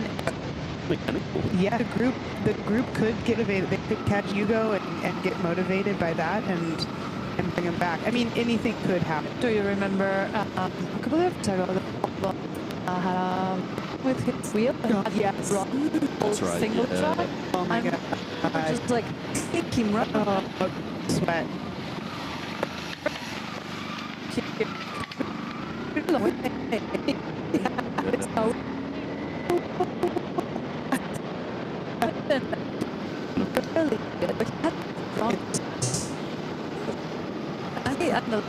they're dry, so... There's also even just the element of there are people walking around on the course. You know, This is a huge element that we don't talk about enough. Yeah, yeah. I mean, dogs. This is not a closed road race course or even a closed course gravel race. This is you know, this is public roads. When I was out riding earlier, some guy's dog just walked across straight in front of me, and his lead was right there. And I was like, right, really close to the circuits here. So what we do is like we put big signs in the entrance of everywhere. So there's like a race going on, an event going on from this time to from this time, and then it's also the moto that goes by and like lets people know there's like, okay, there's bikes coming. It will be the next frontier for gravel to figure out how to close the courses. I mean, the UCI has done it for sure for those races. UCI Bike Path Worlds. Oh my God, I can't with that. Sorry. I'll just talk smack on the live feed again. I forget people are listening to it. Are people listening to this? I don't know if people are listening to this. Oh, they are. You're allowed to. Listen, it's my opinion. I'm not saying it's right. I just get it. Yeah, no, it's awesome. Bike track. So, yeah, this is just me and myself. I've done rambling. Yeah. 10 hours. We were going to chat. So we this is the last feed in the mat. And roasters.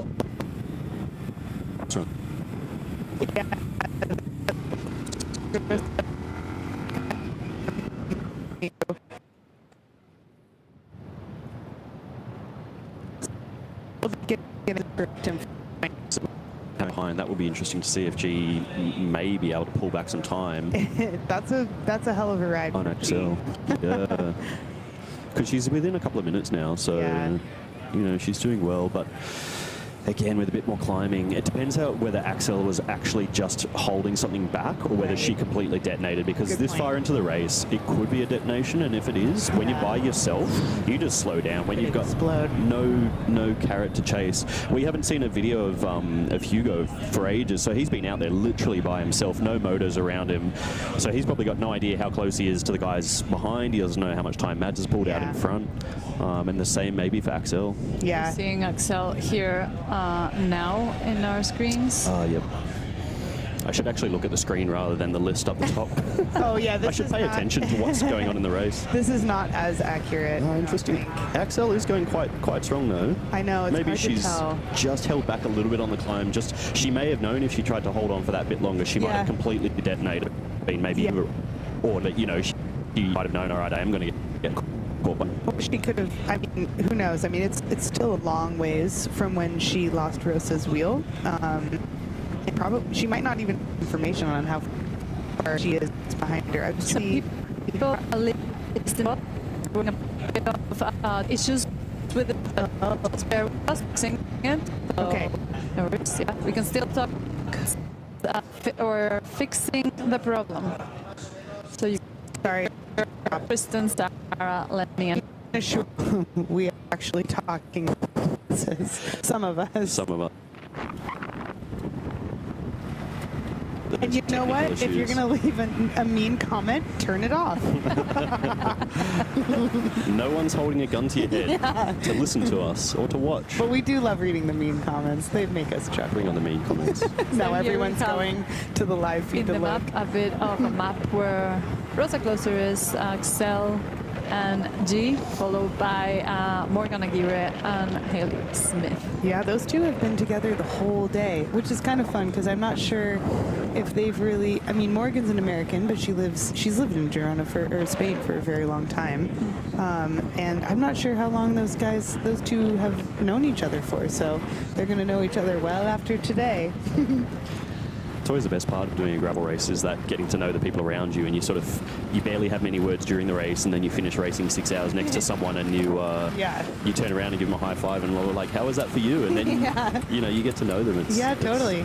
I mean, this is how I've started that's how I know Rosa and Caro and Morgan. I mean, I've just been in breaks with them, and and you learn and Excel. You know, I learn a lot. I learn when they have to pee. They're your when they suffering don't. friends. Yes, and they know me too well as well, so they know when I'm suffering and they know when to attack, which is really annoying. Now let us know a bit of the secrets of the peloton. Oh, who's a secrets? shouter? Who's a shouter? Yeah, who gets aggressive? G's good at like voice. G and Rosa will both voice their opinion. Axel, I think it takes her a little bit longer. I'm shockingly not. You're not vocal? No. It's surprising. I know. It surprises me too. Is that like an energy saving thing? Is it consciously It's a focus thing for me. It just kind of brings me out of like, I'll yell if someone's really scary, like at Unbound in the beginning. I'm like, get out of here. But no, I think it's just mostly focus for me. Yeah. It takes me out. And actually, Haley Smith is really good at. She's a yeller. Yeah. Oh, at yelling. Yeah, she's a yeller. So I find it's an interesting one because if you do yell, like even just the simple physiology of your heart rate rising a little bit, you know, you bring your heart rate up that few beats and it just, you know, can take you into the next zone up. So I think staying calm as a bike racer Are you is... a yeller? I'm a yeller when... yeller? Only in the critical moments of a race, but I'll never open my mouth until it's a critical moment. If people aren't working or it's in the last little bit and it's like you've got to motivate other people. Yeah. Otherwise, I'm a stay calm. Or maybe we're just saying this. We're going to get a lot of hate comments. Yeah. I've heard you yell, Sarah. I mean, I've given some abuse to people before. I won't deny that, but only when it's their fault, you know. Yeah, it's only their fault. We're just setting them right. Exactly. I do think you lose energy. Like, I do. When you get mad, when you're like, it's just like those tiny bits. Sometimes it's actually what I was sort of thinking was like the safety thing. Like a lot of those women will yell because not in like the group or anything. I mean, they'll try to motivate, but it's like a safety thing. But I've been like gravel, what was the one in Iowa? Core 4. There was definitely some words spoken from all of those girls, and I just sort of felt like mom and dad were fighting in the backseat. So this part is, as you can see, Mads is flying along here. It's such a fun part of the course because it's just fast enough that you can kind of keep that momentum. It's just like that 1% downhill, and you can pedal a little bit. You can pedal a bit. There's not too many ruts. Yeah, you know, the civilian is picking his line, and you want to head on there. It is a bit safe. It's a bunch of people there for sure.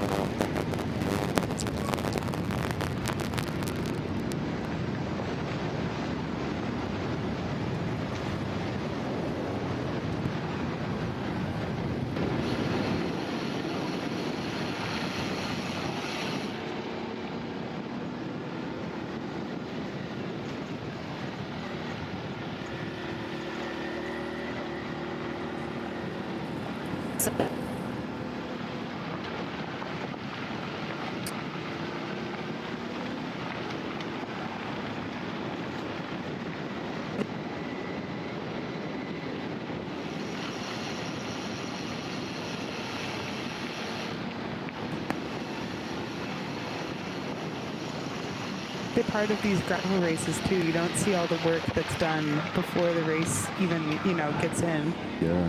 Look at that. So we've got, have we caught up to Hugo or have we got a group coming from behind? Sort of looked like they were catching him, didn't it?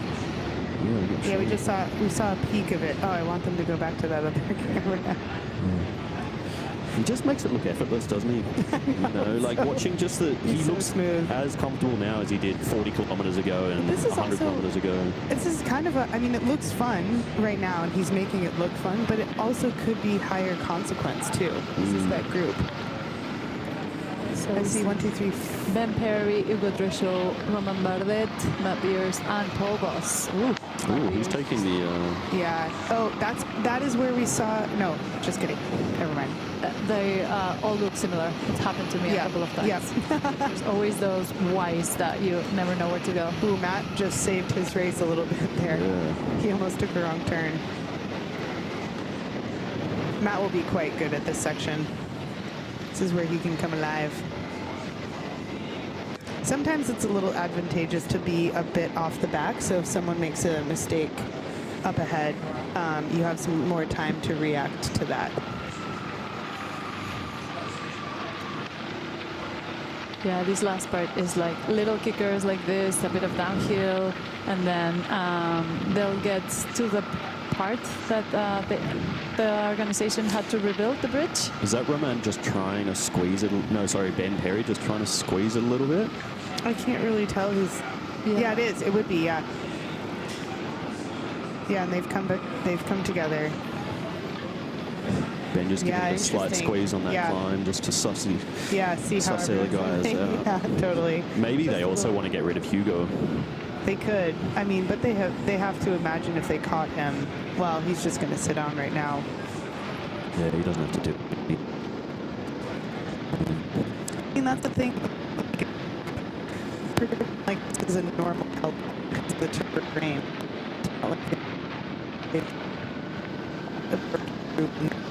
You can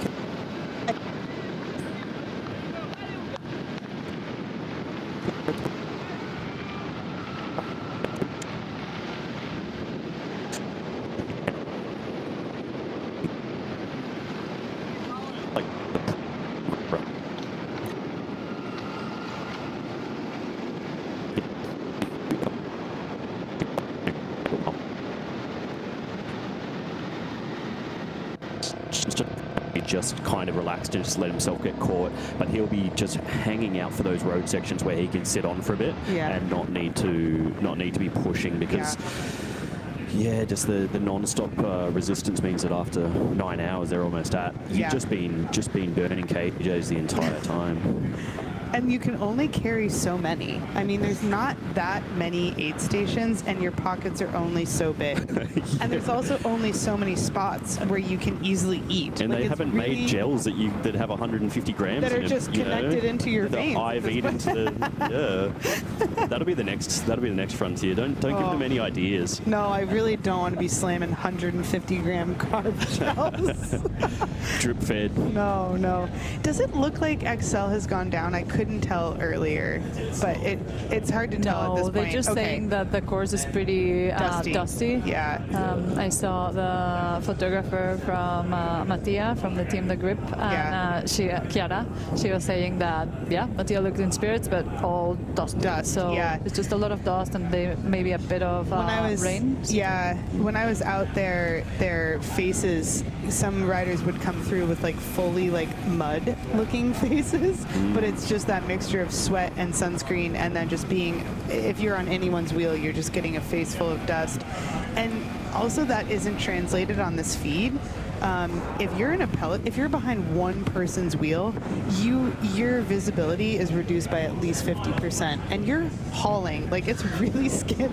If you actually think about it, it's impossible. Yeah. The other thing that I have been noticing lately as well is that when you've got all of those elements and then you put a pair of sunglasses over the top, you've got that extra layer of shield, you feel claustrophobic. You feel claustrophobic. Sometimes it's like playing a video game where you're like sitting behind the screen, and there's stuff on the screen that's impairing your vision. Or sometimes I have to turn the radio. This is only going to hit with a couple people. I have to turn the radio down and put my sunglasses up to parallel park. Yeah. You can't have too many things going on in your mind at the same time. It makes perfect sense though. But yeah, I've been noticing once I add those glasses over the top, you can't take them off because then you're copying it straight in the eyes. But if you put them on, then you can't see anything. I know. Just another one of those elements that happens on the gravel that doesn't happen so much on the road. Let's just talk about all the uncomfortable things that we want to complain about. Yeah, that make gravel. It's such an interesting sport from so many different elements that obviously we all sort of come from a bit of a road background at some point, and when you get on the gravel for the first time, you get this sensory overload of... Well, see, I come from mountain biking and cyclocross, but gravel is just, everything is just amplified. I mean, you have like an issue with your glasses for a cyclocross race, it's 45 minutes. Yeah. You toss them. Yeah. You're done.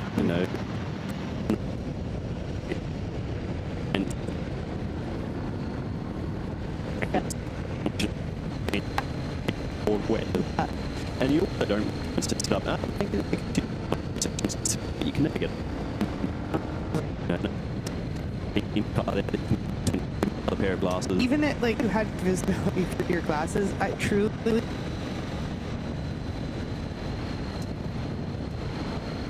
It doesn't even matter. It doesn't matter. You're just like fully.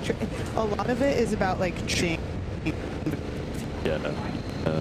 and also sort of just trusting your own equipment, knowing if I need to. Yeah, and having practice on that equipment, it's huge. I mean, you don't see it a lot of the times, but some of these pro riders, you're handed a bike. I mean, it's great, like it's a privilege to do that, but sometimes they don't get enough time, and that's really what being a true professional is. Can I use that as an excuse tomorrow? I got my new When bike. did you get it? On what day are we at now? It's Friday. I got it on Wednesday. So Okay, Wednesday, how many days is that? That was 2 days Wednesday, ago. Thursday, Friday. So Okay, I've done- so if you get 4th place, you can use it. yeah. I'll be a lot further away than 4th place. But yeah, just riding my new.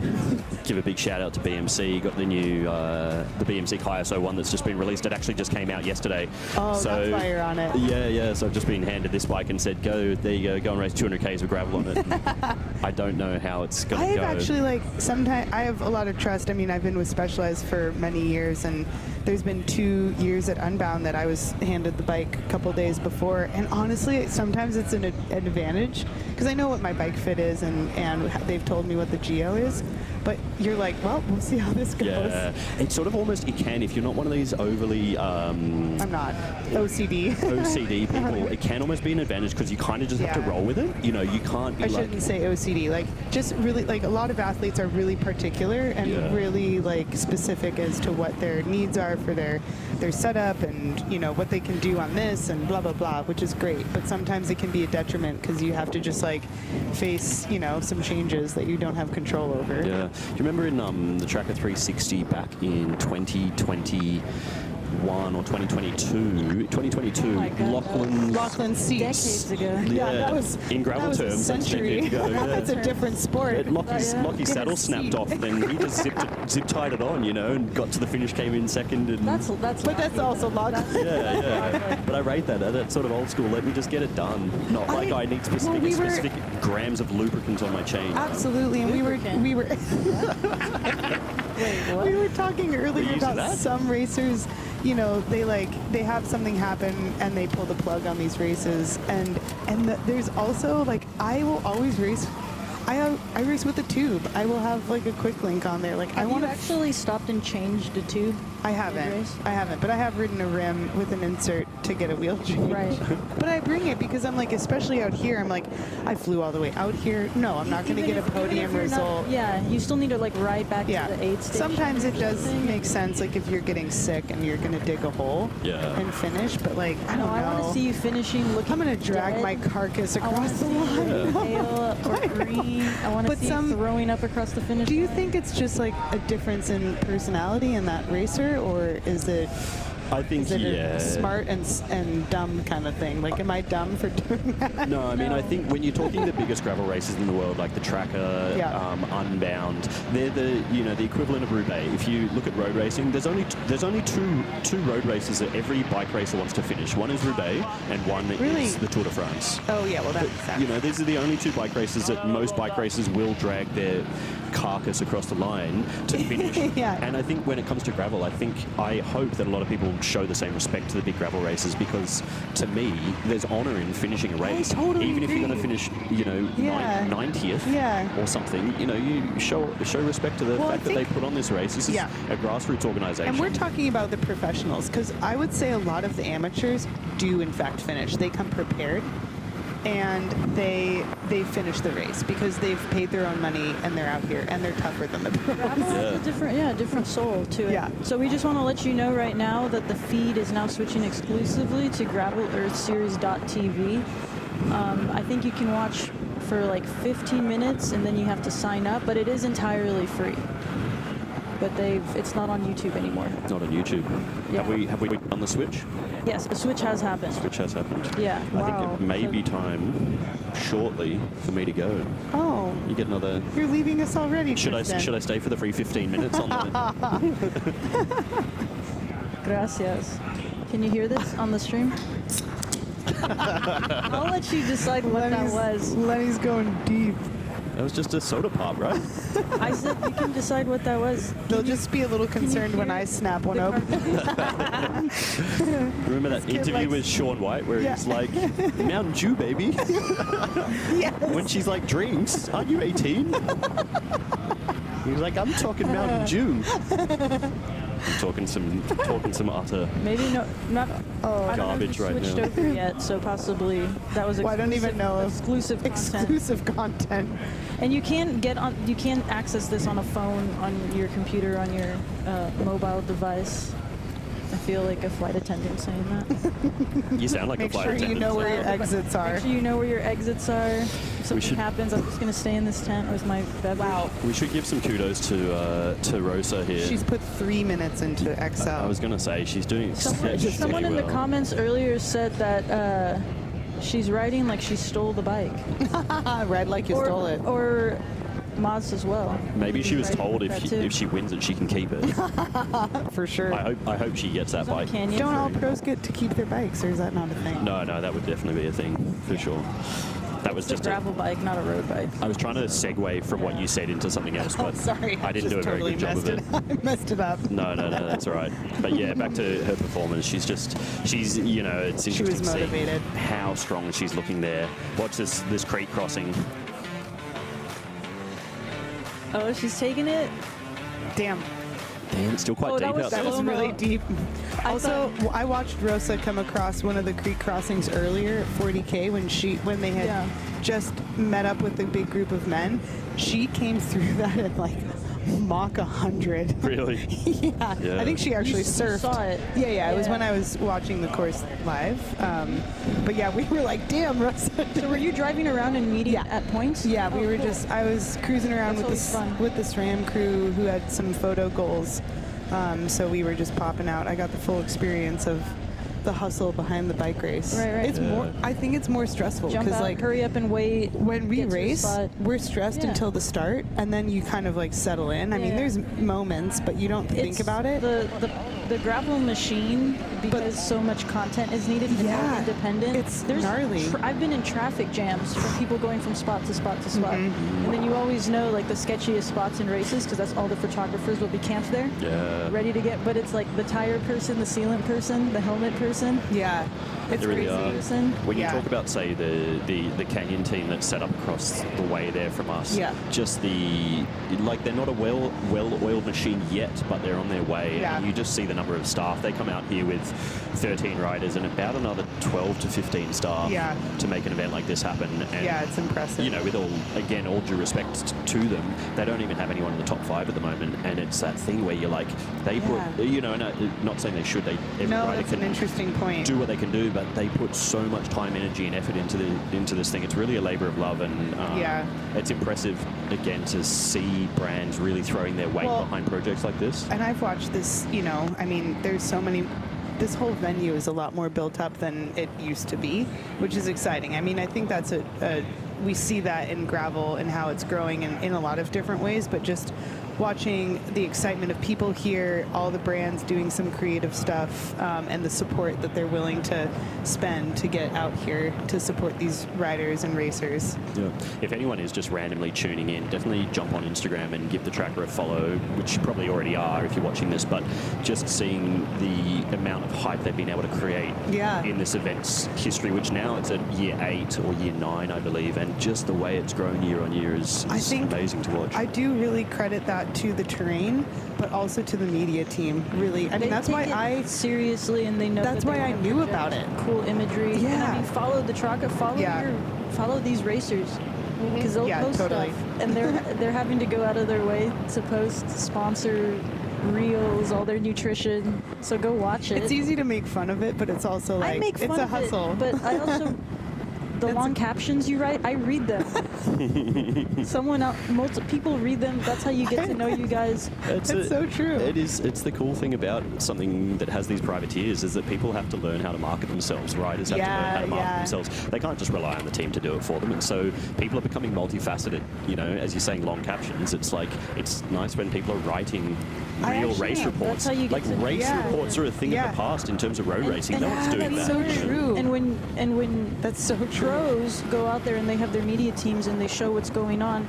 Stuff like that helps the age groupers, the normies, decide what they want to do. It offers an insight because we can't just go for a couple weeks and go to a course and recce it and do that kind of stuff. Yeah, totally. We have real jobs. I love that. Real lives. Yeah, I think the race report Bring the race report back. Bring back race reports. With that being said, I'm going to sign off. Thanks, Tristan. Good That luck was my tomorrow. hour. Yeah, thank you very I'm much. excited to watch. Oh, That was awesome. I'm excited to ride it. Yeah. So, see how we go. Maybe we'll be talking about you in the front. You will not, but give me a shout out if you. Oh, we'll give if you a shout out. remember. Shout out. Yeah, nice. All right, thanks so much, guys. Damn, Rosa is just still cooking out there. Oh, she's big chefing. She is big chefing. She's big I want to chefing. swap spots because I want to see your screen. Okay.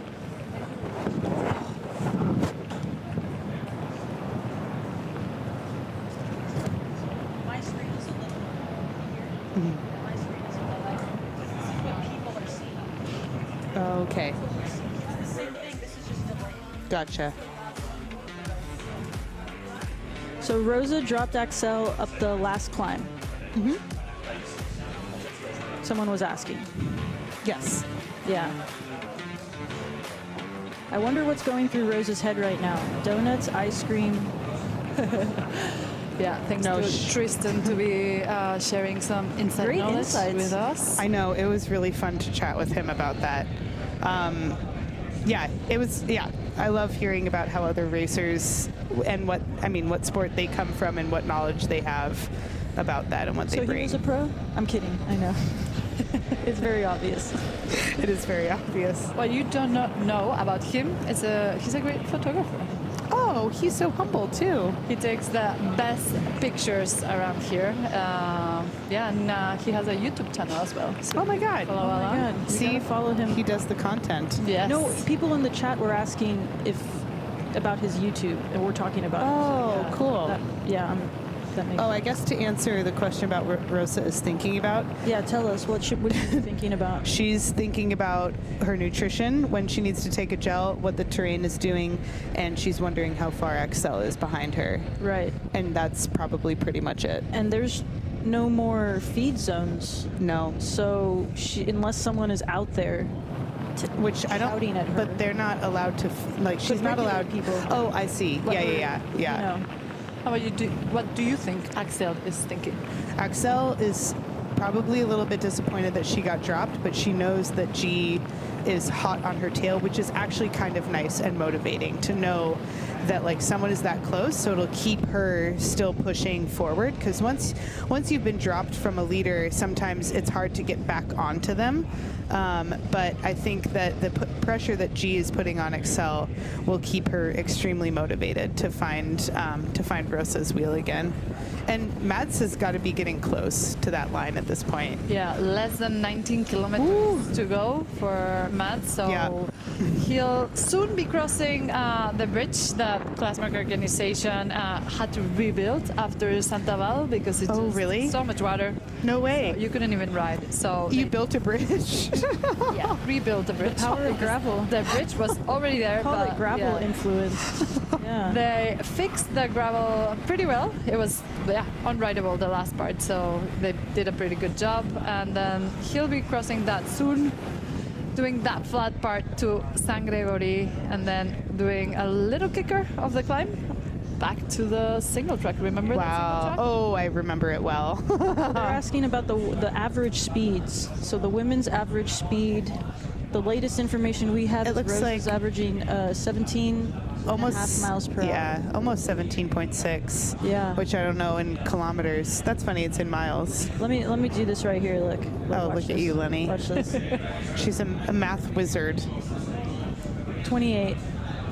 28K. Yeah, that's kph. And that's on dirt, people. With climbs. Yeah. With big climbs. Yeah. Axel is looking focused and fatigued at this point.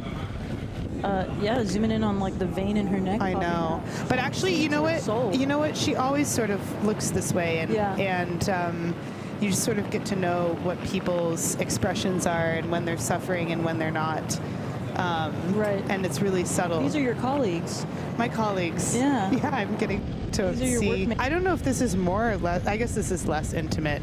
It's a bit more intimate when you're literally right next to them and behind them. That's what I mean. Yeah. Yeah.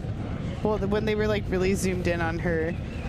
Well, you just start noting, like, I'll never forget our first Traka. Like, I just watched Excel pull her aero socks up like 1,000 times. Oh, So yeah. your first one was 2 years ago. Is that right? Or 3 years ago. Oh, yeah. okay. G is cooking. I think G could really bring back some time. I do think she's on a mission, and she knows that. She knows that this last part suits her. Yeah, she does. And then she also has the motivation of Axel, so she might have gotten some information. I was going to say. Axel got dropped, that she's just in front, and yeah, she's pushing. Yeah, she could have been given that, and that would be motivating for her, honestly, to know that, okay, Axel might be suffering. Oh, yeah, she's out of the seat.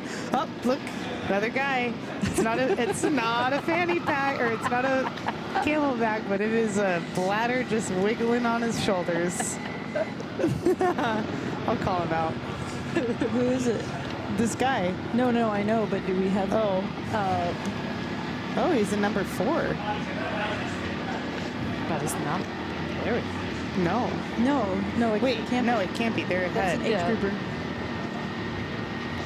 Troopers out here, like, So, they don't know how to act. This is Mads is hitting that single track bit. No, Okay, this so- is just under the bridge. okay. He'll turn right. He'll have to dismount here. So they did a great job fixing this one as well. So Oh, they put wow. a little ramp, and then he'll turn left and go into the Via Verde before turning right and going behind the. There's like a factory. No, you can ride up that. I'm just Even the descent is pretty sketchy. Oh, I'm trying to. Oh, it looks like he does have some. here we go. Let's go again. He does have road. He does have some road pedals. Yeah. I am also a little surprised to see how many in road. Oh yeah, this Via Verde gets. Oh, look, busy. he can't get in. Oh. And he's on the family greenbelt. Yeah, that's the Via Verde, and because today's a holiday in Spain, there's a few people. Oh my Labor God, Day that in is. Spain. Oh, that's so they why. only do this short piece, and they'll turn right and then go away from that path. So.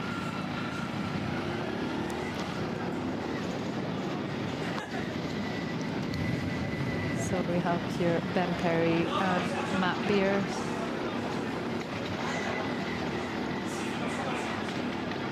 Okay, so when we saw it last, we got Matt Beers and G confused. Yeah, we did. They're both very tall people. I said They're that. the same kit. I said they're both very tall, very slender, and they're both in red. Not just the same kit. And we don't have the detailed feed to see the South African flag on his arm. And I think G's not going to be happy with We're this. seeing what you're seeing. We don't have more angle. Like, we're seeing what is being displayed. Yeah. You can honestly only see, like, there's like a couple of pixels sometimes, so be kind with us. And G, we didn't think you were Matt Beers. We know you are much more beautiful. Exactly. Yeah, they're riding on a public green belt. That's what you call it. Via Verde. With Via Verde. Via Verde. This is where the... It's like salsa verde. Lenny. It's where the train tracks used to be. So it's a nice it's a little gravel path. Yeah, it's like a rail to beginners. trail. A rail trail, yeah. Oh, we call that a rail to trail. A rail trail. And we call that Via Verde. I take my That sounds a lot nicer. I take my rifle and ride the rail trail.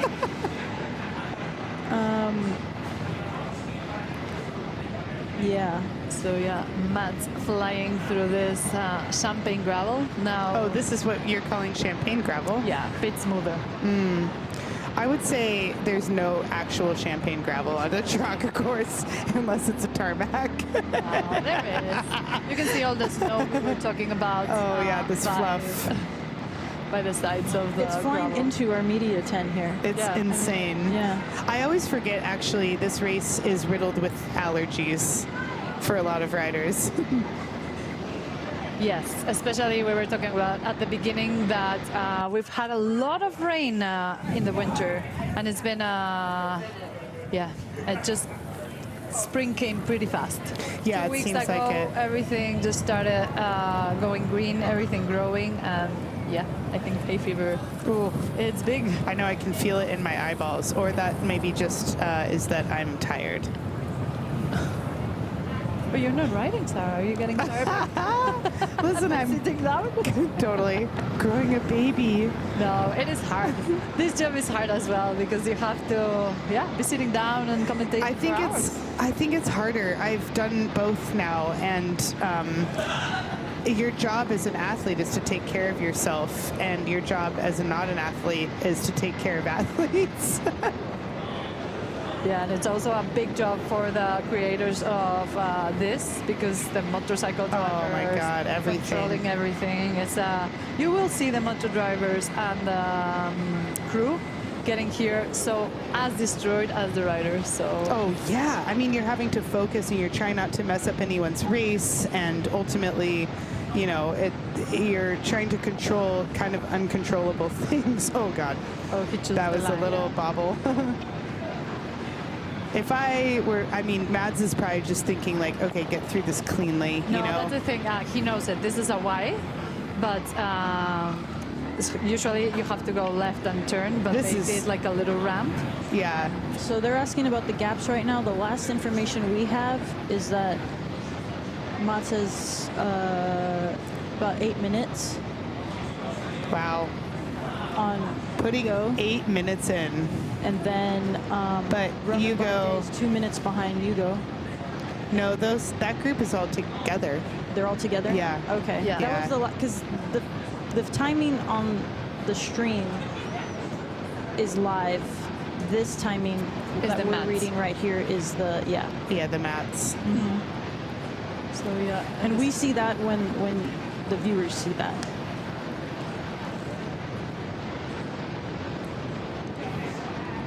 Yeah, he's in the last bit. This is the Constantine's gravel, and it is champagne gravel. This part is. I will agree with you. Yeah, this is nice. And I want to go right that part. They Sorry. put it, and This it's part is. super nice. You're all like covered by the trees. Yeah, it's but beautiful. You think you're there, but No. your art makes you turn left. Yes. And there's that little kicker It is where we thought your women's race was gonna be broken last year. Yes. But you kept along, and the three of you went to the last Who got dropped for a bit? One of you three got. I think it was me. Yeah. Yeah, I was trying to get into that section because I actually feel better on the technical bits, but I ended up going last, and then it's that chain reaction of clipping in. Right. Yeah, but it's still far enough away that you can catch back on. And you've been riding for 10 hours. Whoa. You try to not think about that because you feel it with every part of your body. What's hurting, like specifically? Like what? I think a lot of people's feet end up hurting. No matter the shoes you have, it's just like all the touch points, like your hands, your shoulders. For me, I struggle with some psoas and piriformis syndrome, which honestly most athletes do. Right. But I think a lot of the time it's that, yeah, my feet really are going. But a lot of these pro racers, they've had professional bike fits. Is this guy still on their group? Yep. No, this is Ben Perry. This is the men's. This is the men's. This is yes. the men's. Huh. That's a really good result for him. This is great. Yeah, Ben Perry's been having a great start of the season. Yeah, and it's always nice to do that. He's in his Canadian gravel champion jersey, and it's really a cool feeling to like have a great season with, you know, the flag of your country. With the natty on? Mm-hmm. So people that are asking about the time gap is 11, almost 12 minutes. So to the group of Ben Perry, Hugo Drescho, Roman Bardet, Matt Beers, and Paul Voss. So this is your chasing. This showdown could be interesting. I'm curious if Roman will save something for that champagne gravel section. Ooh. I watched him do some openers on one of the climbs at the Rafa team camp, and he was going so fast that I thought he was a car behind us. I also was going quite slow in comparison. So is this one ahead of this? Yes. Yeah, that's why. Yeah. Yeah, that one goes a bit slower. We have 2 streams up right now. We have the one that you're seeing and one that's a few seconds behind. FYI. Yeah, this is they're on the part that they have the motorcycles training, they have a bit of jumps, and now the big group is gonna turn left and get into the sketchy single track, and they're gonna need to dismount, walk a bit, and turn left to the Via Verde. Matt is in the last kicker up to Sangrao. Wow. They don't get to the top of Sangrao, but yeah, this is where you really start feeling all your body, all your legs. I think this is the first time we see him struggling a bit, body position, just like using his arms. He knows he got it, but as you said, now he turns right, he's gonna start descending a bit. And all with exposed cables too. That's really impressive. Does he? Don't your Crux? Oh, have I guess so. exposed cables? Yes, but barely. So here's where I say turning left. Lenny getting the jabs in. This section I think looks really cool. Yeah, it's more mountain. I know, it's really fun. Matt will be enjoying this section. I don't think anybody will make it up on their bike. They're all dismounting. Oh, I don't know. Oh, I just want to see. No. And the moto? Yeah, this is pretty steep. I know, it's really impressive with the motos. So if you don't know, motos are like e-bikes, but stronger. I know, but they're really heavy. They're so, and it's losing a bit of ground. See, and this is what on these technical sections, it really is hard to be in the back because you can't make any gains, and people ahead of you are getting off, and you're just waiting to get off. You can't pass, and then they gun it before you have a chance to even clip in. So it's the accordion effect. It is. How they. That's a simpler way to say that. Látigo in Spanish. A látigo. Yes, and that hurts. It does. It doesn't seem like it took Roman very much extra effort, but I mean, those are extra matches and they do add up. So I would say on these technical sections, he definitely doesn't want to be behind. And then they'll make a right turn, and this is where Matt Beers fell in the Santa. Oh. They were coming the other way, but he will remember this part. He fell and yeah, hurt himself a bit. But did he? I didn't know that. Just a bit. The thing is, like, if he would have gotten a bit more, he would have gone down the bridge. So he was a bit lucky on that, but he'll remember this bridge for sure. They'll turn right, go through the factory, through the bridge, and then they'll be in Constantine's. So see, this is where he fell. Ooh. Almost got that. Ooh. Oh, that was in Santoval. Yeah. Yeah, I remember that. I was watching that. It's getting pretty activated at the finish line right now. Oh. Yeah. We can't even see. All waiting on winners, but yeah, we have a few people in front of us. Oh. So see, this is the factory that they go through. They have a bit of a single track, not really technical, but remember that's looking back. I think he has a feeling of a flat. He also could just be chilling. Yeah, he might be achy. Looks a little...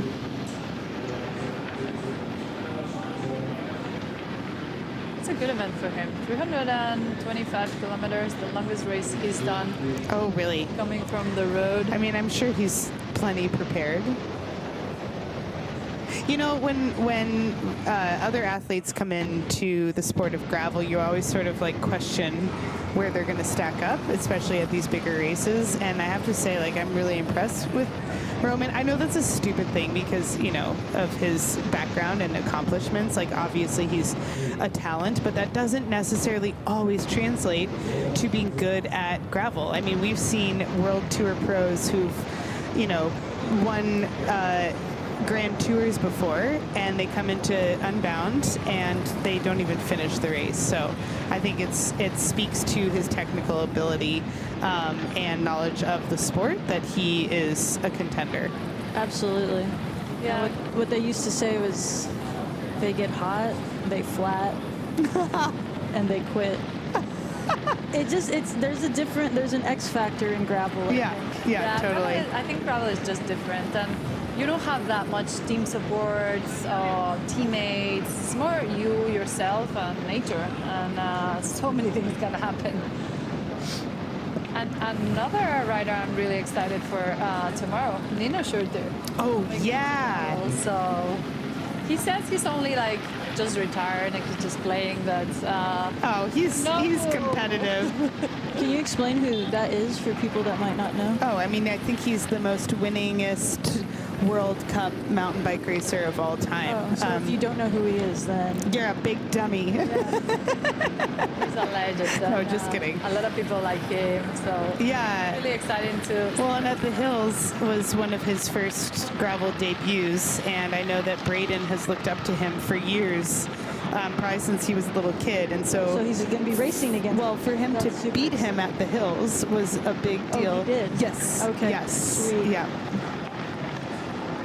Yeah, it's nice to have him around for gravel, trying a lot of courses. He's doing a lot of the Gravel Earth Series rides and events. And we love to see it. I like to see some.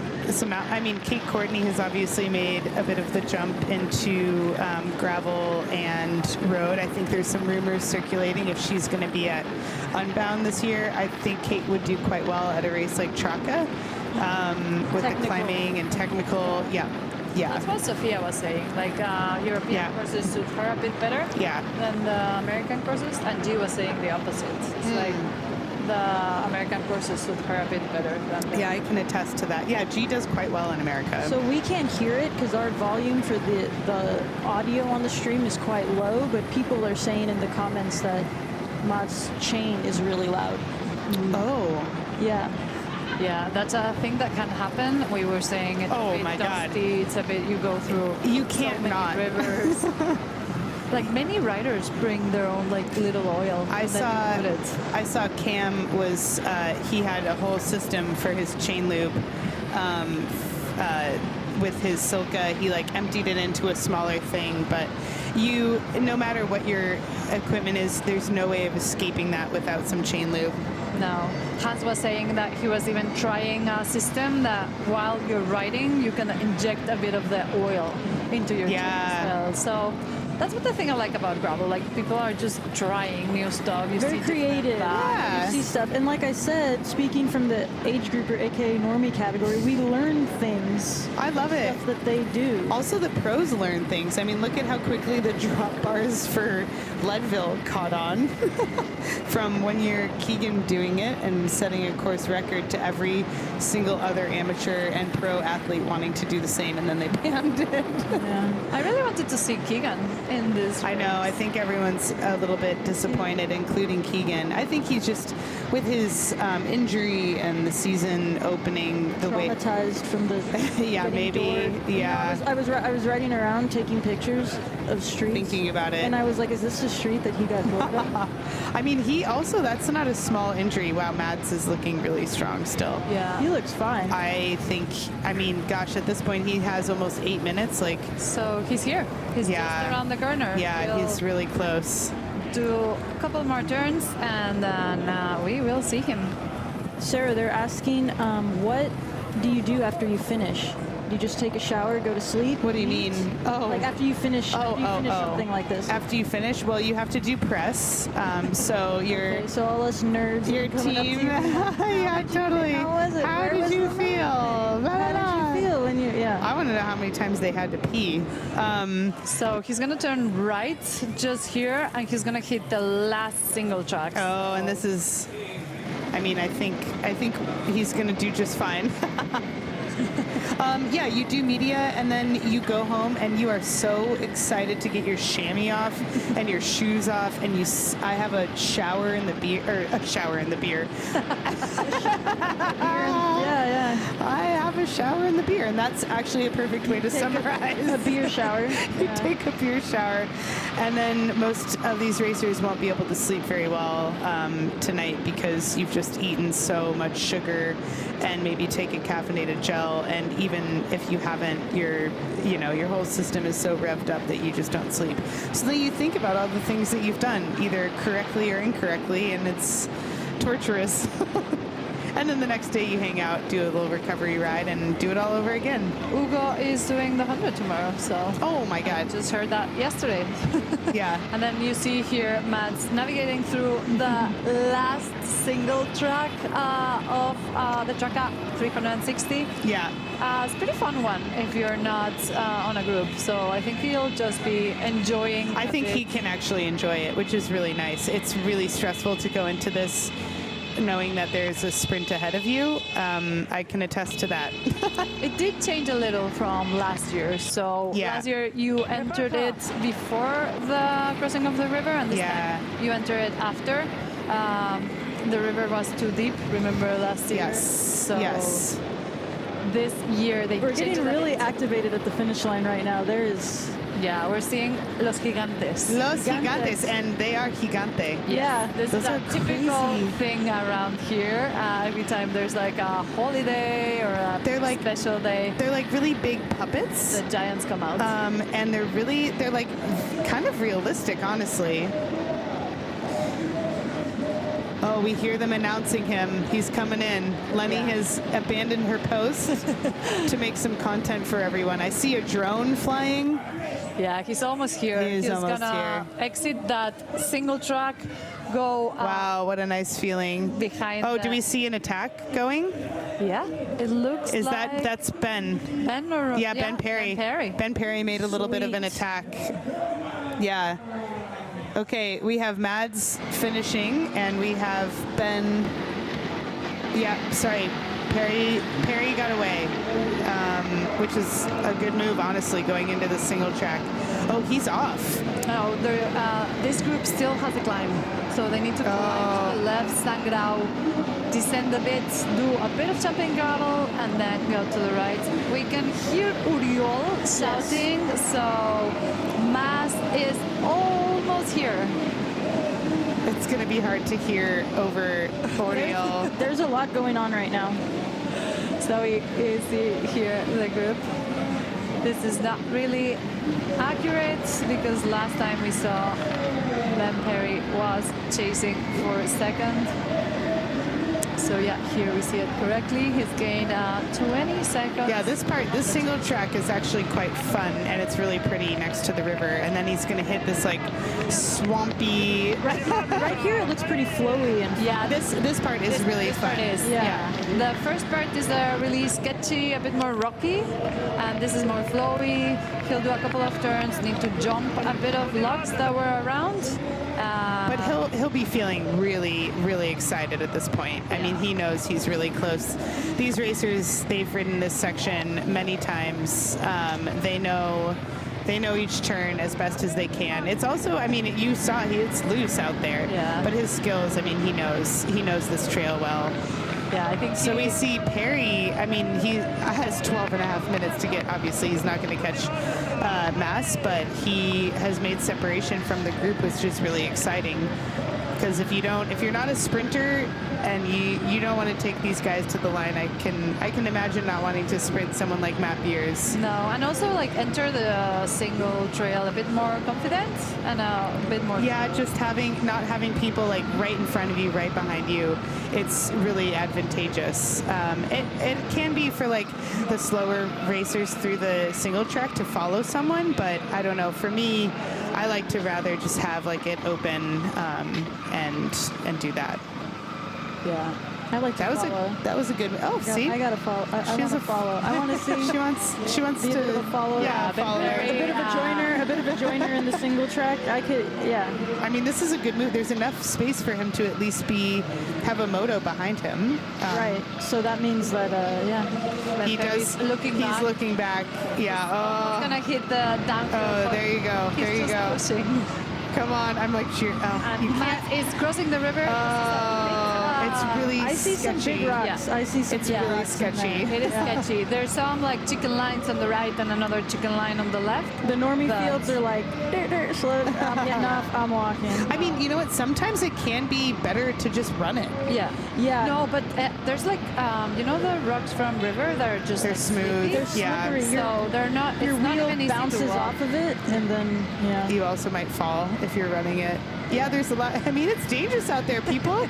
Listen, I know that that's where I had to unclip last year, and I wasn't planning on it, but it's just, that's where Caro got away right here last year. They've ridden more than 320 kilometers. He's almost gonna go out in the Via Verde again, do a couple of more turns. He needs to be careful because in that last curve is where Simon Nordal got hit by one rider coming down the Via Verde. Oh, really? So, yeah, like a couple of years ago. So he still has that. Then he'll go on the back of the Nescafé factory. Little bit more of gravel, but it's less than 2 kilometers, and we'll see here on the finish line. Orioles. Back in the Via Verde, this is the turn I was telling you about. Simon Nordal got hit by a rider. Oh my God. You would think that, well, maybe we'll close those off in the future.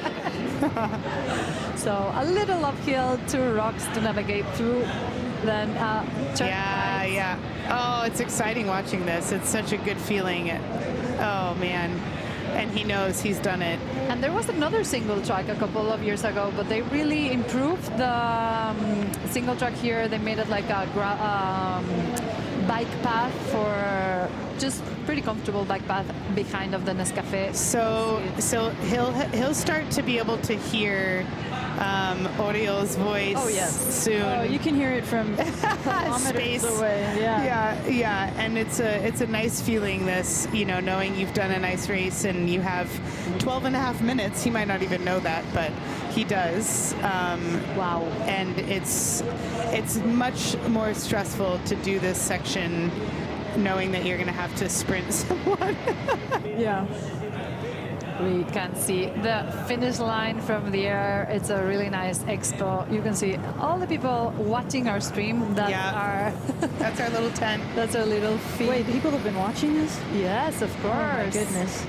They can come and say hi. We're here just sitting behind that. So Matt is just almost out of the Nescafé bike path now. It's not a single track anymore. He'll turn left, then right. He'll do a bit of gravel. And a few kilometers, we'll have him here. Yeah, we'll get to see that European jersey come right through. Okay, let's see what's happening with Ben Perry here, who's chasing for second place.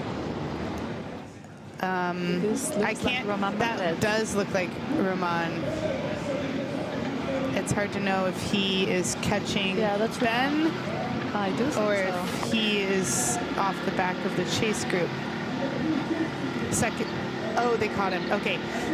So we have been informed that they did, in fact, make contact with Ben Perry. And so they're vying for second, third, and fourth place right now. So Roman is just holding on to the back here. It looks like Matt Beers is just in front of him. And that would be Ben Perry in front of him. So a good effort by Ben, honestly. I hope he didn't use too many matches on that because he's going to want them for the sprint. But yeah, it looks like he's just getting back in there. What a day for Ben. I mean, what a day. It's amazing. It's a great result either way. I was really hoping he would hold on for that second place. Oh, and then here goes Hugo. Hugo is in the picture now. We is in the chat. He has inserted himself. Everybody's fighting for the last position on the... Oh, no. Ooh. Oh, Hugo has made a pass on Roman. Hugo's on a mission. I mean, they all are. This is an exciting and stressful part of the race for them. Yeah. Here we go. I can hear. We can hear the crowd. He's just less than a kilometer away. He'll do a bit of this gravel. Turn left. Yeah, go through this gate. Navigate the snow that we've been having. I love that you guys call it snow. In Colorado, it's different. It's not as fluffy. Yeah. I don't know. You can't wear t-shirts? Yeah, but I don't have to take allergy medicine. Right. So he's almost here. He'll do a right turn, left turn. He'll go under the bridge, and then we will get to see him. Yeah. What a race! What a day! It's fun because you're like, oh, I hope he's enjoying this moment, you know, like because it's about to get real. There'll be lots of champagne and celebration and a lot of microphones in your face, and then you go back to your team house or your hotel room, and it's he so goes quiet. To his house. He lives here. That's kind of weird, though. Okay, he's getting so close. Yeah, he'll be able to hear now. Under the bridge, and then he's gonna turn left, and you will see us. Yeah.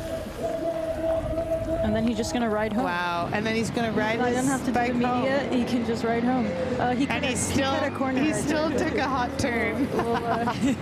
We'll let that one go. It's a smart line because that corner's actually really loose. Is it? Well, then that was on purpose. So see, last straight line. Then he'll go a bit left under the arch, and then we'll see him in the last corner. This is exciting. There he is. Our man, the man of the hour. What a race. What a day. I think he saw himself in this position, but now he made it happen. Yeah, it's a different thing to make it happen, and this year was very competitive. Yeah, oh, I'm like clapping. You can clap, yeah. We're gonna see Uriel. Wow. We can see the finish line. Last corner, we see Uriel here. We can hear him, yes. Celebrating. He has time to celebrate. Mats, your winner of today's 360 Traka 2026. The king has been crowned. Whoa, what a day. Dialed. Yeah. He had a couple little he had a couple mishaps, but kept cool. Here you have Charlie talking to him. He's the one that did the wheel change in that moment. Christina giving her the cava. Yeah, hats off to that wheel change because that was a quick one. I don't know. That could have been, I mean, maybe not the difference. I guess he had 12 and a half minutes, but... He could have stopped at the restaurant. He could have stopped and ordered a beer. No. Depending on how quickly he could have chugged it. Look at him. He's like in shock. Sub 10 hours? I think he's been dreaming of this moment for a while. Cool. Now it's gonna sink in. There is her girlfriend. Yeah. They have a little kid. You can see here the replay. Cool. So many people around. That's so nice to see. Thanks everybody for joining us today here in the expo, in the venue. You see Raquel and Christina there with the Cava celebration. Wow, first time I see him like really celebrate. I know, I think he's actually like, I mean, not actually, but I think he's quite excited about this. Yeah. Every year the level is just, you know, upped one more notch, and to win a race, especially, you know, sometimes if it's in your backyard, it's harder, you know? Yeah. You have a lot more pressure. There's a lot more people here that know him and that know how much he's worked for this. So good job. And his name was the one that all the men were talking about yesterday. Yeah. So he did have that pressure. Yeah, and it's hard. It's hard to perform. I mean, I think as an athlete, that's your job, is to perform under pressure, but you know, it's a lot easier said than done. Chasing group is in the last single track. It's hard to say, but I feel like it's broken up a little bit. It's kind of hard to know. It doesn't look like anyone's behind Beers, so unless he's at the back of the pack, which would surprise me with his technical skills. I think he's obviously like one of the best in there, just coming off of a Cape Epic win again. Yeah. Yeah, you can see Roman Bardet here, followed by Matt Beers, navigating. But this is Beers on Roman, his wheel. Yeah. Which is surprising to me. Yeah, but maybe Roman just pushed it to enter. Yeah, it's a smart move on Roman's part, because. So maybe about 10 minutes from now. Yeah. If that 12-minute gap is. Yeah. So they'll finish. Yeah, we should see and hear who's coming around the bend. Yeah, we still don't know. We don't have in our images if somebody's in front of these two, but this is Roman Bardet and Matt Beers navigating the single track, a couple of kilometers away from the finish. The moto could have just gotten stuck behind them, which is why we're only seeing these two, but it's hard to know if he's in the middle of the pack or if these guys are all together. And here's that really fun, like, less rocky, but like flowy, technical single track bit. Yeah, these guys are probably antsy to get it on and to go over the line and see who sprints for the win. You know, they're all probably thinking how to either get away or how to position themselves for because it's a tricky sprint. It's really sort of the first one into this corner on the grass. It's not necessarily that Matt just made a pass. Yep. Yeah. That was, and look at how quickly he's gonna take some time back. Yep. Yeah. That was a good move. Yeah, and if people don't know, Matt comes from the mountain biking. Yeah, he just won Cape Epic for the umpteenth time, which is, you know, one of the premier mountain bike events in the world. In an incredible manner, because he lost his teammate. Yeah, Keegan was injured. Keegan was going to race with him. They paired up, weren't winning till the last stage, so it was pretty good. And they were the first all South African team to ever win, which is cool. That is cool. In South Africa. In South Africa. And they award a separate, like, South African leading jersey during the race. Yeah. Oh, that's cool. So they won both. There you can see the gigantes. The giants that we were talking about before. You can see the crowd waiting to see who's going to be the podium. Sarah, go for it. Well, I'm sort of starting to feel like that moto was on the two that got away from that group. So in that case, with this, knowing the single track that's ahead, I would say Matt might have it over Roman.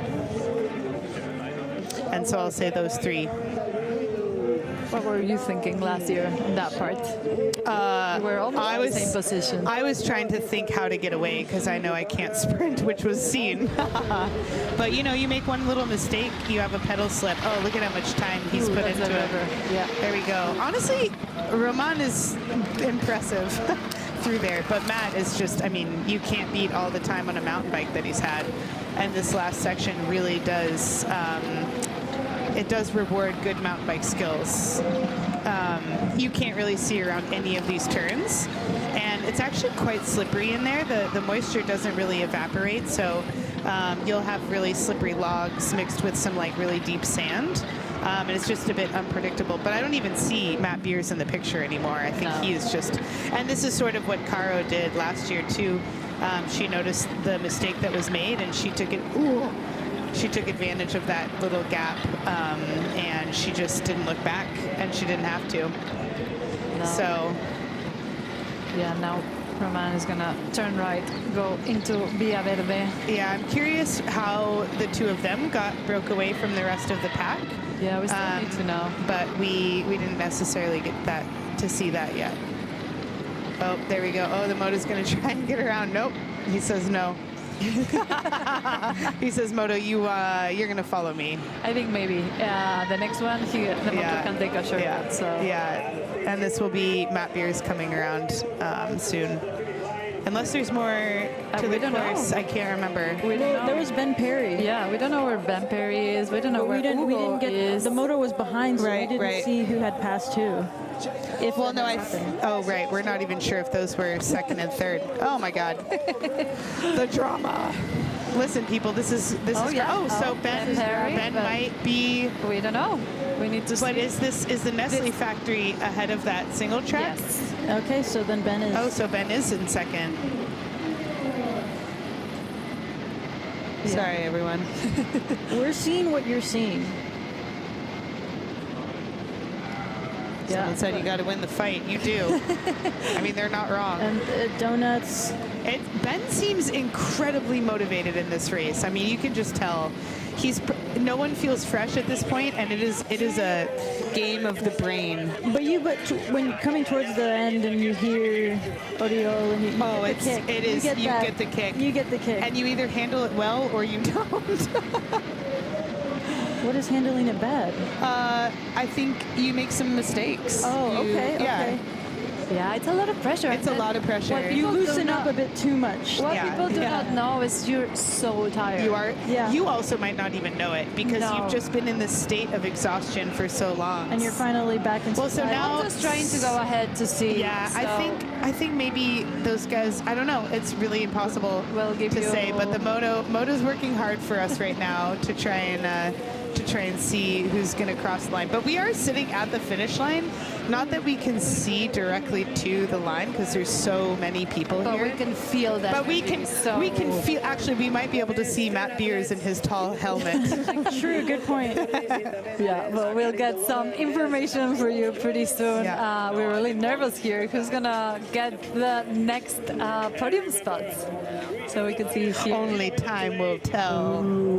Oh my God! And then I need to get out of this fluff. Yes. Guys, So- we're really fighting the elements in here. It's hot. There's fluff. And for people that are wondering, after the women are racing still, and we will get their images back Yes. after Ugo. this. Ugo is Oh my God. turning left. Yeah, he knew that single track. He's ex-mountain biker. He still does mountain biking. He's in second. Sorry, we were just hearing. Did you say he was in second?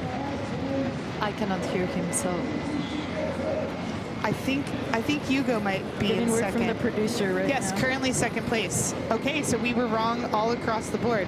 Hugo is actually in second place, which probably means Ben that Ben Perry's is in on third and Matt is in fourth. That would be my guess. And Roman. Bernadette on fifth. Yep. So yeah, Ugo's looking back. He knows Ben is pretty near. And Hugo knows this very well. Yeah. It's just turn to the right. You see a moto in front. That might be Gerard. And then he'll turn to the left, go under the bridge. Yeah, this is a great result for Hugo. Yeah. I mean, I'm glad that he sort of resurfaced in that group and held on to that second place. I mean, that performance by Mads was almost unmatchable. I mean, it was unmatchable, but I don't know. Oh yeah, here we go. Just turn left, Hugo. right, and then Don't we worry, will see him he took on that the straight same line. turn. That's the move. Oh, he's so excited. I mean, maybe he's a little bit disappointed because that No, win but would you have been have good. to be excited. This is a huge result for Hugo. Oh, and Matt. Matt is really close. Matt is extremely close. I wonder if he had... if he hadn't gotten stuck behind Roman, would he have made that connection? Yep.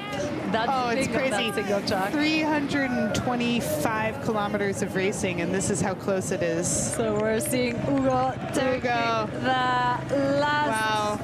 He's safe turn now. to the left. Oh, You there's can Matt. feel There's the Matt. atmosphere. Matt is just reaching almost. Oh. A bit more meters to Matt. get him. Wow, wow, wow, wow, wow. I don't know if you can hear the roar. There he goes. I just saw him cross the line. So, Matt was so Ugo close. Trecho, French national champion. And your second place at the Traka 360 2026. And Matt Beers. Wow, Matt. Wow, wow, wow. Special team has to be really happy. Yeah, what a that's- performance. Matt Beers almost had a kid needed for Beers. But look at how much time he put into Roman. Yeah. That's impressive. Third place, Matt Beers. Skills matter. People, skills matter. There's Roman. That is an impressive ride Great from him. race from Ben Perry. Fourth position at Traka 360. Yeah, Ben. Followed by Roman Bardet. Yeah. Oh, he's got to go. A show. I thought he was going to get pipped at the line. Oh, Ben. He tried it all. Yeah, He tried good to job. go. He did. You know what? He has to be proud of that. Chapo, chapo. Yeah, that is a race well done. You had a... That was inspiring. Yeah, really inspired. Remember that, Yeah. place today. What a good day. Oh, they're all, I mean, man, they really went through it together, huh? And who is this? This is Paul Voss. And that's Paul Voss. And who do we have here? Yeah, the faces tell it all. You see Matt Beers' face. What a day. So 10 hours, 10 minutes. Wow, you guys, that is insane. They broke the 10-hour mark. That's impressive. Yes, yes, it is. Still remember the year that it was 14 hours? Oh, I remember. I think mine was over that for sure. But also you have to think like, okay, this year it was the same mileage and kilometers as Unbound, but this course is, you're not pedaling the whole time like you are at Unbound. It's your miles per hour, your kilometers per hour. It's not the same speed. So almost 21 miles per hour for average, yeah. Words. But there's a lot of, this is a technical race. So people call this the Unbound of Europe, but only in that they're long. It's hard, it's long, and a lot of the elite come, but they're very, very different. We cannot really stress enough how different they are. Yeah. It truly couldn't be more different. Like there's like legit like climbs, like sustained climbs in this race. Ben Perry with her wife and kid to be. They're expecting. Oh, nice. Yeah. What an amazing day for him. Here you have the Specialized. Well, so maybe this was. Well, we'll see. We'll see him back next year, hopefully. Oh, for sure. He put on a show. He made us, stand on our toes for a moment. Matt Beers even got a... Oh, look, he got a finisher's medal. Finisher's medal. You love to see it on the pros. Hugo is pumped. That's so exciting for him. Good. I'm glad. Yeah, he should be. Yeah, he should be. I mean, I think he had to have known when Mads rode away that was kind of that. Yeah, that was that. Yeah, for sure. But that's an impressive result. This is probably the most competitive Traka that there has been. And yeah, man, he's earned some respect for sure. Hopefully for himself. I mean, that's a really exciting day, an exciting result. You can see it sort of settling in, you know, the exhale, and he's a little bit in disbelief. I think he had to fight a lot of demons. Yeah, he did. Yeah. They're asking what the elevation gain was from today. Yeah, that's a good question. Do you know? I think it's I have it in more than 3,500 meters of elevation. Almost 4,000. Almost 12,000 feet. Yeah, 12,000 feet. And you feel it. Yeah, it's like there's not really long climbs, but the beginning, the Gavarras, it's just deep kickers. Yeah. And then you climb really and climb for an hour and a half almost. Yeah. And then they have the Vera part that has a bit of climbing as well, ups and downs. And the Elsmeches is the one. And Tobias is coming in. Or is that Seaman? I think that's Seaman. I thought... No, number one. Oh, yeah. Oh, you're right. Good job. What a great race for him as well. Yeah. Winner of the Traka 360 last year. Yeah. He did a big escape. He went by himself for a while. Oh my God. So, yeah, what a day, what a race. He's got to be proud of that. I mean, I think he's, of course, you want to win, but also he's excited to have, you know, a solid top 10. He's a working man. He is a working man. He actually has a job, people. Yeah, I do recommend to see the movie that they made of last year's. Yeah. About half of it is Tobias buying groceries. Is like most of that documentary. Oh wow! And Petter, we have Petter coming in. Yes. He's also expecting his first child in 2 weeks. All these nepo graphics. I know. Coming in, all the same generation. Yeah. Yeah, we're gonna have a different year next year. All the dad watts and mom watts? Yeah, I don't know. Dad watts are a thing. No. They shouldn't get them. Sorry. Yeah, we're gonna see you next year. Yeah. Not here with us, but here racing. Yeah, racing. Hopefully winning next year. Oh, that would be crazy. I would love that. We'll have the baby here in the big Put the headphones on him. Yeah, Petter, that's a really great result for him. He's been really consistent this season. He's been up there. His day will come again. I mean, he's had some great results in his career. He's such a nice guy too. Yeah, he's already won the Traka 200. Yeah. Now he Yeah. has this one in his list. Yeah, that was when they sit down right away. Oh, There have been some Trakas where the second I finish, I like cannot. Oh, and Lesby. Yeah, great race. Yeah, he's got to be pleased. I think maybe a little bit disappointed because he was up there. But he tried. In the lead. Yeah. First year at Traka. First. Different world. Yes. And he was really at a disadvantage, coming in not as a local. Yeah, all the front guys have seen this course so many. And it's really advantageous. I mean, Lesby also just came he's in the Grand Prix again. He's Canadian. He and his wife, Haley, who's in the women's race, they have to travel most of the year. I mean, they've both done Cape Epic already and had great results there. But yeah, this is a good day for him. Yeah. And again, not to have the nice guy podium, but he would be on the nice guy podium for sure. If you say it, I believe you. The gravel nice guy podiums can go pretty deep.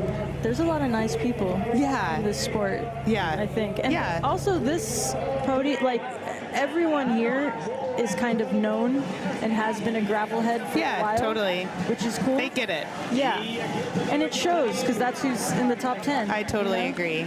Good job, Lesby. I hope he's pleased with that. Lesby, 9th position on the Traka 360 we say 2026. So top 10. That's a solid result. Top 10 for your first year at Traka. Yeah, it's not bad. Not bad. And we say Lesby because we can't pronounce his last name. L'Esperance?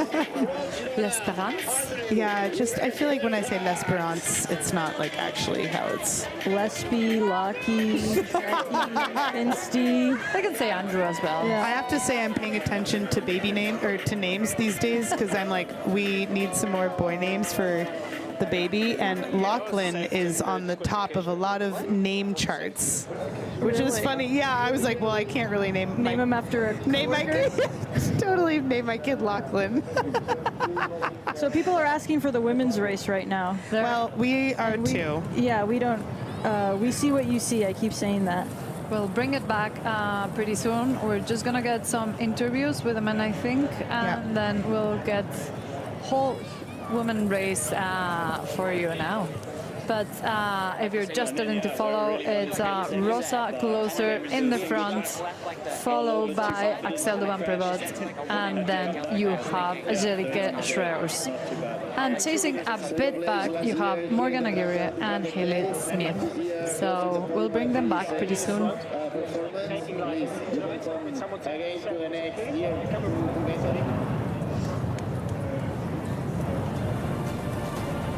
The gaps. We have 6 minutes ahead. Rosa, Axel de Van Prevot a bit behind, and Jerike Schreus a couple of minutes behind Axel, chasing hard to catch her.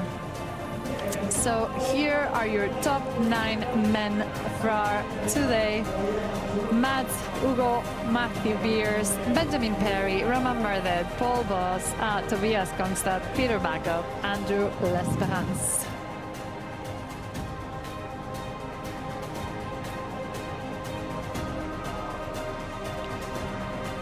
Oh, and we got sectors right there too. A bit of an analysis. Yeah, so once Mats got away, that was that. Yeah, gaining time. Yeah, he just made time on the climb.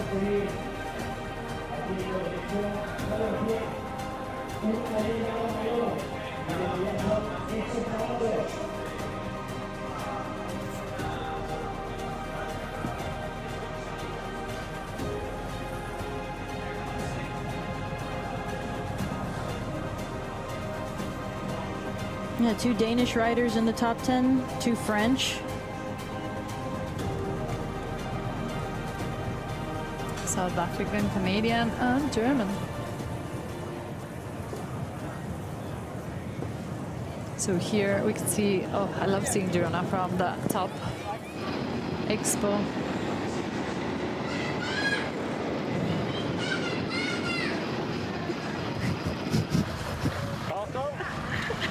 So we have Claire Brent here from Belgium.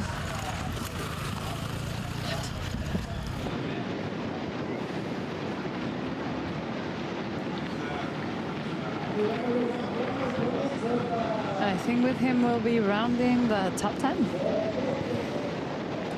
I mean, that's a really great result.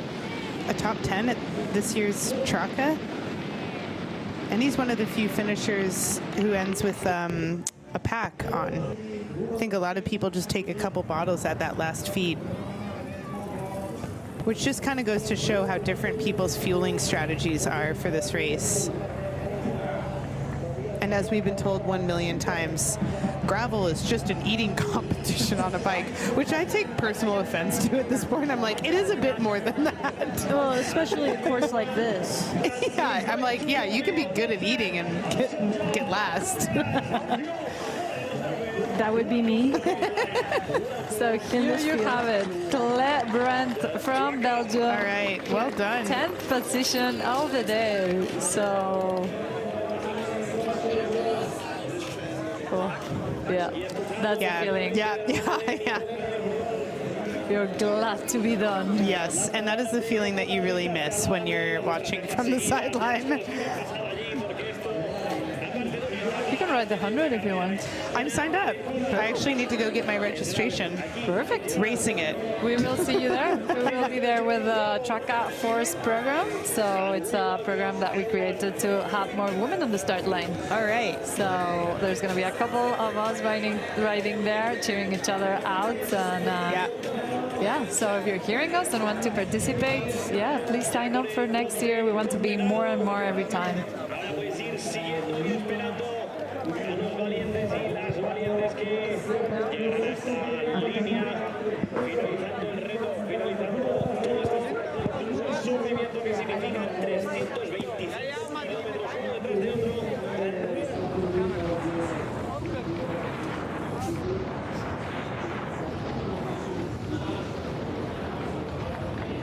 Yeah, unlike Tour of Romandie, this is not on flow bikes.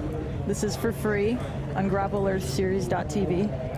Or if you're my sister, she's thinking that Flow is her period tracker app and not actually a broadcasting website. Well, sometimes that's a Venn diagram that aligns sometimes in the middle there. So now we're going to have a consistent stream of finishers.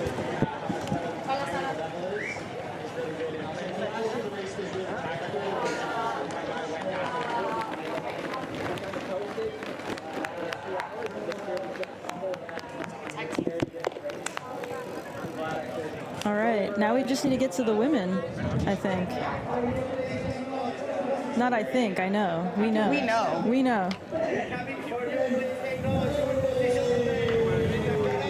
Watching everyone finish, I feel like my adrenaline peaked, and now I'm like getting a little bit of a sleepy afternoon crash. But we're gonna have some more in a minute. I know. I can't wait to watch what's happening in the women's race. Has G caught Excel? Has Excel stayed behind Rosa?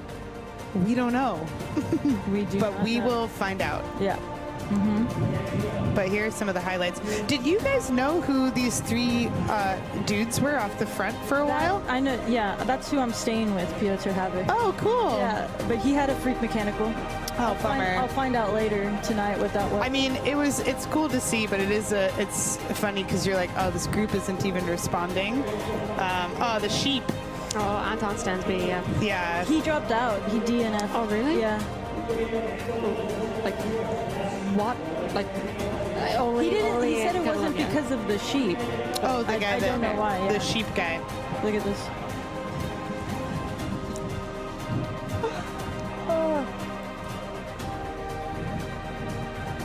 Well, a cool day to watch Mads do that performance. I mean, and Hugo is, I mean, the ride that those two had was really impressive. That's a huge accomplishment.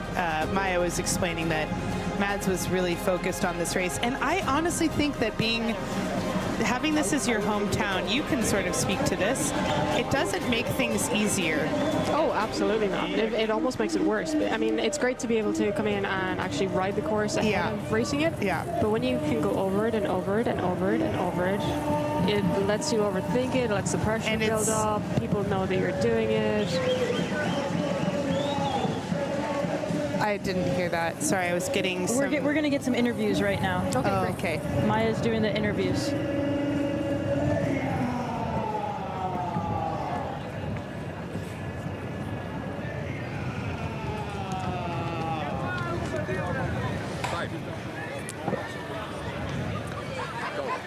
So I'm here with Hugo, second place for today. Let us know how the race went. You were away a bit with Matt? Yes, of course it was an amazing day, but I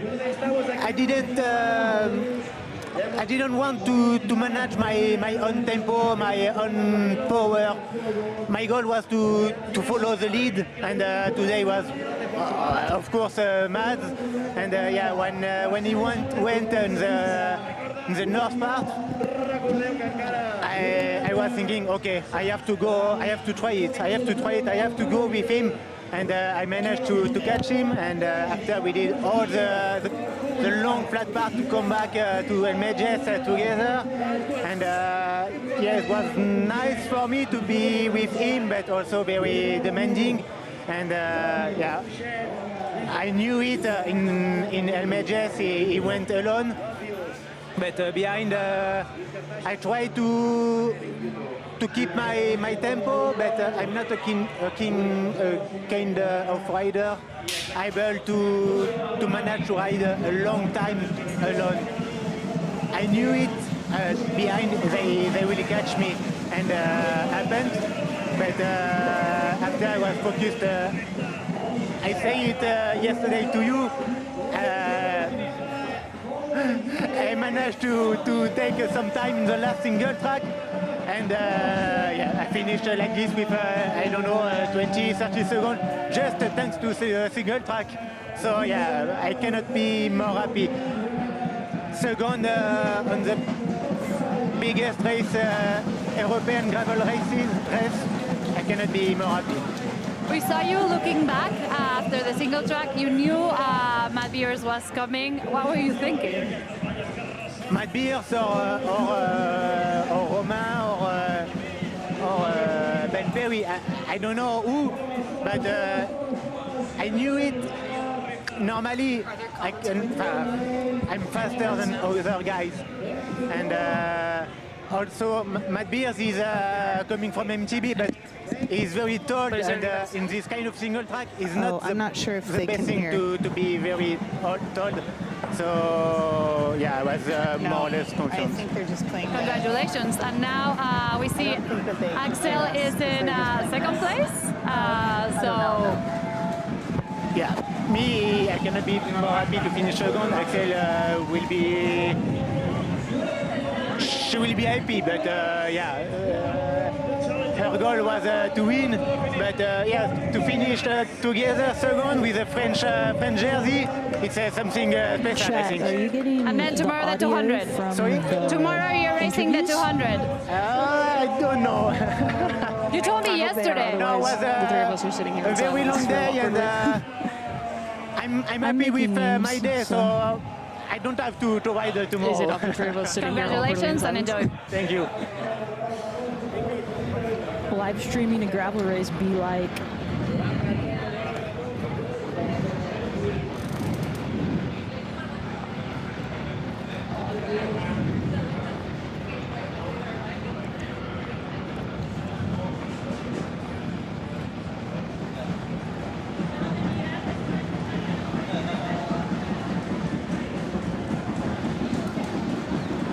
Okay, we have just gotten word, thank you, Domi, that they can in fact hear us on the live stream. Okay, great.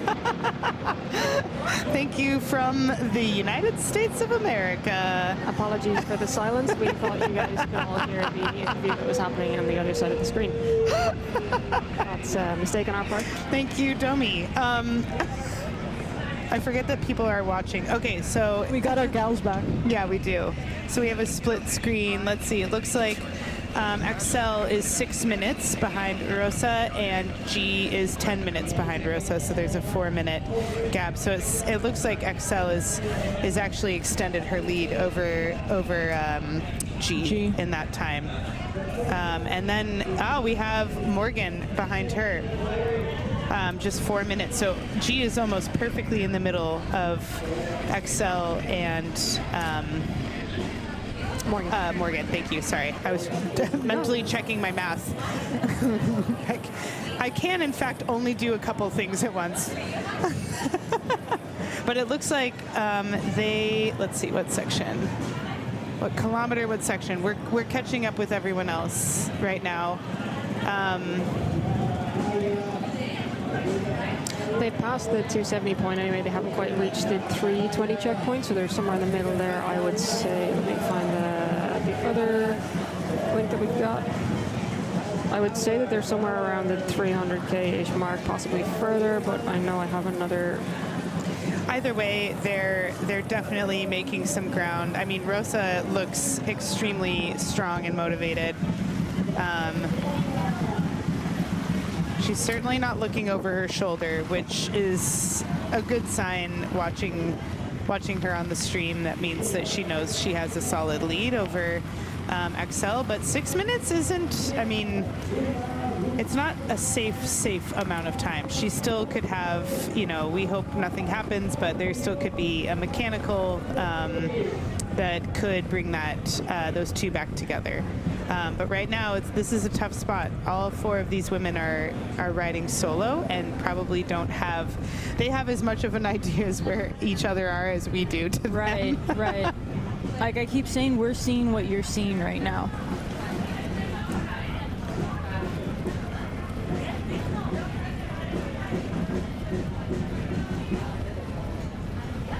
I'm trying to tell if their pockets, how full their pockets are looking, because at this point, they're feeling, no matter what, I don't care who you are, Mads was feeling this, Rosa is feeling this. You have fatigue. You have fatigue in your legs. Absolutely. The carbs that you've been slamming for 10 plus hours, I mean, they're doing the job, but it gets more and more challenging to keep those down, no matter how gut trained you are. At this point, it's so grim. I remember being around here, all I could eat was Haribo. Yeah. I just wanted salt and chips and nothing with sugar. But ultimately, you've trained your body to this point to be so efficient to burn those carbs and to take them in.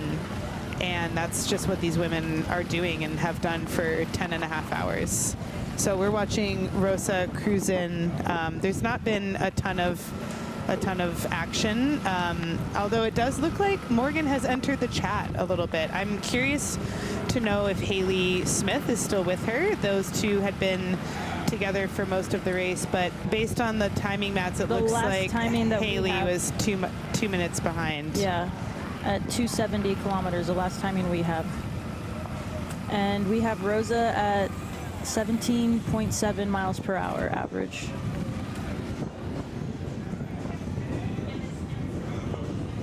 Yeah, the last information we've gotten is at kilometer point 270.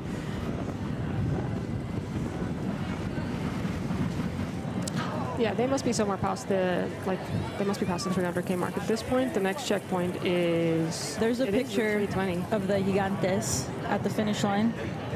Oh, those cool puppets. They're kind of looking, the mother's kind of looking over a little judgmental. There's been a bit of a parade happening in the background with these and some drums. I'm sure you guys can hear some of the background noise. It's pretty activated out here. It's quite a crowd actually.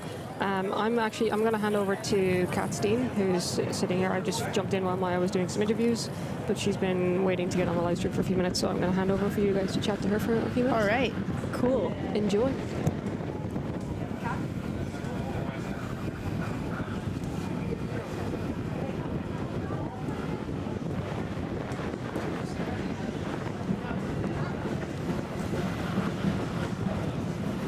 Hello, Kat. Welcome. Hi. Hey. All right, we are just catching up on the women's feed after an exciting men's finish, and nothing much has changed. Okay, we are getting, yes, it looks like all of these, the top 5 women, which is Rosa, Axel, G, Morgan, and Haley.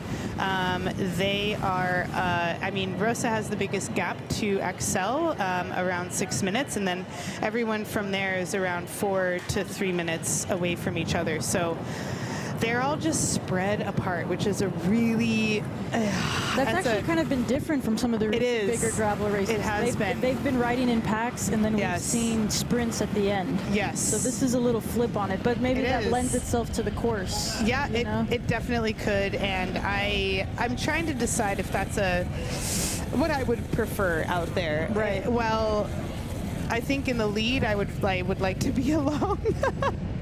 Maybe I would just like to be alone and chasing, but alone with your thoughts. Yeah, totally. Because it is such a hard finish for a group to come in, and any finish you can't make any mistakes, but this one especially, and there's a lot of mistakes to be made here. It will be fun to see what G can do on the single track sections. You know, she is all of these women, they're all really strong riders, but Haley Smith actually has the most, she does have the most mountain bike experience coming from World Cup racing, and she's sitting in 5th place. Well, do I think that there's enough, single track to bring back, her deficit of 10 minutes?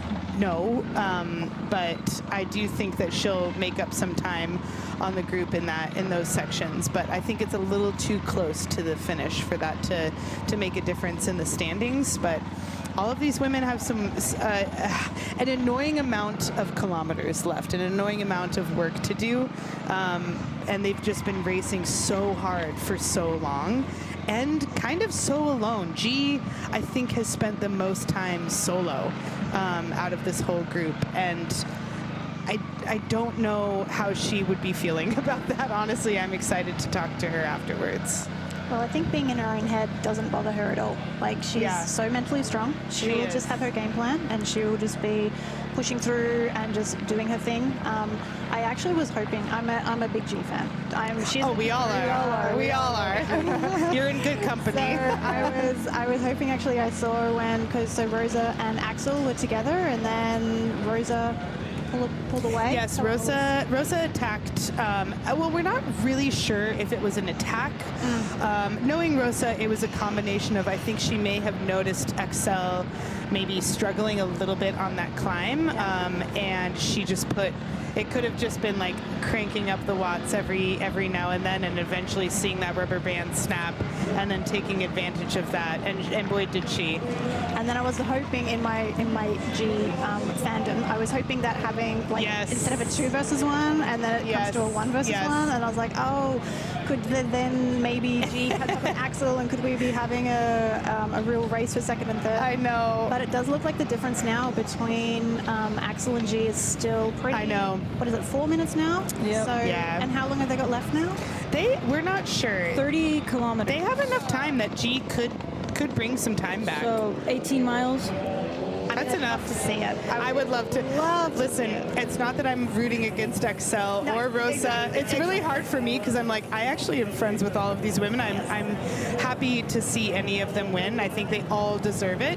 But for a good, proper race to watch, I do hope that G catches Axel and they have a good battle. We want to see that sprint for the finish. I know, we really do. Because last year when we were watching, my God, I know. And I called you. I wanted you to win. Oh my God, thanks. Maya was like, who wants to win? I'm like, I think Sarah's got this. I think she's got it. It's gonna be. I'm really disappointed. I was sad. But you know what? A really good race. It was a great race. It was a great race. Screaming at your TV. I do the same thing. At the live chat. I'll go on the live chat and all capitals. That's like me screaming. So I'd love to see. It was less exciting for me as a racer. I was like really hoping to get away on one of those climbs. Yeah. Which that's why I'm like, I wonder.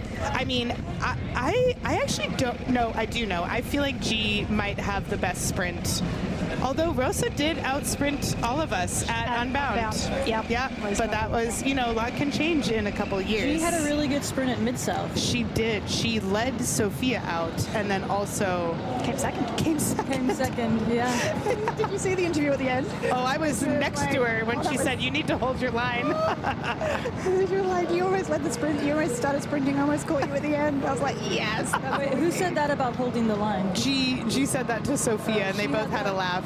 Yeah. It was a great interview. Yeah. I think their chemistry is really good this year. Yeah, you know what? That team has really stepped up. I mean, I obviously race for Specialized, but not on the off-road team, and they've really put a lot of support into this program, which is great to see. And I do hope other brands and other teams start following suit. I mean, they have a Swanee, they have they have multiple mechanics. They have, and for a lot of these privateers, that's half of the battle. It's like finding out, like, there's multiple aid stations, which is great as a bike racer, but it also as a privateer who's going to be there. Yeah. You have to either pay a team or ask a lot of your support system. I mean, it's a long, I've been on both sides of the tape now, and it is a long ass day to stand out there with some bottles for people. Hurry up and wait. It is the hurry up and wait. It's really, really exciting and then extraordinarily boring in between. But it's like stressful, boring. Yeah, stressful, boring I think is actually the worst state of being. But yeah, you know, the support at these races is immense, and you really don't see that, which is why I get frustrated at racers when they yell in the feed zones at their support team, because I'm like, you would not be here or finishing without those people standing there. So support your supporters. But no, most I would say that is not very common amongst the pros. They all know that they wouldn't be finishing. I couldn't wait to yell at my parents. When do I ever get to do that? Except when they were my support at Unbound. But remember, Cam had his parents supporting and then won Unbound. Yeah, which was so wholesome. Have we seen Cam come across the line, actually? I do not know. Okay. I was just curious. You can refresh here we go. Tab up there. Here's some... Oh, this is Excel. It looks like Excel is maybe getting overtaken by a handful of dudes. And, you know, gotta love Excel. She's really not just giving it to them. That's not the Excel we know. So, Sarah, someone in the chat wanted to know how many watts do the top women pull on average during the whole race? That's an impossible question to answer. I know, that's what I figured. I don't know. We're all very different. We're all really different. Also, it's really not a stat that I look at on my computer. Yeah. You know, I'm just going to answer that by saying I'm the wrong pro to ask. I think maybe G could tell you. But G's numbers are going to look so different. They're going to look so different compared to yours. I'm 5'3" and G is 6'2". Yeah. And I don't know in centimeters. And actually, visually, it's like 10 feet apart. It is. I think she's an entire toddler taller than me. Okay, Axel is having some words with the moto. Sorry, I'm just sweating like a pig in here. It's warm. It's warm. It's warm. And I'm just always warm. I think you are right about G's mentality, and all these women are so focused and so strong. Also, all three of these women have raced professional road in the top three. Like, they've been in the break, they've been off the front, and more recently, both Rosa and Excel have been off of the front attacking in two of the more famous spring classics here in Europe. So I think they're used to this intense pressure and headspace of like needing to push their bodies. And well, maybe they have more information when they're racing road because they have race radios, but here they don't, but they're really used to that individual time trial effort. Well, actually, someone was asking me outside a bit, do the riders get any information on there? So are the motorbikes allowed to say your gap is 4 minutes, your gap is 6 minutes? They are not. Are they getting they're not. They're not. The motos are not allowed to tell them. So maybe they're that's getting what it Axel from was asking. Yeah, they'll still ask, but they know that. I will always ask. Yeah, you never know what someone might say. I have gotten so desperate that they feel bad for me, and I'm like, just tell me. Hold up some fingers. Is it one? Is it two? Is it three? I know. I'm like, just tell me. Yeah. Sometimes if they feel bad enough for you, they'll tell you. Yeah, all these women just keep asking. Know how to win and they know how to lead. Yeah, they're they not. do. There's being really good. Yeah. Yeah, but there's knowing how to win. We are going to break for a quick commercial, but then we'll come right back and get you some of the women's action after that.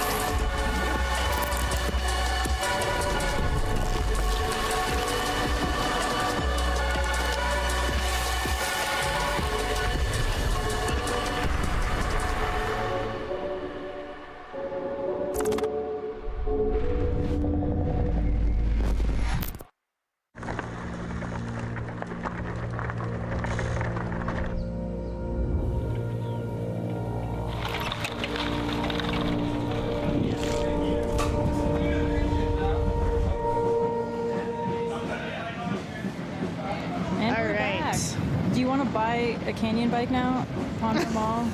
Or has advertising worked? I can't answer that question. I actually don't want to buy. Legally, I cannot answer that question. I cannot answer this, but I am really enjoying. I think G will be enjoying this section a lot right now. She knows it really well, and it's just more fun to ride these technical, kind of faster pedally sections when you know it really well.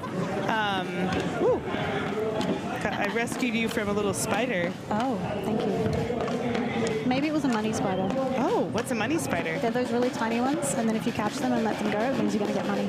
Oh my God, I'm going to be rich. You're going to be rich. Thank God. Good job. But yeah, it's a different feeling when you know a single track section really well and you can just open it up and rip it, especially at this point in the race. They're tired. You get in that flow state. The mountain I think will in single track. Yeah, and is this what people talk about with meditation, the flow state? I think the only time I've actually experienced that is maybe on single track riding a bike. It tends to be when the level is hard enough that you can achieve it rather than not achieve it. It's not too hard, but then it's hard enough that you have to concentrate to do the thing.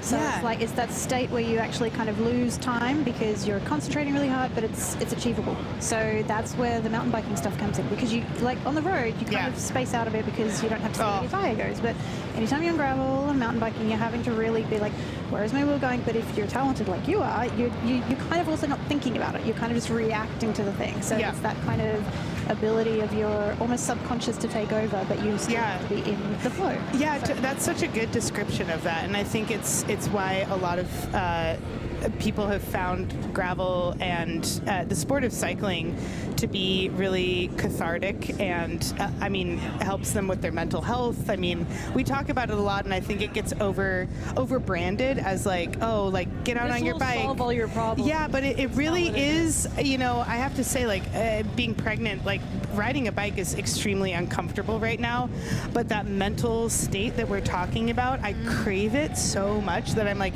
it's worth my ass hurting and my feet and everything to get to that point, especially because my body is so used to that, my brain is so used to that. I really miss it, and actually watching the pain on their faces and knowing like what they're focused on, your instincts take over, and Excel isn't thinking about everything that hurts right now.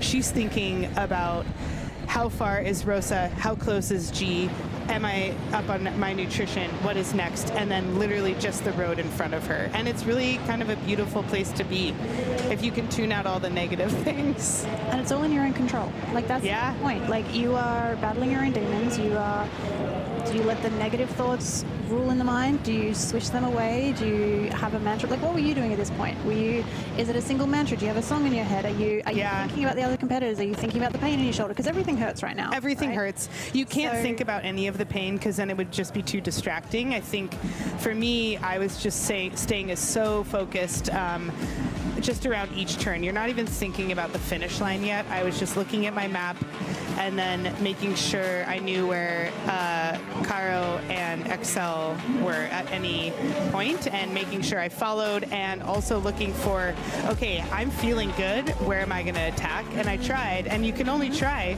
And, you know, for me, it's like the course and how it ended. I wish it ended at the top of the climbs because that's where I was the strongest. But but that's, you know, that's not how it is. So you're just constantly occupying your thoughts with focus and trying to see like, okay, where can I get away, or how can I hold on, and I'm feeling this, and how is she feeling? Or right now they can't see their competitors. Yes. So it's really a mental game of like, it really is. I've been caught at the line, and I've caught people at the line, and it is emotional, and it is really not over till it's over. And I mean, any of these women could catch on at any point. Like they're all, the top 5, if you're just tuning in right now, the top 5 women are all spread apart. The largest gap being between first and second, Rosa and Excel in second. I think we're at 6 minutes separate. Oh, 4 minutes maybe. 6 minutes. Yeah. 1 to 2 from Rosa to Excel. Yeah, we'll refresh this. 4 minutes to G. And this is based off a timing, Matt. Yeah. So according to this, we're still at Yeah. Okay. I mean, all you want to do, right, is just leave it all out. Yeah, on she the has 6 course. minutes. You want to leave it, know you left everything out there.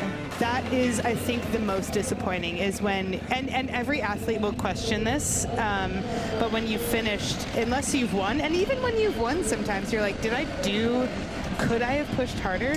Could I have done 2 more pedal strokes and stayed with the group? Or could, if G doesn't catch on, could she have done that aid station faster? And, you just question everything. And it's, the downside of this sport, it's brutal because there's always something to improve upon. Also, this is a long race. There's a lot of mistakes to be made. Yes, and stuff happened hours ago. Oh, yeah. That could add up. Different lifetime. Yeah, it is. I mean, they'll be feeling that too. So, like, they started with a totally different group of people than they're riding with now. And people have been asking if they're just tuning in about where's Caro.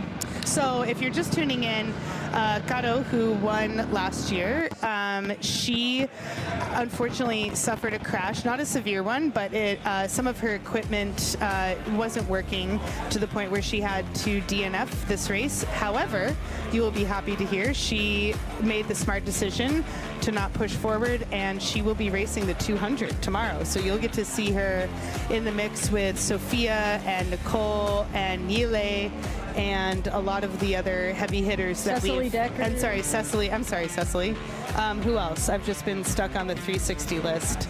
But we have a lot of, the 360 and the 200 are sort of split down the middle in terms of the competition. So it's going to be a great race tomorrow too. But you can catch Carolina there. If you're just tuning in, she had a little bit of a crash and some of her equipment was not working after that crash. But as far as I've heard, she is relatively okay. Okay, this map that you're seeing right now, Excel, it's showing where Excel is gaining on G and where she's losing to G. And just as we all suspected, it's the climbs that Excel is pulling away from G, which kind of means the rest of this race is a bit of a mixed bag between the two of them. I wonder if it'll just be, if they'll just keep their same split. I would expect G to probably bring a little back, because she is the bigger, stronger rider on the flats. But it does look like that amount of gap. It's unless something happens to Excel and she keeps up her steady pace, that would be a pretty hard one to close. Yeah, I mean, I don't know. I'm like looking at. It's hard to say because there are different points on the course, but I'm always looking at their body language, their pedal stroke. Oh, the puppets again are back. They're so crazy looking. But I'm watching like who looks like they're pushing harder, because it's hard to tell from just being in the studio and watching them. In this studio, that's a tent in a field. We have to say studio. It's called fake it till you make it.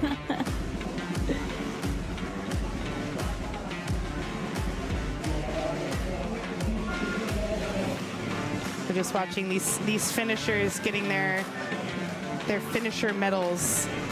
I'm just an age grouper, but I've had one race in my 5 years now of gravel racing where I can actually confidently say I did everything I could, and it's not my best result.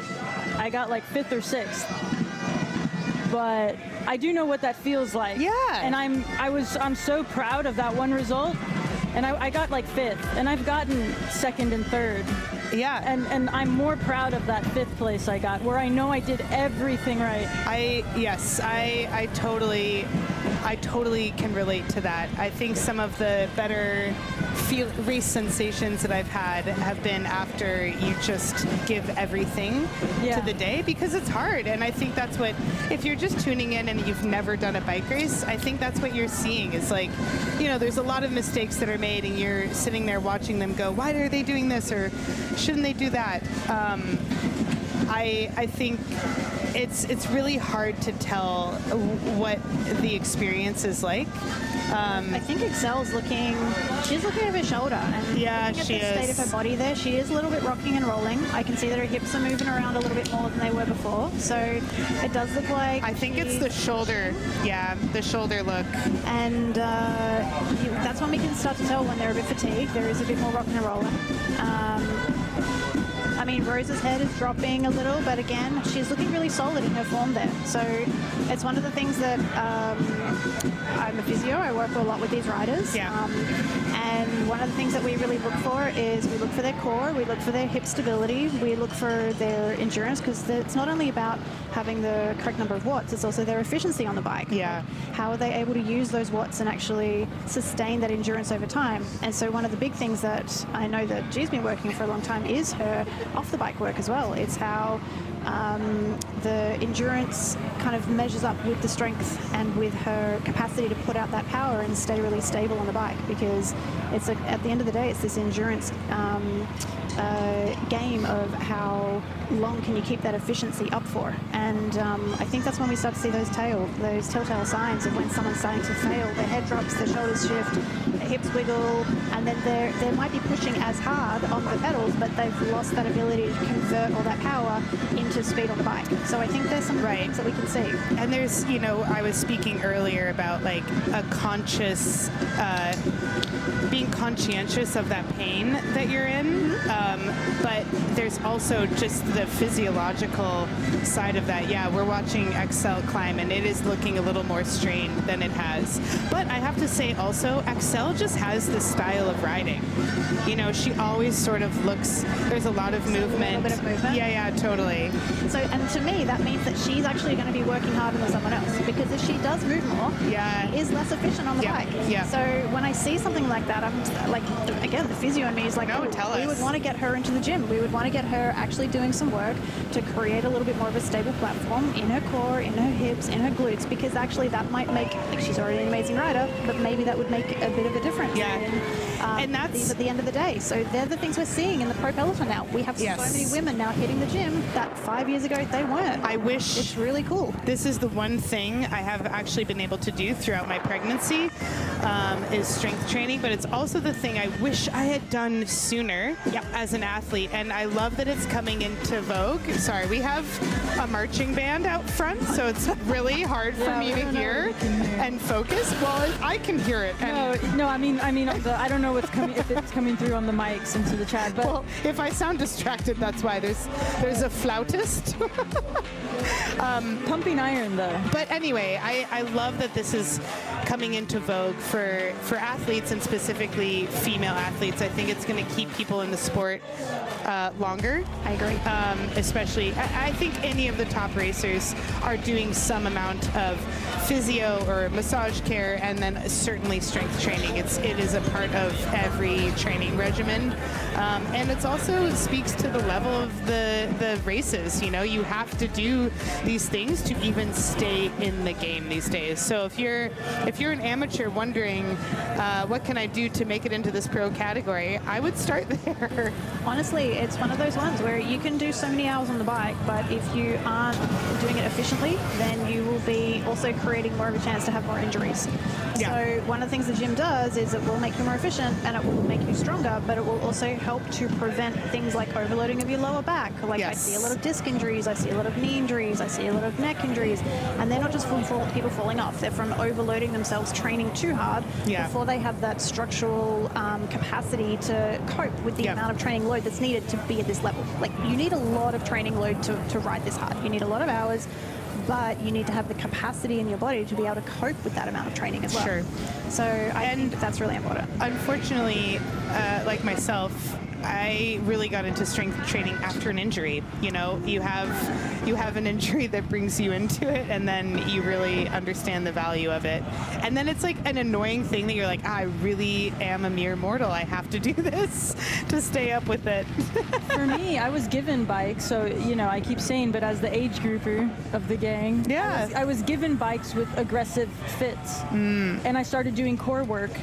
And that really helped. Helps. That really, really did help. And I'm never going to be as fast as anyone here, well, on the screen anyway. But be the best version of yourself. Exactly. Yeah, exactly. And it helped with these nicer bikes that I had received, and made the fit work for me. And I did get the bike fit, but I did off the bike core work. You know, it's I mean, and it works for age groupers. I mean, everyone needs, I think, a fit is not something that's out of the realm for anyone that wants to spend a decent amount of time on the bike. It'll make your experience better no matter how fast you're going. I also want to talk, I'm just watching Rosa go through these sections that are quite narrow and really twisty and turny. I think what you don't necessarily notice is all these little turns when it goes from dirt to pavement to dirt, across a bridge, a tight like S-turn.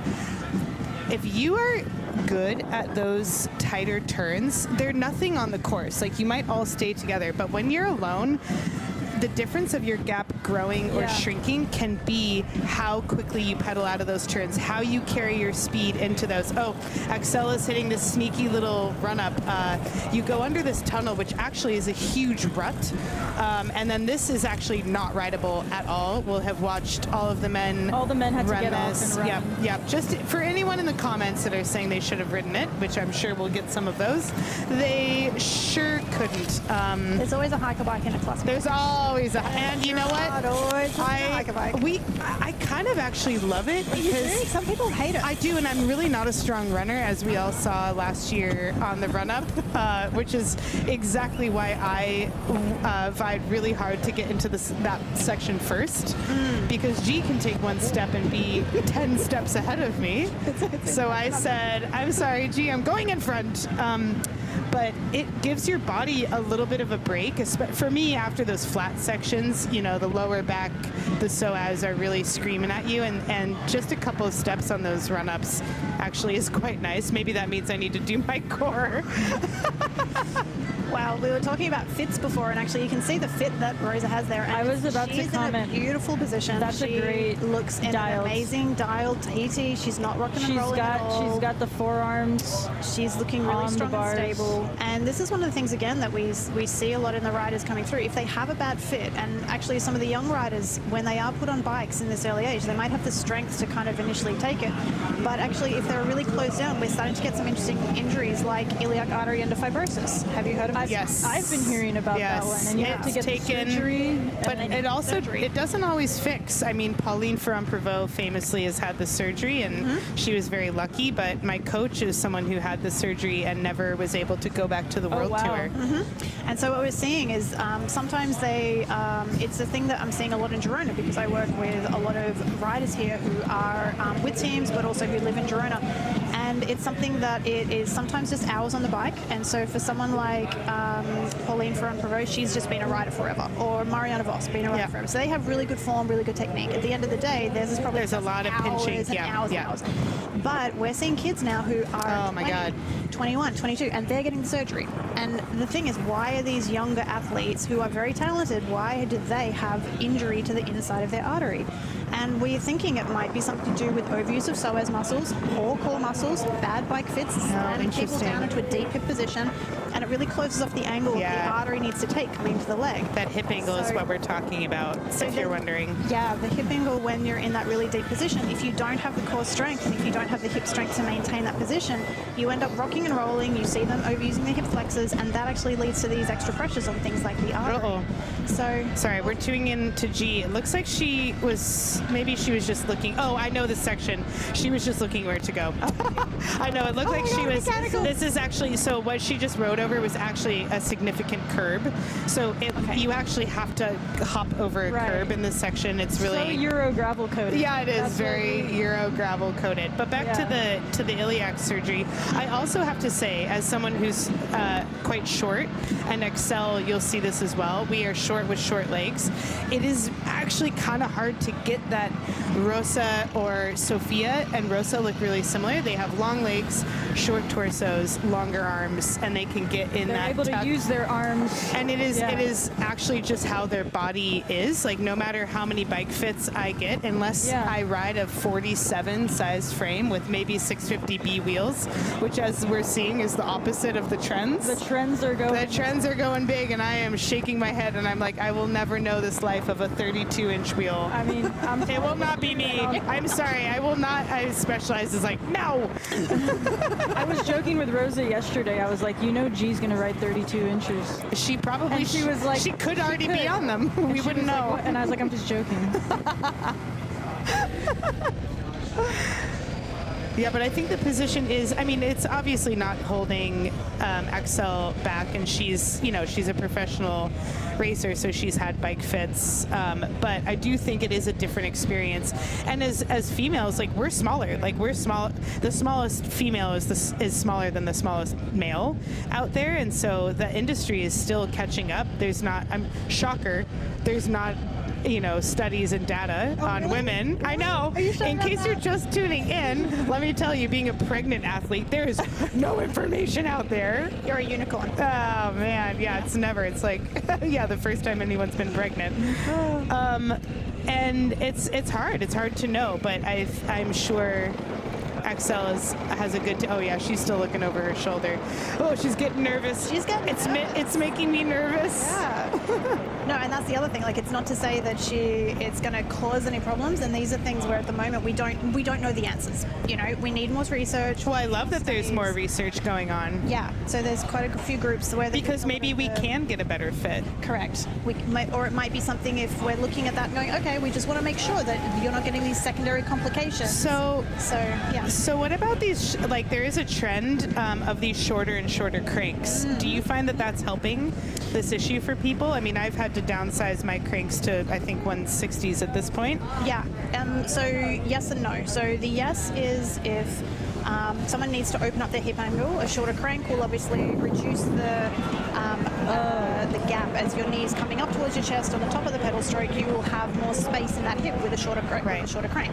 However, the caveat to that is actually really what we want to try and do is have people use their glutes more. We don't want them actually overusing the hip flexors or again with the quadriceps. The quads are very important in cycling, but we want to use the quads more as like a sprinting effort muscle, and we want to use that main grind actually through the glutes if possible.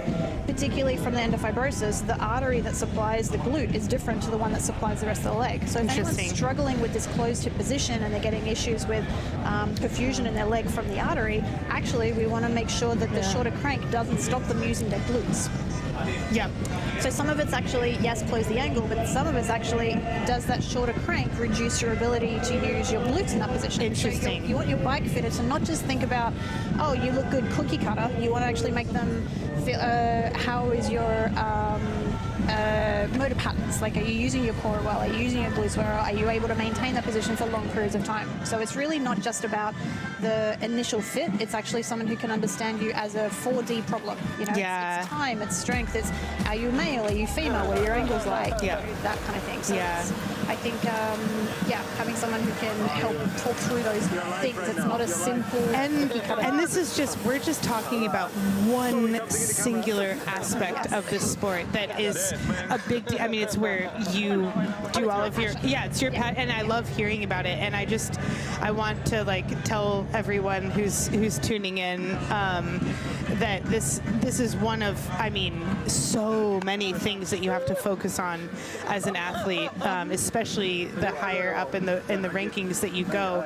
The margins and the gains start to get harder and harder to find, and we're looking at nutrition, we're looking at fit, we're looking at equipment, we're looking at sleep, we're looking at absolutely everything, and that is why every athlete you have to be so selfish, because it's all about what your body can do, and you're only thinking about these things because it takes up so much time. And then my question for you, do you think a privateer can have enough brain space, be able to figure out if someone has a which is helping with all those components and all those facets? Actually, would a privateer put all that together, or is that the impossible task?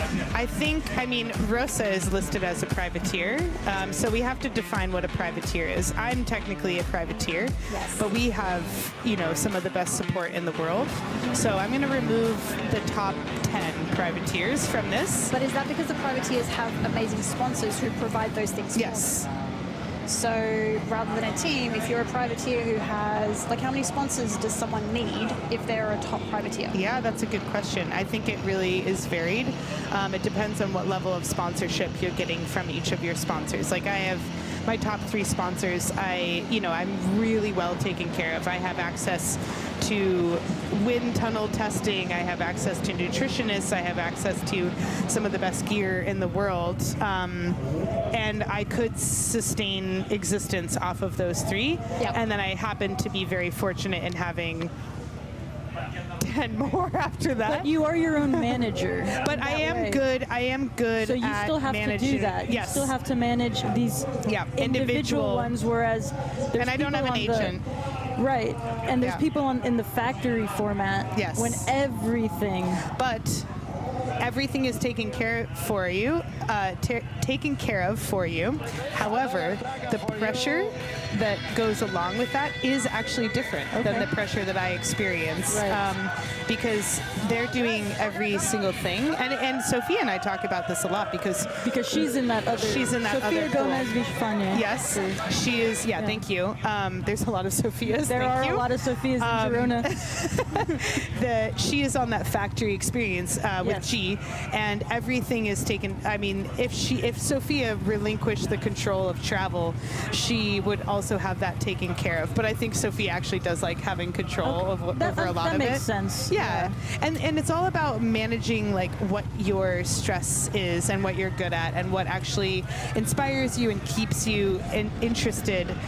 If I had all the time in the world to just train and rest, I would actually perform worse. And I know that because I've had that. That makes sense. I can see that. I can totally think it's just personality based. Oh my God, there's so much noise outside. It's insane. I'm sort of guilty of on my platform, on my Instagram account, of calling, if you're a gravel pro, you're a privateer. It's a term. It's kind of a colloquialism at this point. Yeah. But we're now moving to the space. But then, like, you look at like I'm gonna take some of the Rafa team because I'm on Team Rafa, so this is why I have this example because I can speak to it. It's not just Rafa; it's Pau Normal as well. It's other teams. But these quote-unquote teams, there's some riders on Rafa that are not getting paid at all. They just get things, taken care of in different chunks. So, like, sometimes they'll have one sponsor that is there for some of the bigger races. Like, they'll be here for Traka, they'll be there at the feed zones for Unbound, but then all these other races, they have to find tech support somehow. Or even when they have sponsors, they're not necessarily renting a car and able to, like, do all of these, go everywhere and go look at this part of the course, and they have jobs, and they're only getting here 3 or 4 days ahead of time. And so the levels of privateer. G is entering the single track section. But they just had the chart up that showed that she was just in the green, compared to Morgan. Oh, compared to Morgan. So she was just been putting time into Morgan almost the entire. So we're not necessarily watching for. Oh, okay, yeah, she's going up this run up now. This is the section that we saw Excel coming out of before. No. Right, yes, because this is going to be, she's 10 minutes back. Yeah. Oh, sorry, that tunnel looks totally different from when I rode it. There was no water in it. So there's actually, under that water, there is a massive rut that you cannot see. Oh yeah, Excel is getting uncomfy. She is stretching her legs. Yeah. Is she on road pedals or? Oh, maybe she's trying to get clipped in. Yeah, we saw that with Matsur Schmidt. He was having some when he had to jump off and clip. Panic. It clearly doesn't slow them down. She looks just fine now. At this point in the race, they are ready. They can smell the finish line, but they know that there's. I mean, they can hear it, certainly. I know, it's so loud. And if they can't hear Oriel, they can hear this really enthusiastic drum line. They can see the gigantes. There's a lot going on, which is really testing my focus right now. These are really cool images, I just want to say. I think the gravel live stream protocols are changing almost race by race. Yeah, that's true. And there's a lot of as someone that's a viewer of this, you know, I want to see everything I can see. This is insane that we're getting this shot of Rosa but right now. I want to see what I can see, but I don't ever want it to compromise the race, and I don't want it to ever put anyone in danger, and we've seen that, and I don't want to pick on any races in particular, because this happens in World Tour too. I know, it so does. So, they just have millions of dollars to spend on all these different cameras.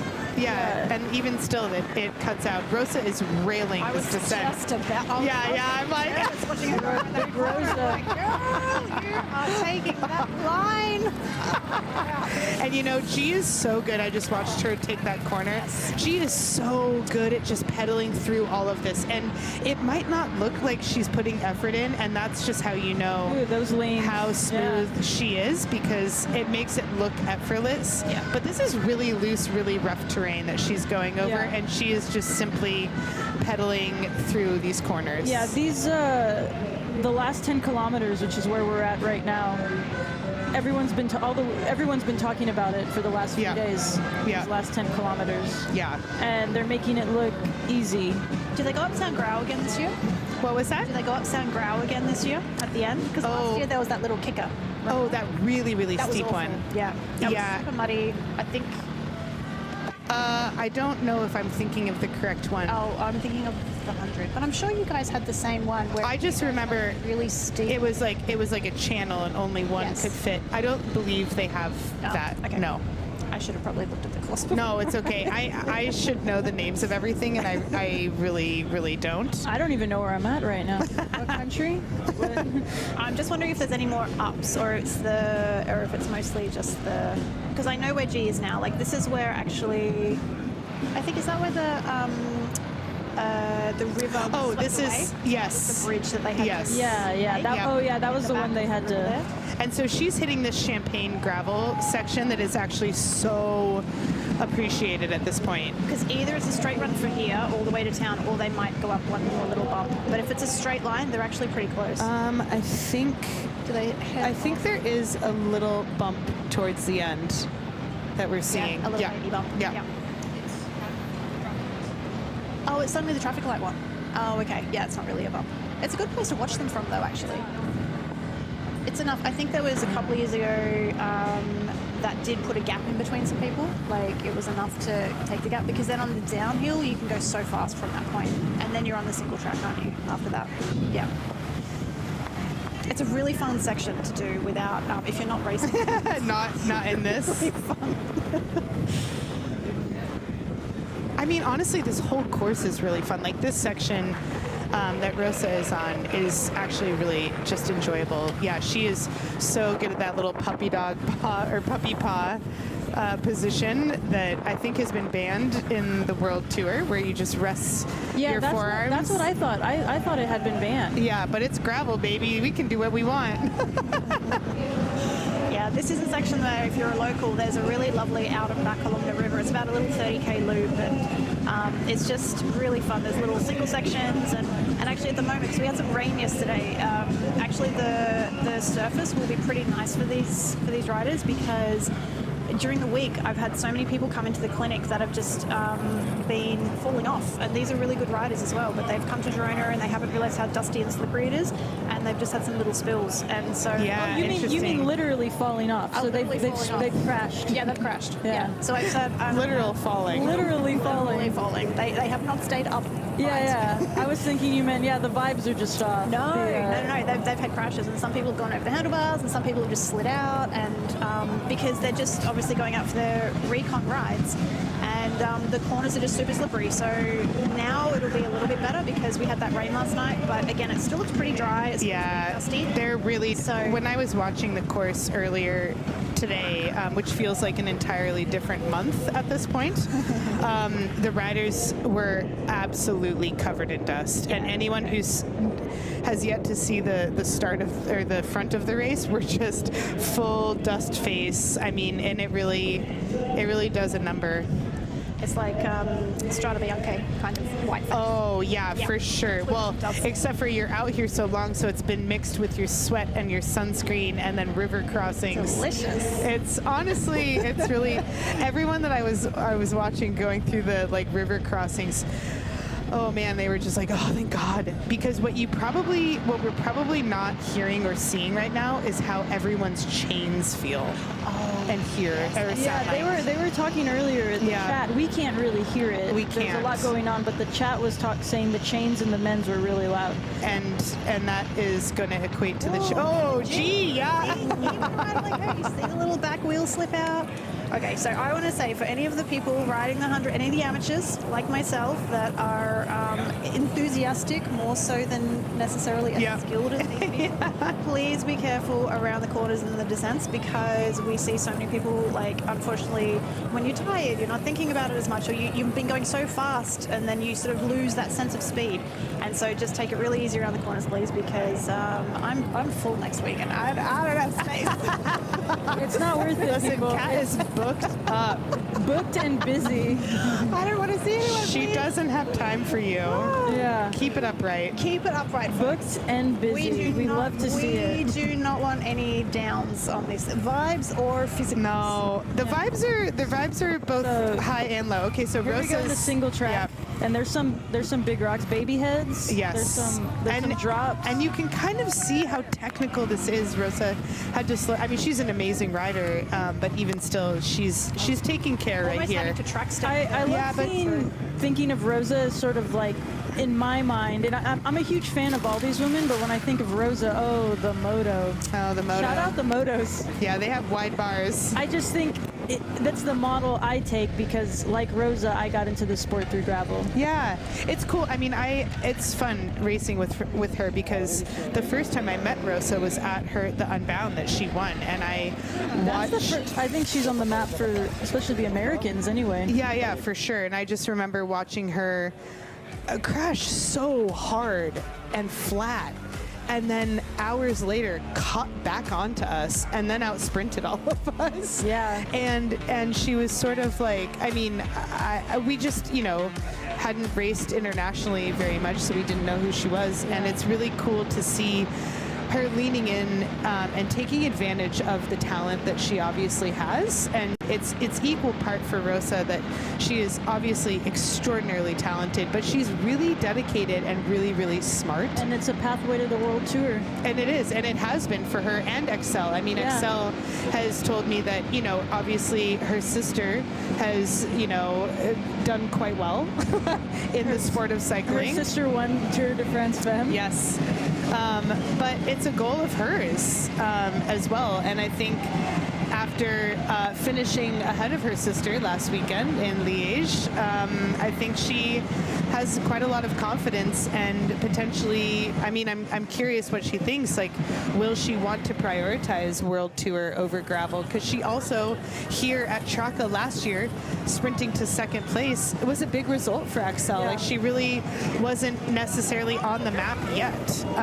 And it's really cool for me to see. I get like a little bit emotional because I'm like, these women are just starting their careers, and I'm really excited to watch where they can go because they're really amazing people and incredible athletes. Yeah, watching Rosa go through this section is pretty impressive, and I'm really curious to see what G's speed will be like and Excel's speed will be like in comparison to Rosa. Yeah, for me, it's like I watch stuff like this, and the platform gravel is given to women, and also that women's world tours do, and I was like, man, if this existed when I was a kid, oh my God, I might have been doing this. I would have gotten into cycling. I would have been doing this when I was like 8 years old. I just remember, I was just telling my friends this, like, I grew up thinking that cycling was something just that like old dads did. Because there was no women cycling on TV. We just had a couple of garage treks, is what I call them, like hybrid treks, and you shared mom, dad, me, aunt, uncle. We all rode the same like 2-3 bikes. And that's what cycling was for me. Yeah, me too. For many, many years. I mean, Oh, sorry. Oh! No, we need that. We need that. No, pull us back in. We're getting nostalgic. We're getting... Rose is pushing it. But don't worry. Don't worry, you guys. The drum line is still going. Don't worry. The gigantes, the drum line, the dancers. Rosa. Yeah, she's getting a little... Okay, now I'm getting a little nervous. Rosa is a sender. And I'm like, Rosa, you have a 6-minute lead right now. She doesn't know that. Well, she might not. She might think it's longer. She might think it's shorter. But I'm like, don't mechanical, don't. Have you ever lied to people about gaps? I accidentally lied to some dudes in the race earlier. Some guy asked me, what place am I in? And I said, I don't know, 102nd. Oh, I've lied, knowingly lied. I hope you lied to me at Core 4. No, I didn't lie to you. Oh. No, I had the stopwatch, and I was filming the stopwatch. I took the stopwatch out there. Yeah. Oh, Core 4. Oh, look, Sandy. If you can see it on the feed, then you know it's really sandy. It's really sandy. So Rosa knows she is getting very close. Kat is watching this. It's nail. I still literal nail biter because she's going so hard still. She is, and I'm like, she just needs to take it easy. What we're nervous about is that there are a lot of opportunities to. I mean, if she has a little tip over, she'll be fine. There's enough time. That's true. And she's not going fast enough on that single track to get really injured. You're just getting beat up though. You're just every rock. Those rocks are really smooth, and it's really sandy. Your tires bounce off, and it sucks every bit of your energy out of you. So people are asking in the chat if we have any insight into what bikes they're riding. Oh, so yes. just a little bit of tech talk maybe. So Rosa's going to be on a Canyon. We don't Grizzle or she's Grail. on the new Canyon. The new one that hasn't been released yet. I think. We don't. So new Canyon. Sorry, I mean she's riding it. No, so we can know it's a new. So I don't know anything about Canyon, but I just heard that on it's EF, new. so she'll be on a Cannondale. Yeah, she's on the fanciest Cannondale super gravel bike. Something. Do you know any of this? I know G is on the Specialized. I can speak to the Specialized Crux. Exposed cables. And she does really like it. I know she No, the Crux is long time. Okay, wow, Rosa made that look easy. Good job. Oh, and she has to pass men. Oh yeah. Good job. They moved. Good job, guys. They moved. Yeah. Well, it was really stressful last year because there were two guys in your way. I remember and they that. got in our way. And I'm not saying I don't think that it would have affected the outcome, maybe, but it could have been different. It was really, really stressful. It wasn't really their fault, but also it kind of was. They were right. Anyway, I'm glad that they moved out of Rosa's way. Let's make sure this is not another. Okay. And G will be on the Crux, and then Morgan chasing Orbea, yeah. The Morgan Orbea gravel bike. And then Haley changed sponsor. Oh, yeah, both Morgan and Haley are on new bike sponsors this year. Will be on a checkpoint or a checkmate. That's your guess is as good as mine. So we could give. Let's see. I'll actually look it up. And then tires. I mean, what's the meta now for tire? I mean, we know in the U.S. it's going wide, and then the last few races were won by like 45s, 50s.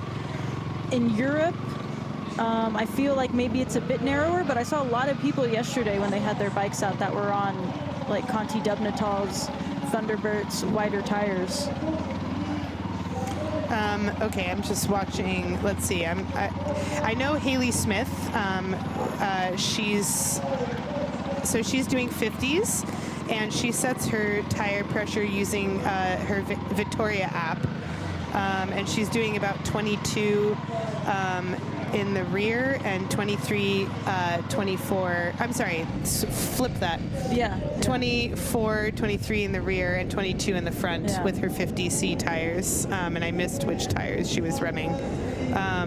But for all of you who are just getting into the sport, the tire pressure thing is actually a little more complicated than you would think. But these different companies have these cool like calculators that you can. Yeah, there's like a Silka one. There's a Zip Vittoria one, a Zip one. Yeah, they all have some nice little metrics for you. Find which one you vibe with the best. But then also your favorite privateer. After that, go out and try it. Like this is dorky, but like take a pressure gauge, or if you have Zip wheels and a head unit that reads the tire pressure, it'll actually feed to your head unit what your tire pressure is in real time, which is kind of nice if you're doing some pressure testing, which all the pros are doing. There's no reason why an age grouper couldn't do that. Yeah, we want the best setup for ourselves. A tire gauge is given away for free. We're out there for longer. Yeah, totally. You know? And, yeah, for sure. So. It's a really, especially if you're a lighter rider, what I've learned from pregnancy and gaining about 20 pounds now is actually descending and cornering is much easier, a little bit heavier. I didn't realize I was at a bit of a deficit. I'm not complaining about being light, but I did notice that my traction is so much better now, a little bit heavier. It's been maybe the one plus. One more year, another pregnancy deferral? I'm trying to influence people. No, I don't know if I'm influencing. Pregnancy pact. I'm not influencing anyone We're to be joining pregnant. the pregnancy pact? Okay, Rosa is getting, she knows it too. She knows she's getting close. 6 kilometers. She made it through most of the technical sections at this point, which Kat and I are excited for, our nerves. This is the last bit coming through here. Yeah. There's not too much section. You then have to take, after this little bit, I think it's about 400 meters here, you take a bit of a right turn, you get back down to the river. So they're probably only a couple of Ks away now. This is really close. Yeah, this is extremely close. Rosa will know. This has been a big goal for her. I mean, 6 kilometers on this metric. Okay. Yeah. Oh yeah, that it's covering it up on that computer, but on this one it shows can us we move 6. this? I don't think so. Okay. Maybe? Oh, you can. Okay. There you go. 6 kilometers to go. I know that Rosa, especially after getting, did she get second last year in the 200? She did, yeah. She wants this win quite bad. She's had a lot of close ones, and she had, to her, a very disappointing sea otter, even though to all of us it was a really good one. And she had a lot of cards stacked against her with racing Roubaix just 3 days before, and then traveling internationally in between to one of the hardest season openers for the Lifetime Grand Prix back in America. And this is a big result for her. I think, there was the stiffest competition in the 360 than there's ever been, and she's sort of proven that she's really good at any distance. And they're the sort of the two crowns, right? She had the crown for Unbound. That's she did. And then one could argue that this is the crown for Europe. I agree. I couldn't agree more. That's why it was so cool last year. Kara did the double. Yeah. And maybe we'll see it again. There has never been a back-to-back Unbound winner. So Cara would have to win it again to do that. But in the early days, maybe. I don't think so. Really? No. Okay. Because I think it was one of those things, like once you did it once, you were good. Yeah. So check this out. I pulled up last year's results, and we have 13:39 that you guys finished at. Yeah. And right now we're at 11:26. Wow. It's shorter. Oh wait, it's shorter. It's shorter. Oh, I was like, damn. Oh, sorry. Yeah. I was like, wow, Sarah. Yeah. So they're coming in on chat saying Amanda Nauman won back-to-back. That's what I thought. Oh, in the I'm so early sorry, days. Amanda. In the early days, I thought Amanda there was, Panda. Yeah. My bad. The Panda. Thank you. I love having fact checkers. Feisty Media, we know them. Friends of Thanks, Feisty. Friends of the Gals. Oh my God, Rosa, there she is. She's done it. They all know that turn is loose. This is not 4 kilometers to go. No, she's in. She's in. We're gonna see. So we're gonna see her. So you were right when you She said wasn't. that. Yeah. I was like, I'm pretty sure. Yeah, that's you 2 were Ks right. away. No, you're. No, she's you were gonna right. be so excited. She knows she's done it. She's looking back don't just need to one look more back. time. You don't need to look behind you. Oh, okay. I thought she went the wrong way. God, she Not did again. that. She Not did that at Unbound. Oh my God. Not again. Oh, we get to see her finish. What a great moment for her. Rosa, winner of Unbound 200, and now winner of Traka 360. What a good day. And a battle. She really earned this one. No luck involved. This was all her, and a big, big goal. And boy, she really, really achieved it.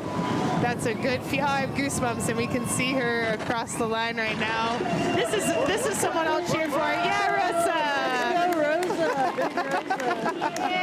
Yee! Impressive. Oh, yeah. We love Rosa. Big Rosa fans. Big Rosa fans. I'm a huge Rosa fan. I really don't like racing against her because she's so damn strong, but wow, that's so exciting. And she stops the computer first. Of course, yeah. Even I do that. You have to. I had a photographer request that I not do that. And there's her partner, Paul. Oh, Oh, yucky kiss. That was a sweaty kiss. Keep it on the OnlyFans. Oh, Rosa, wow, well done.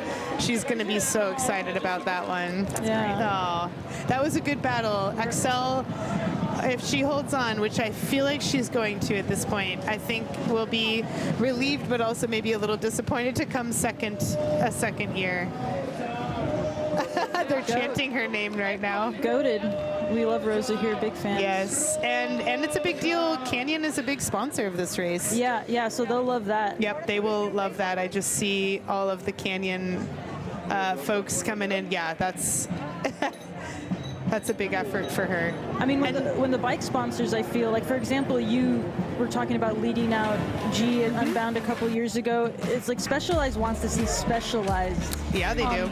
Canyon wants to see a Canyon on the podium. Absolutely. At the biggest races in the world, yes, they do. You want to see your bike, because then people in my position, the age groupers, are like, well, I want that. I want that. Rosa made it look really cool. Wow, look at how many people are here. See, and now I have FOMO. I did not have FOMO this morning. I now have FOMO watching the finish. And that's just, there's nothing like the feeling of like finishing a race like this, finishing a big challenge and feeling like you have accomplished a goal.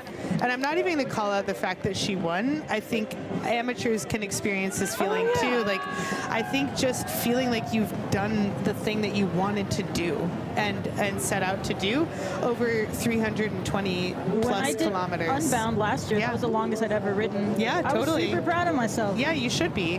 I mean, my first gravel race that I won, it was the longest distance I'd ever ridden to that point. And, you know, it's nice when you get the win, but it's even cooler when you're like, God, I did something that was really, really hard and kind of scary, and you finish it. I think in this modern life, we kind of have to search for these kinds of things. And because we can go to the grocery store easily. Gravel gives us this. Yeah, you're right. There's not tons of hardship anymore. Okay, now we're seeing Morgan. So I'm wondering if she's actually gaining on G a little bit. And all of these women in the top 4 really live either quite close to Girona or are residents here. So well done to Haley Smith, who this is her first Traka. Knocking it up there with the home girls. So it looks like Morgan has made quite a bit of separation on Haley at this point. But Morgan is the true Girona local in the top 5. I know Rosa spends quite a lot of time here, and Excel as well, to recon the course. And this has her compared to G. Okay, she is losing more time, but she did gain on that middle climb to G. Morgan did. Oh, little dodge of the car. Okay, so Morgan has a bit of this course to go.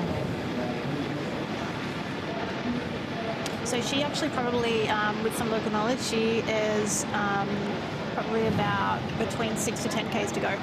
So this is again, that Champagne section. G here is at the back of that single track, so G's probably getting some trouble. Oh, okay. Bit of an unclip. Oh, G is tired. She's tired. Tired legs. Yep. Because G normally would just fly. Oh, the moto is also struggling. The motor's tired. The motor's tired. Yeah. Better to be safe and unclip as well. Yeah, absolutely. There's no shade on unclipping. I'm absolutely not. No. And this is Haley. We're seeing Haley Smith. Sometimes you just gotta clip out. It's Yep. Just change your balance. You know, put that leg out. It's nothing wrong with it. Honestly, sometimes it's faster. Yeah. Coming from cyclocross, like just like you can tripod through a section oftentimes, especially if it's a rut. I keep thinking that is a jump, and I'm like, hit the jump. Not after 300 and something Ks. Do a kickflip. Haley's also someone who has a really, really nice position on the bike, and she's always quite smooth. And I know Haley is so dedicated and so disciplined. And she's been sick. She's also been sick. She had to sit out of Sea Otter, which is the season opener for the Lifetime Grand Prix, and she's competing for the wild card spot this year. Haley has actually in the past, she won the first edition of the Lifetime Grand Prix, which was a huge result. And she's just one of those riders that can kind of do anything. She's Canadian. Also looking over her shoulder, Haley, I think you're good at this point. And she will better her husband's placement in Traka if she keeps this up. Lesby got 10th or 9th, I'm sorry. And Haley's riding in 5th place at the moment. You got to have those household bragging rights. Listen, they're important. The longer you are married and Excel to and Excel to Hugo are the same, so they will. And Rosa to Paul. Oh my God! The women are bringing it home. And I'm like, I was gonna say something else, but okay, all right. You know what? After a bobble like that, she's gonna have a moment and compose. And it's when those things happen, I actually take a second and I remind myself, slow is smooth, smooth is fast. It's just like a little mantra for myself to actually recenter, because like she's tired, you're fatigued, you're stressed out because you're being chased, you're on the chase, dodging these boulders. This is a really slow technical section. I mean, you can't really tell from the live stream, but it is. If it looks technical on your screen, just know it's like about 10 times more technical. You gotta lock back in, because you will have that moment of like, I'm so over this. And neurologically, it's actually, you will have slower reaction times. So one of the things that we can see when someone's really fatigued is, we'll do it sometimes with like, you've probably seen it with racing car drivers. They have these things where they can touch buttons really quickly. So if you touch the green thing, you touch the red. Oh, interesting. So it's kind of speed of reaction. And so when someone's fatigued, or dehydrated, or obviously carbohydrate isn't there, they actually have much slower reaction speeds. So that's when this sort of stuff also comes into play. So as I say, if you're in that moment, like you can slow yourself down, but sometimes it's a physiological thing. Like they actually can't react quickly enough to. I think you can. I think you can work on it. Back when a couple years ago when ice baths were like a big, or like cold exposure was a thing, they were having like fighter pilot jets sit in like ice water and then solve like really complicated math problems, which if you've ever done an ice bath and you try to even like speak a sentence, it's actually really hard. So maybe you can work on that. I don't know. Maybe do some research before. Well, we do it post-concussion. So that's one of the things after once someone's interesting. concussion. So their reaction speed, their balance, all those sorts of things can slow down. So that's part of concussion protocol now. Not just how slowly you improve your getting back on the bike or how much you improve your exercise. We also give people brain drills. Yeah. Because part of being a rider at this point is your decision. It's the unconscious reactions of things, but it's also those decision-making processes. So being able to make those complex decisions when you're fatigued, when you don't quite have all the resources available, that is totally a trainable thing. Yeah, that's cool. And we love a trainable moment. We love being able to improve on things. It's exactly, it's the little bits. As athletes, it's what keeps us all in this crazy sport. Okay, Excel will be getting so close now and probably feeling that excitement mixed with the extreme fatigue. I have to say it's looking sadly a little less and less likely for G to catch on, but also equally excited for Excel for such an amazingly strong ride. I do wonder if she's going to be disappointed at all, which she shouldn't be by a second place finish at this year's Traka 360, but just knowing that she's come second place once before. Okay, and she's moving past men, and knowing Excel, she's giving them ample time to move. Yeah, G has come second place, third place to Rosa a few times. And yes. Yeah. Both G and I have had all those results at this point. Yeah. Maybe we will both finish hand in hand across the line for a shared first place next year. Mark does the tie. Yeah, tie us up, baby. Literally. Yeah, I don't think that really happens. You don't say.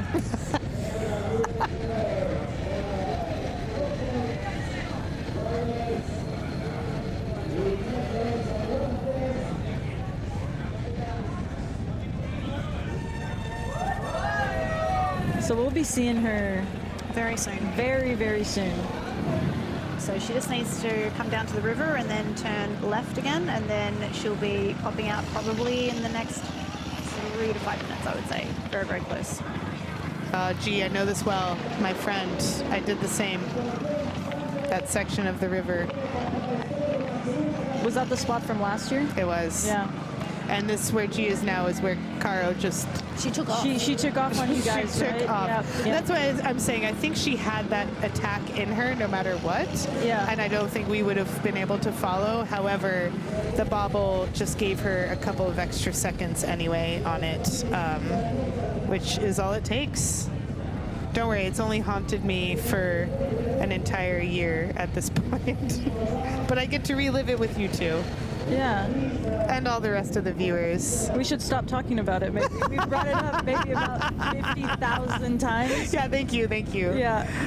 You're welcome. But I am like living vicariously through Excel right now. Like just coming into the finish is so wonderful, because you're just like, I mean, even if it's a disappointing place, you are so excited to be done with a race like this. Yeah, no kidding. Well, I don't think we're going to get our sprint finish that we were hoping for. And we see the moto coming under the bridge. And Excel will be able to hear the crowd soon. Also taking that pinner line. We like to see it. We love to see it. DQ. All of them. Literally every single person. No, I meant Dairy Queen. Oh. She just had one last look around her shoulder, and I hope she can really take this in. She's still out of the saddle, finishing strong, which I love to see. Yeah. Yeah, that's exciting. What a strong ride from Excel. That is a well-earned, well-deserved second place for her. Again, the second year she's done Traka 360, and what a great finish for her. She put everything into that. Like, she is exhausted. She's done. She's rounding the corner. We can see her. There she is. Oh, she's so happy. She's giving high fives. Yeah, she's giving high fives to the fans. Yay. And we're so happy for her. That is so good to see. Yeah, it is. Our little road racer. Yes, Excel. Oh, she's so happy, as she should be. Throws the bike down. I don't want this anymore. Yeah, I'm over it. Oh, look at her. That's amazing. Yay. Oh, she should be so pleased with that. What a good day for her. That's fantastic. I mean, in a race like that, so much. Oh, she'll be really happy to know that Hugo got second place. I wonder if she knows. Maybe she got a text on her computer. Oh, you have to be carrying your phone, right? I think you have to, yeah. But you have to? Yeah, you do. But sometimes you They leave got the it burner on. phones? They got They might. Oh, that's They gonna be might. the best finish photo ever. Yeah, both of them in their French natty? Yeah, the French natties. And Rose and Axel are friends And too. a quick little hug to the finishers. Yeah. There's so much respect between all these competitors. Like, when they're racing, it is hard-nosed and you are pushing each other to the limit. But then off the bike, there is so much respect. Yeah. Really, really... Which is impressive. You know, it's so emotional and physical out there. I mean, they're your coworkers, they're your competitors at the same time. Oh, good job, Axel. That was really a fun race to watch. I was saying, after watching her at Liège, which, if you don't know how she did, go and look up her Instagram and her teams. She did a massive pull off the front solo, and then waited for her teammates, bridged them back into the top 10, and then managed to get her teammate into 8th, who's a world champion road racer, and herself into 10th place, which is an incredible day. And then, comes here, 6 days later? So yeah, she's one of the top riders in the world. Yeah, I mean, I was thinking she was going to be extremely confident and extremely tired going into this, but I would say she was just extremely confident and extremely strong. And here comes G.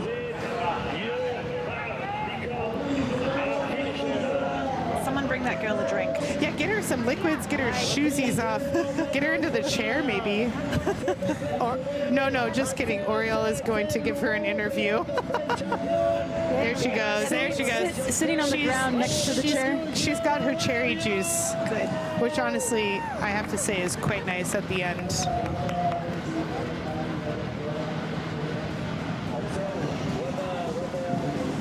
So while we hear an interview from Excel, we will also see G coming into the finish soon. So that's about 1.5, 2K to go there.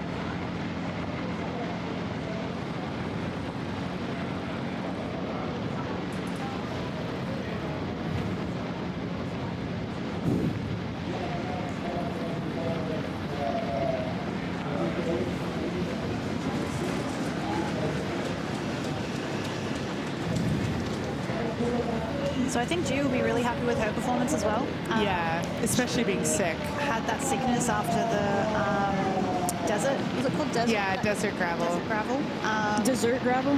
Dessert gravel. That's what I'm about to do. Sounds nice.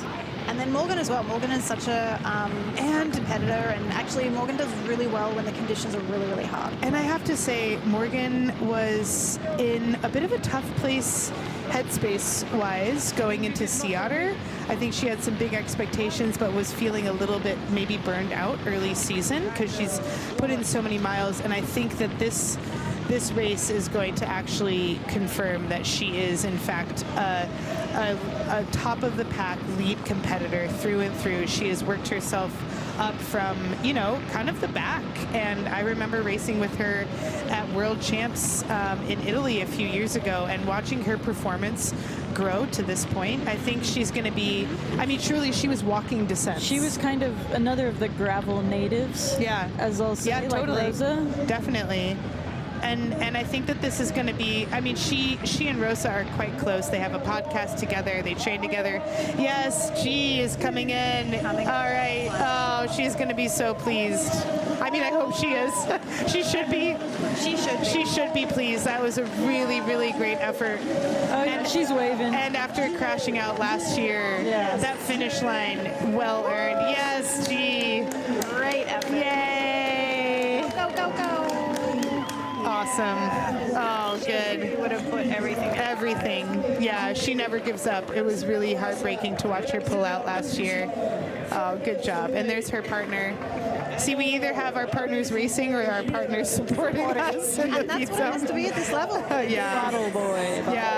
Bottle boy. Bottle boy. Andreas is he's a great guy. Mechanic as well, and so he helps him out with the mechanicking as well. Well, they met as Swaniers on the World Tour circuit. Yeah, G was a Swanee. Yeah. It's really cool as a spectator, so someone that's not in there. When you see them, you want to see them race hard, but when you see the respect, of course, but like a friendship, it's cool. It adds to the positive vibes. Yeah. I feel when I used to watch Tour de France when I was way younger. Yeah, totally. I felt like all these guys kind of hated each other. Oh, it was like the interesting. vibe. Yeah. And I was a kid watching. I didn't understand what I was watching. But it feels so much different now. And on the road too, all those guys seem cool. Yeah. Well, I have to say, I don't want to paint the picture like everyone is like rainbows and butterflies out there, because actually, I know for sure there's emotions are running high. Like, these women are competitors. They all wanted to win, and they're not going to let each other do it. They're not just giving each other, absolutely not. walking or riding next to each other. Like, please take this line.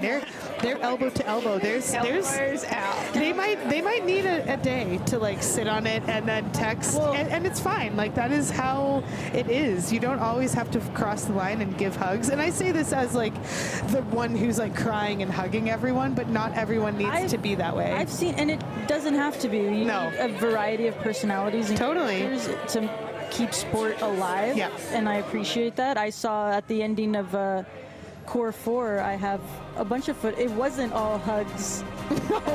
No, for some of us it was survival. Yeah, no, and there was all kinds of stuff going on. But then you just know the real professionals in the sport. Oh, this is cool. We're gonna see where Excel and G were sort of losing time at the end to Rosa, and she was just gaining each sector at each checkpoint, which is really cool to see. Yeah, that is new information. I've never seen this before. I know, I'm trying to interpret it in real time. All right, we're gonna get some interviews. Maya's out there. This was fun, Sarah. I know. We'll have 20 seconds. We'll get to see Morgan and Haley finish up after that. Yeah.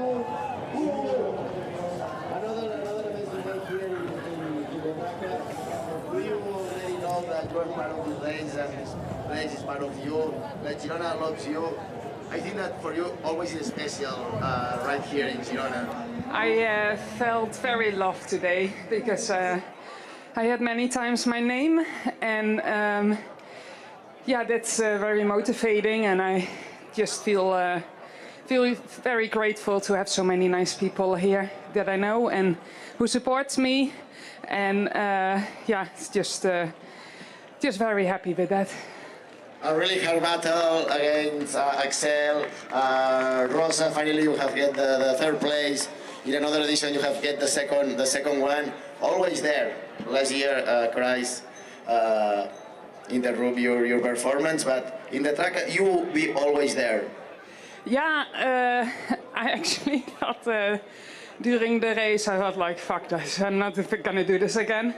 It's too selective, but yeah, you always need to keep going for sure. And I wish I was maybe 20 centimeters smaller, so it would be a little easier on the climbs. But on the other hand, I was very happy with my performance. It was a hard lead up to this race, so what I achieved today is very nice. And yeah, the flat bits is just what suits me, and for sure they got a little bit stressed when they saw me coming back and constantly thinking that I would catch them again. But yeah, no, I love the Traka, and it's very nice to be here. The awards of the third woman today, Gigi Jerique!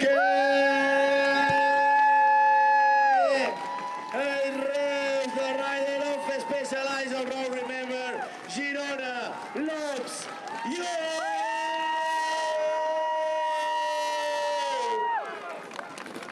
I have first and third, but the second is because we have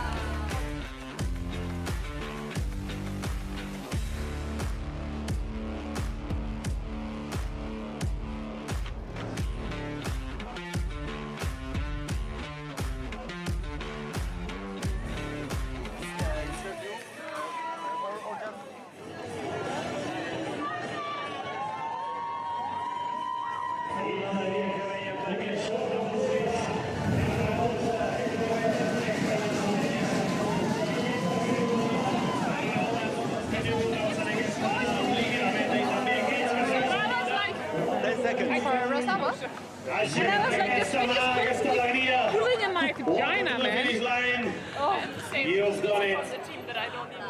Rosa, winner of the 360, first time in the 360. How was going to your head? What was going to your head? Yeah, I mean, to be honest, I wanted like a hard race from the start and a dynamic race. So I decided to become active, and I created the first split. On the first climb, I decided to push hard over the top, and then we were left with a group of 3, and then G came back, so we were 4 riders. And then I think after a while we were again only with 3, and it kept changing. G was coming back, and then unfortunately we lost Caro. But yeah, in the end it came down to me and Axel. We managed to get a good gap on the climb in the north, but then G was really riding really strong on the flat, and me and Axel, we rode, but we were both, I guess, not really committing. And then when we came to Els Medges, I decided, okay, I don't want to sit around any longer, I want to go. And then I pushed quite hard on Els Medges, and then I could open a gap, but I didn't know the gap at all for any time. So I was like, is it 1 minute? Is it 5 minutes? Is it 10 minutes? So I was just like, I'm not gonna lose this race. I came so close last year in the 200, and I really, really wanted to win. So I just kept pushing to the finish line. Wow. It's been such a long season for you. You've been doing a bit of road, bit of gravel, also traveling to the US. When did you decide to do the 360? Because you were in between the 200 and the 360. Yeah, to be honest, I think it was started last year when I was talking to Chris and Gerard from Classmark, and they told me, Rosa, come on, you're the queen of the Gravel Earth Series, you have to do the queen distance, everyone is doing it. And then, yeah, I saw that like more and more girls were signing up for it, and girls that I really value, like G, Axel, Caro, but then also Morgan. And then I decided, okay, let's step up and let's do the queen distance. Yes. And were you feeling something tired, or were you feeling pretty strong since the beginning? I mean, yeah, I guess it's fair to say that I didn't have a great race in the US. I was very exhausted and tired from the traveling and from the road racing. And yeah, so I really, really took all my energy in the last 10 days to make sure that I somehow turn it around, and I guess it worked out. Congratulations. How are you going to celebrate? Oh, I don't know. First I will stretch because I'm a bit sore in my entire body, but I think I will celebrate over like a really nice dinner with my family and friends and my boyfriend who supports me so much, and yeah, and sleep. You earned it. Congratulations. Thank you.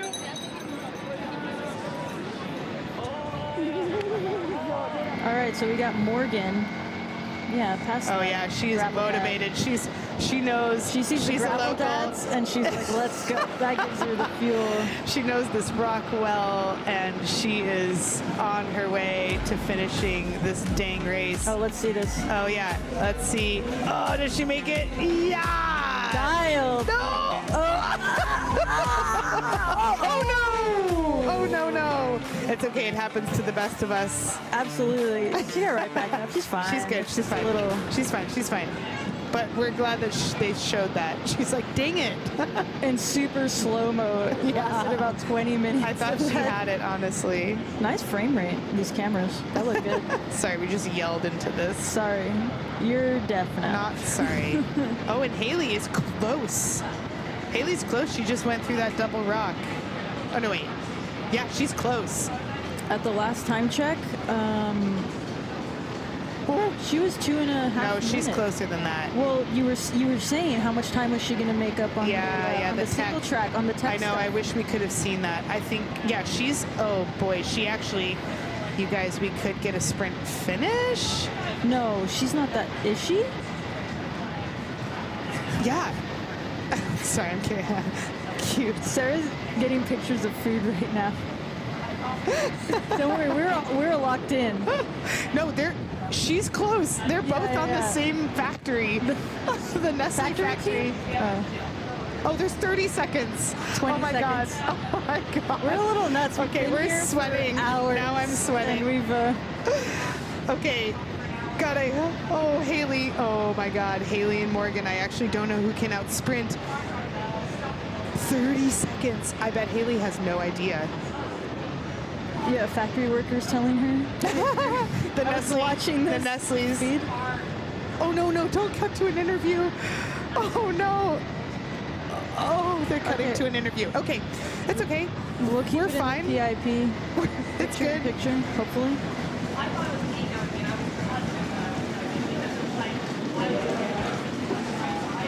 Morgan. Okay, we're going to see this interview now, and then we'll cut back.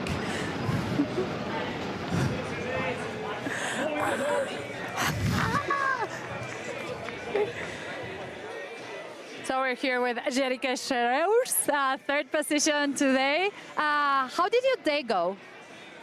Oh, hard for sure, but yeah, it was the whole day chasing. It was basically a time trial by myself the whole day.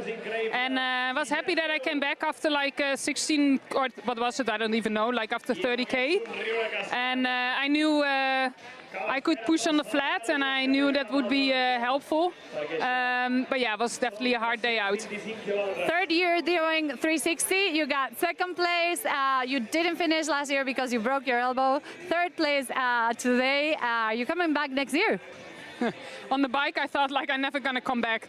I'm just gonna do the 100K for fun and stop at every aid station to drink a beer and eat a banana. But no, it's always like that after the race. I mean, it's very special to be here, especially with so many people I know here. And I heard my name so many times, and I felt so loved. And yeah, it's definitely motivating. And I know people are crazy here about the gravel. And yeah, I mean, that makes it very special. You know you're a local, you know you're a favorite. What was your high of today? My high, I think I was very proud of after the start with all the climbing that I came back and seeing these girls looking and thinking like, oh shit, and I'm like, well, I thought like, okay, it's super early. I just need to put my pace and let's see what's happening. And that, yeah, I was really proud of that. How are you gonna celebrate tonight? Eating pizza and maybe drink a beer or a gin tonic and yeah, things like that. Great day for the team. One first place, one third place, and third place as well. So that's amazing. I didn't even know how the boys finished, but that's very good for Specialized. I mean, it's an amazing team, and we are very spoiled with everything we have, and amazing material, no issues at all, super mechanics, and so yeah, the bike was very dialed, and it's amazing to be part of such a good team. Congratulations and enjoy. Okay, we are back watching Morgan. Someone get G a beer. Someone get G a beer. She wants her beer. But we thought that maybe Morgan was going to get caught. We thought maybe Morgan was going to get caught by Haley, who was coming in hot and only 20 seconds off. 20 seconds off. But I think it's safe to say at this point we're still not going to get our sprint finished. But that was a close one of all of them, and this is an amazing result for Morgan Aguirre. How was that? Yeah. I don't know. I think she should be so pleased with this result. She hasn't done the 360 yet.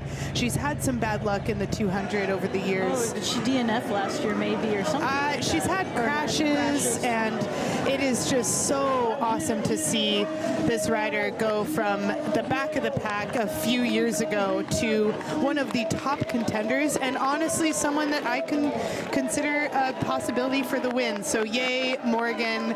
She didn't get caught though. Oh my God, we were losing it. Big Morgan fan. Big Morgan fan. And she has cute little chihuahuas that are a million years old. Yeah. Okay, ageism. I'm sorry. What a race. It was super nice. I was in the finish line. Oh, here comes Haley. I'm so sorry. She was so close. I don't think she knew, sorry. Oh, I don't think she knew that she was just that close. But that is a really good race for Haley. I mean, she flew over here from the States, and this is her first Traka 360. I mean, she is competing against women who live here, who have done this race multiple times.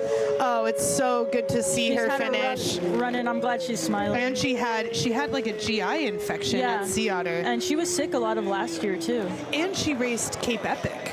which is, I mean, just the fact that she's able to even start. Oh, I really want to go give everyone hugs. I think I might have to sign out. Yeah. Thank you. Okay, thank you, and I have to eat my pizza. All your time. It was a pleasure having you here. Thank you. Next year we'll see you racing. Yes. So hope you enjoy. Oh, I really did. I can't wait to race and have you guys babysit. We'll keep him in here with us.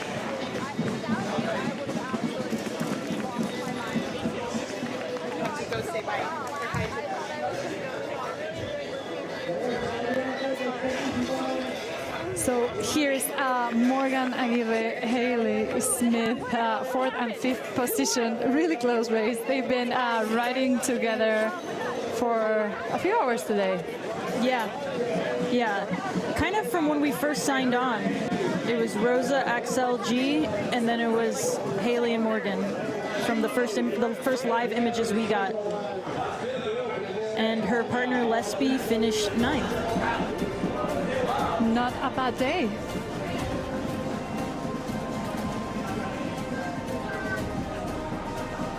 So here you have your top 5: Rosa Closer, Axel de Vanprevost, Jerikes Reus, Morgan Aguirre, Haley Smith.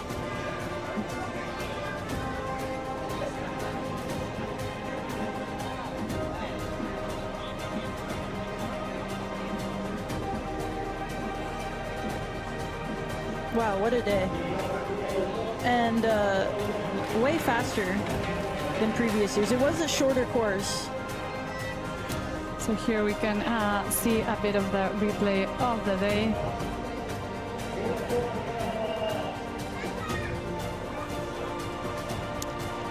This is a long time ago, 12 hours away. They were just starting. 12 hours ago. Wow.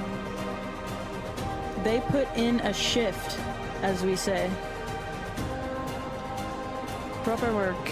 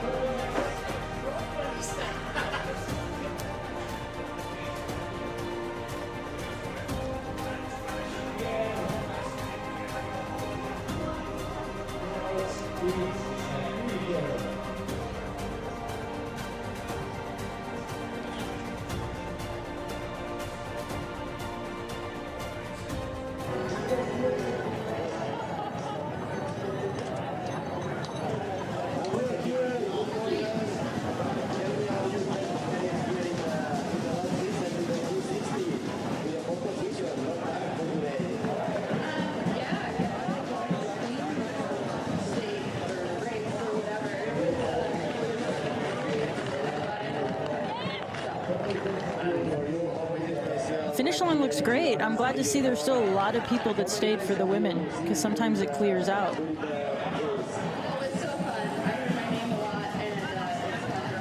This finish line is gonna go for a while, because you'll have a lot of people arriving through the night.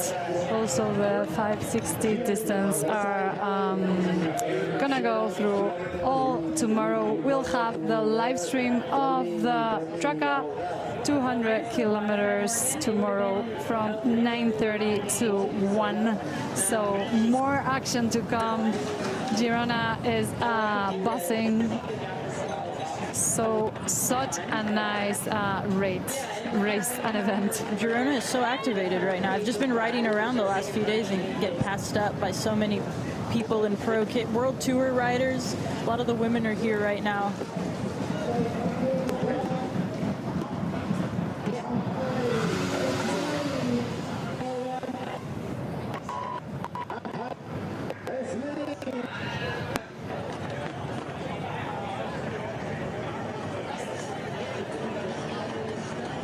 And the next female at the last timing that we had,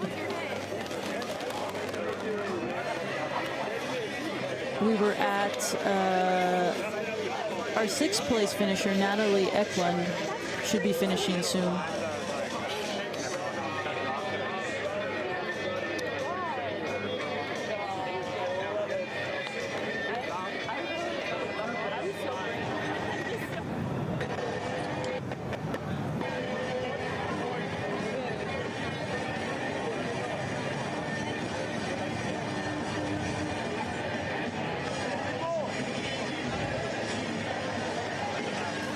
Did G get her beer?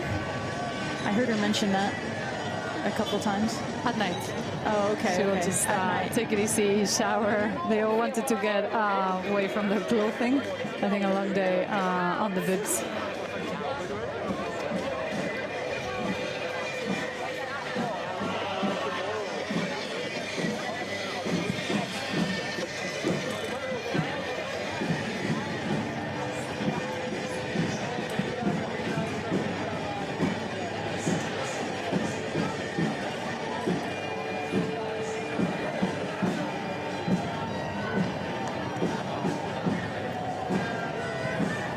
Well, this has been super fun. Yeah, thank you everybody for joining. Remember, tomorrow we have a bit more GravelerSeries.tv for more of the action. See you tomorrow. Thank you, Lenny. Thanks to everybody that came along to chat with us. Emma, Sarah, Katz, Tristan, Hans Becking. So yeah, really cool to have all the locals here. Yeah, a lot of great insights. Yeah, thanks for having me. Thanks for joining. Enjoy the atmosphere. See you tomorrow. See ya.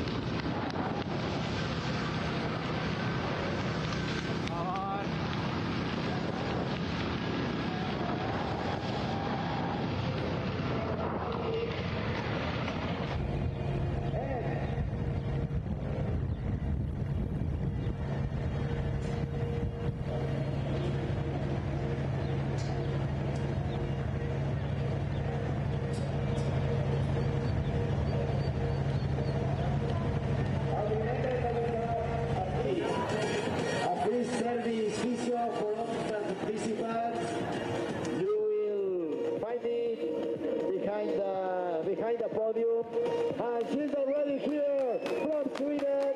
She's positioned Natalie.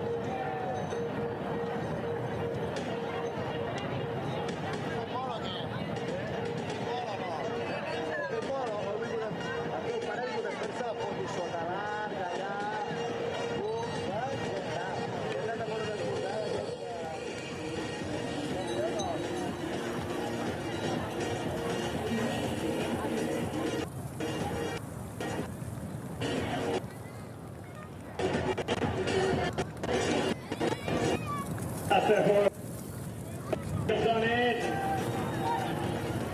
And we're here with Natalie. Tell me what amazing day finally.